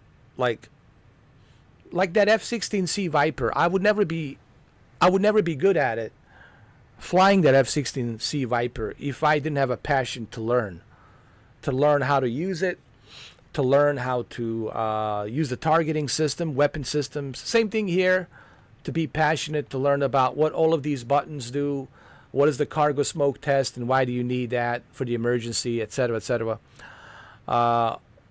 These fuel pumps here, left and right, jettison fuel, hydraulic fuel, electric. So this is your electric, this is your fuel, this is your fire. Once you are familiar, then, and I know I'm kind of going fast, I'm kind of speeding through this, but I'm just kind of giving you like a little brief idea, But it's fun. Same thing with a train, like a train simulator, dude. Train simulator becomes really fun once you learn how to operate those trains. But you need to be familiar with one train only first. And just stick to that one train and learn how to drive that one train.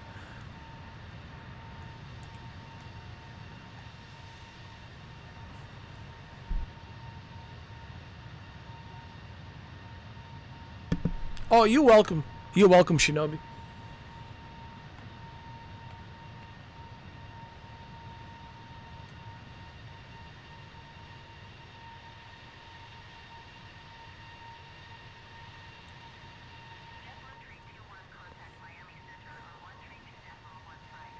Yeah, you look at this game, right?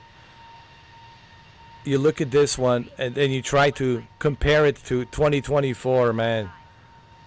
There's no comparison.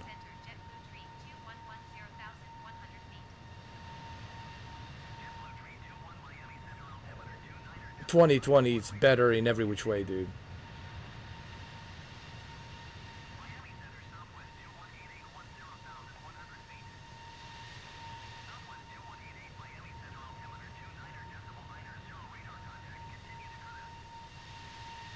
Oh yeah, night and day. Night and day difference, man. I know. Imagine how great this is going to look, Shinobi, when it comes to PS5 Pro. Once they release this on PS5 Pro, how amazing this is going to look. And imagine if they use compatibility with the PlayStation VR too. Imagine. You know what? Imagine me playing this on a PlayStation Portal, dude. Playing Flight Simulator on a PlayStation Portal. Oh my god.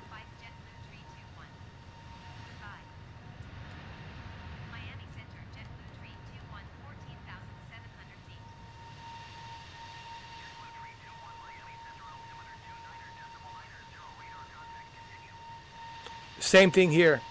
I play this. I play train simulator. I'll tell you which simulators I play. I play this. I play train simulator. I also play the bus game. Like a dirt cheap PlayStation bus game. I play. I have to, maybe did I show it to you? I've been playing this bus game, dude. It's very relaxing. DCS I play if I want to learn more about the other airplanes. You know, I use DCS as like a learning tool on how to fly these jet fighters. You know.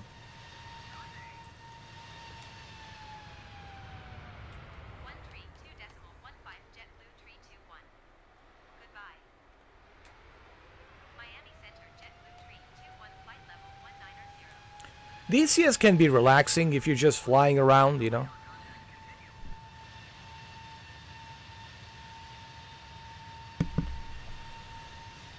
Oh yeah, dude. Imagine this with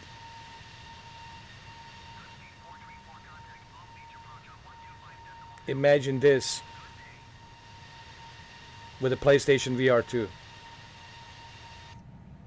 And you go over here and you're like, you know what? I'm gonna sit over here, dude. I'm gonna sit over here and chill out, you know? Just gonna sit here and chill out. Thank you.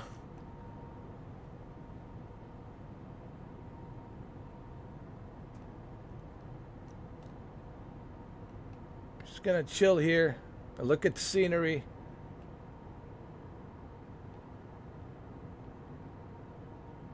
You can sit here.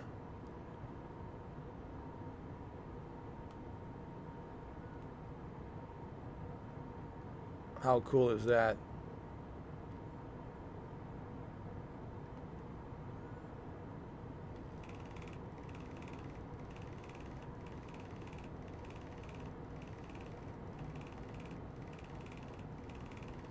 Night and day difference, dude.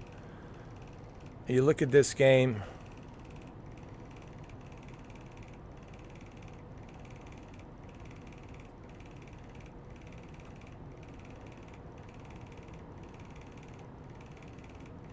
This needs to be on PlayStation VR 2. Are you kidding me?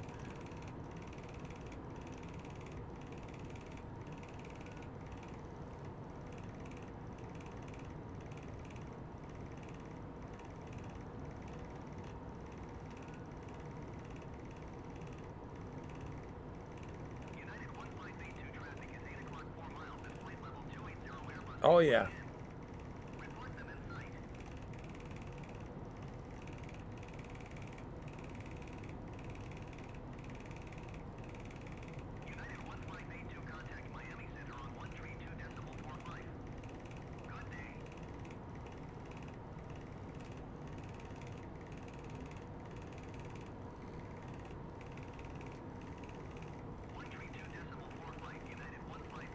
Amazing.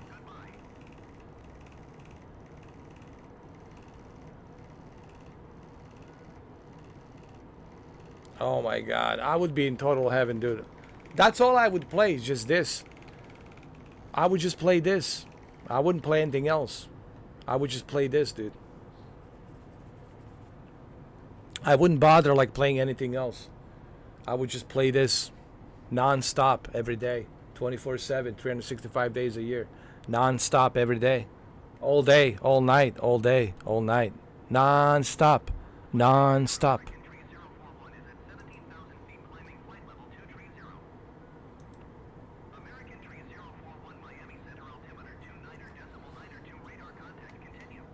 Wow.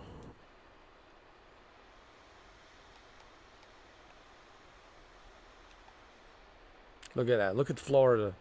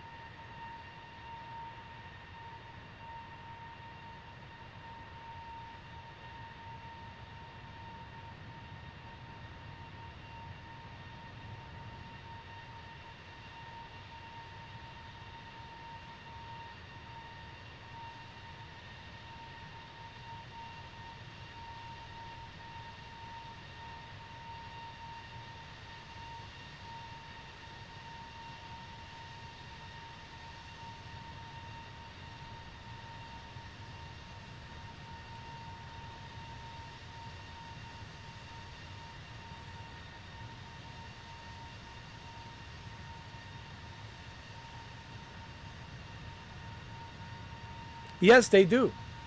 A lot of real pilots were using this game during a COVID, and it came in just perfect time during the lockdown, during the COVID, and a lot of pilots started making YouTube videos and they started streaming this game. That's how popular it was, and I remember it. Yeah, and it's just one of the best, dude. This is one of the best, and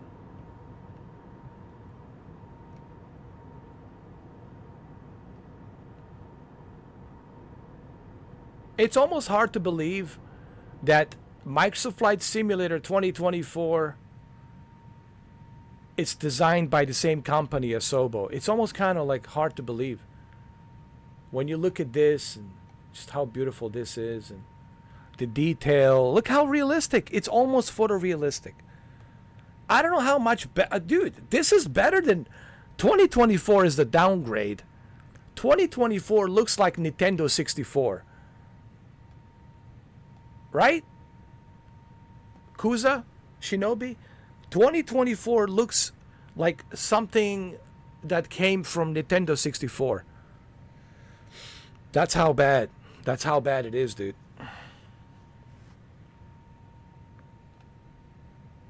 I mean, you look at this, man, like a night and day, like you said, night and day difference. I mean, it does, man. Actually, hold on. I got to show you this. Hold on. All right, everybody who's watching, I got to show you. You need to see this. All right, let me show you the difference, okay? Get ready for this. I have proof. I have evidence here. Let me show you. Oh, Lord, here we go. Here we go. Oh, Lord, have mercy. Lord, have mercy. Oh, Lord. Have mercy, Lord. Wait till you see this. Hold on. Wait till you see this.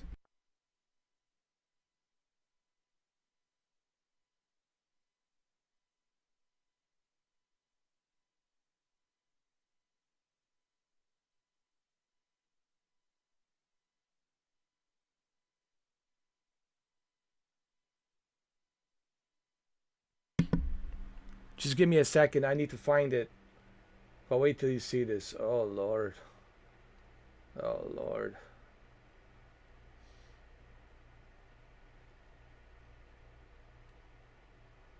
Oh, Lord, have mercy.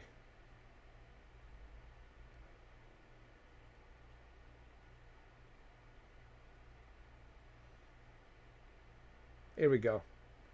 Here we go. Here we go, huh?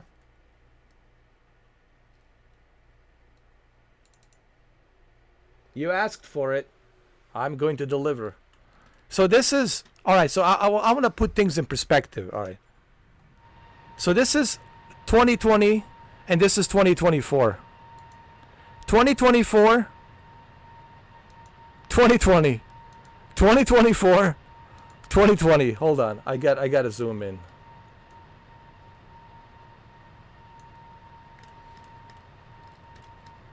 This is 2020 and this is 2024. You see the difference? You see the difference?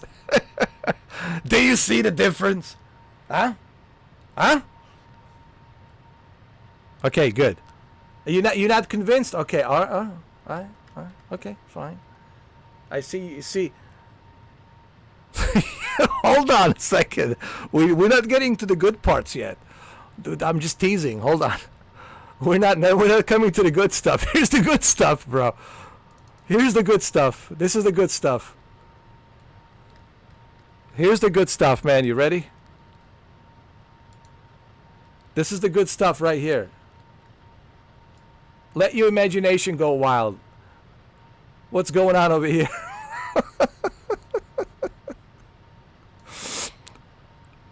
Alright? Shuki already have seen this many times. Okay? That's 2024. This is 2020. Hold on. Shuki knows this all too well. He has seen it. Here.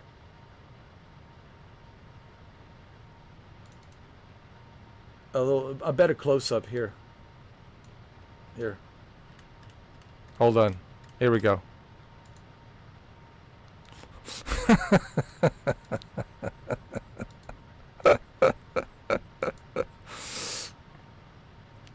(2020)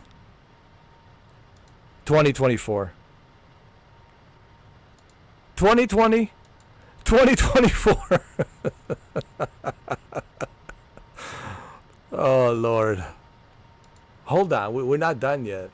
There's more, believe me. There's Shuki has seen the whole thing. Shuki saw this when it was happening live, prime time. Hold on. Oh yeah, let me give you this. There we go. This angle. All right. 2020, 2024. Oh my God, man. One tree, 2 decibels for 5 JetBlue 321. Goodbye. Miami Center JetBlue 1 level 315. Come on, Asobo. They should be ashamed of themselves. They ought to be ashamed. Look at this beautiful game, 2020, and then you have something like this. You ought to be ashamed. I mean,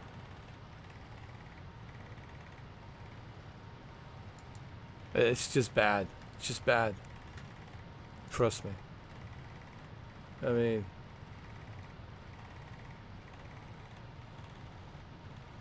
hey, what the hell is this? Look at this. What in the world is this? What is this? Okay, so this is 2020. And this is 2024. 2020. 2024. Even Nintendo 64 had better graphics, dude.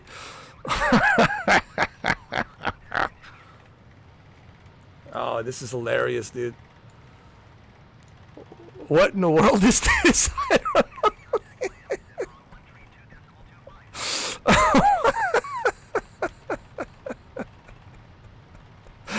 I know, it's always the big companies, man. They're just having these mishaps. And for the life of me, I don't know why, dude. Why they always screwing up so badly? Like, how, dude? Look at this, bro. Even my aviators almost fell out of my eyeballs.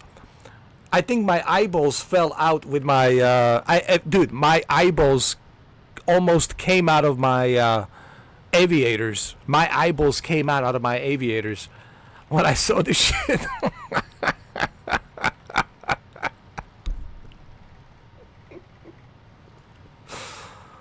Oh God. And then you look at 2020. You look at 2020. You look at 2024.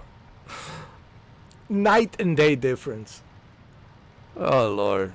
But hold on, we're not done yet. We got more evidence. Trust me. This is just the beginning. There's more evidence, dude. There's more. Believe me.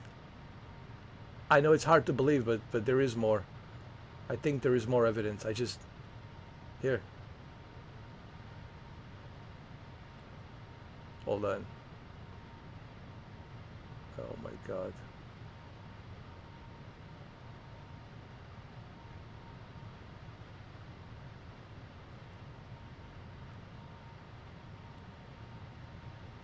Trying to find it. Don't worry, I'll find it. I know it's here somewhere.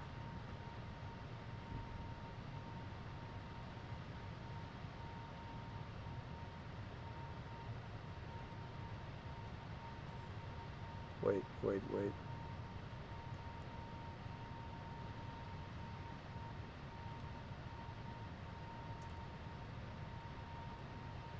I have so many photos that I took. I'm just trying to find a good one to make you guys laugh.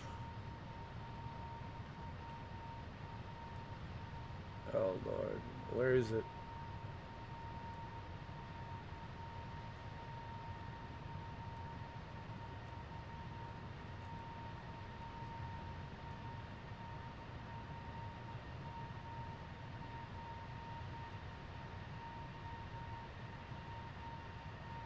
Oh yeah, here we go. Look at this. It looks like a Godzilla, dude. The helicopter is giving a blowjob to Godzilla. No, for real. So this is 2020 and this is 2024. It looks like like the helicopter. Okay, so this is Godzilla. Stay with me. So on this side, on the left side, it's like a Godzilla. Like right there. No, right here. Right here. That's a Godzilla. And underneath, it's the helicopter giving it a blowjob. Horrendous. It's horrendous, dude. It's horrendous. Who used the word horrendous? It's correct word to use.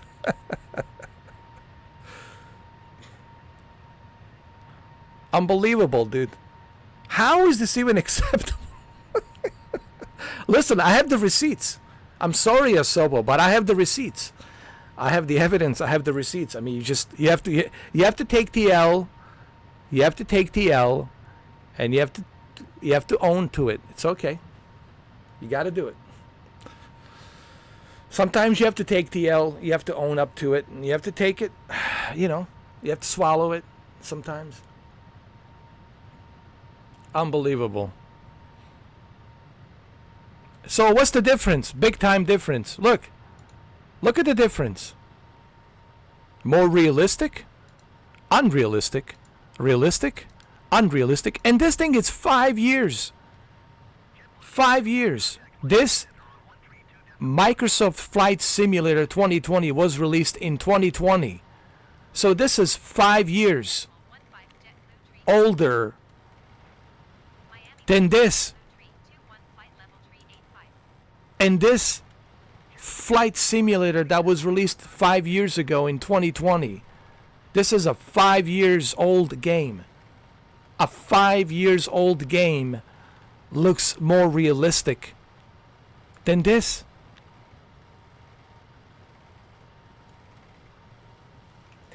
Thank you, Shinobi, man. I appreciate it. Yeah, I'll have to go eat my dinner as well, man. It's almost 6 o'clock. I have to go eat my dinner. Yeah, I'll be back later on. I can't believe it's been 5 hours. 5 hours. We spent 5 hours live streaming. I just realized, wow, 5 hours. Wow. I'll be back after dinner. I have to just go eat my dinner. And I have to, take my blood pressure pills because this gives me a blood pressure. When I see stuff like this, just my blood pressure goes up. You look at this, man. Microsoft Flight Simulator 2024. It's disgusting. Compared to this, you look at this and you look at this. I mean, come on. Night and day difference. And if you can't see the night and day difference, then you need, I don't know, new set of eyeballs. I don't know what to tell you.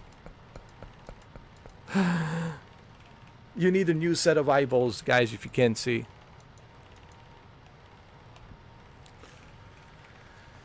All right, Shuki, thank you. I know Shuki will be here.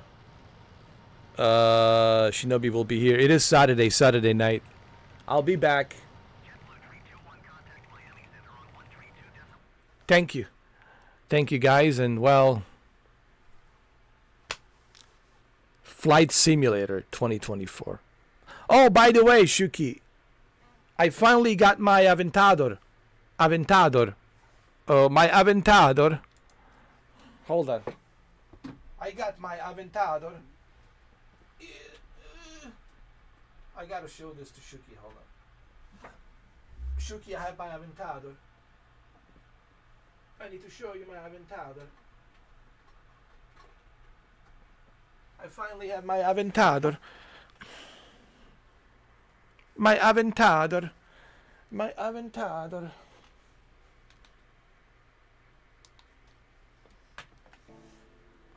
My Aventador's here. Let me show you my Aventador.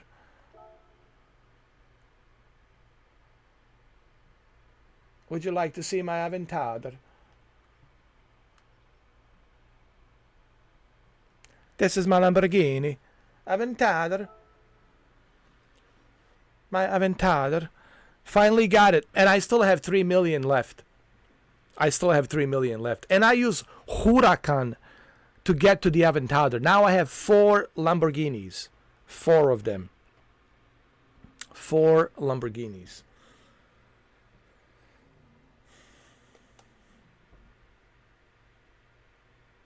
We were also playing some Forza Horizon 5. It was fun playing Forza Horizon 5. So we played a bunch of games. By the way, Assetto Corsa Evo doesn't work. I tried to launch Assetto Corsa Evo. Shuki, it won't even start, dude. I can't even load the game. Like, I can't start the Fuji. I wanted to go and race on the Fuji Speedway. It crashes, dude. I can't even play it. The game crashes. I can't even play it. Assetto Corsa Evo, what are you doing? And then I laugh my ass off when I hear Assetto Corsa say, "Ooh, we want to compete. We want to compete with the greatness that is Gran Turismo." Dude, I just want to laugh my ass off. I just want to laugh my ass off. When they say they want to compete with Gran Turismo, I'm just laughing my ass off right now. I'm just laughing my ass off. It's laughable. It is laughable. Assetto Corsa Evo, what are you doing? I know it's an early access, but I can't even play the game. Yeah, it's ridiculous. I mean, come on. It's nice to have a competition. It's nice to have dreams. I have dreams. I want to be an astronaut. I have dreams that I want to be a Hugh Hefner and have a Playboy mansion, but I know that will never happen. We all have dreams, but come on, man. Those dreams are not achievable. You simply cannot compete with a Polyphony Digital, the greatness that's been around for 30 years. 30 years of greatness. Polyphony Digital. Nobody can touch this. Nobody. They tried. Forza Motorsport tried, believe me. Forza Horizon tried, but they are now coming back on the PlayStation, joining the greatness. Listen, nobody can compete with the greatness. Gran Turismo has been around for 30 years. 30 years, man. It's perfect in every way.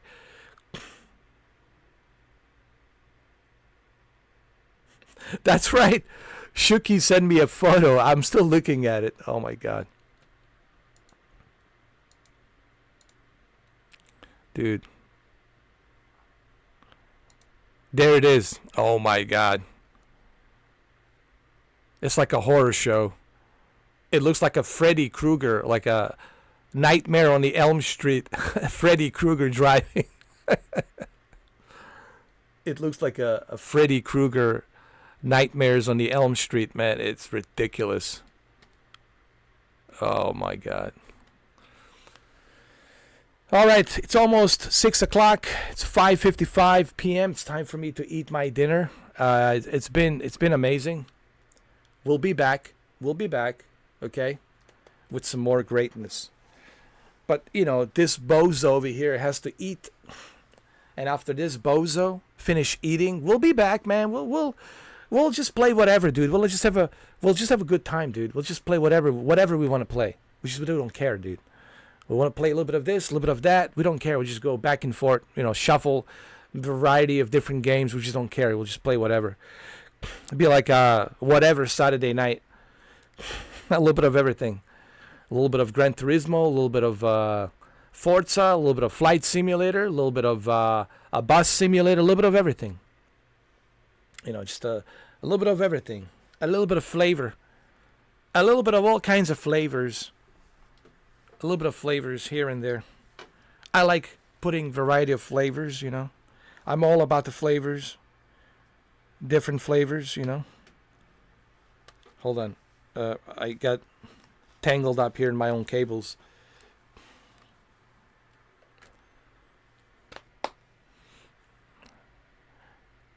I like a little bit of flavors. I like to put all kinds of different flavors I like to try. You know, I think variety is a good thing for all of us to try variety. I like to try variety all the time. You might not know this about me, but I like variety. Variety makes it very spicy, and I like when it's spicy. Variety is very spicy. All right. I'll be back after I finish eating my dinner. Okay? Oh, man. So, we did live stream earlier today. We're going to do another live stream. Horizon World soon. I did promise soon, guys. I know some of you are waiting for John Wick to returns, but soon. Okay? It will be soon. When is soon? Well, soon, Coming soon, But, yeah, I'm definitely coming, but coming soon. You just have to wait a little bit, yeah. You waited this long, you can wait a little bit more. It's all good.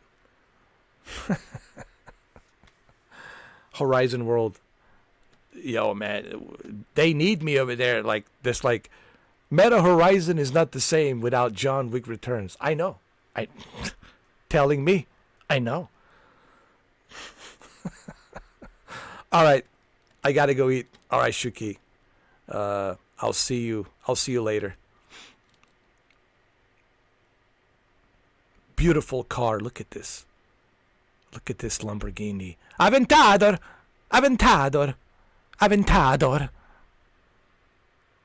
Bene.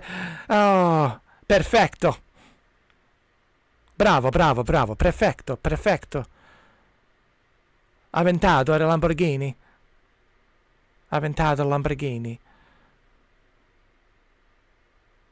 Ciao.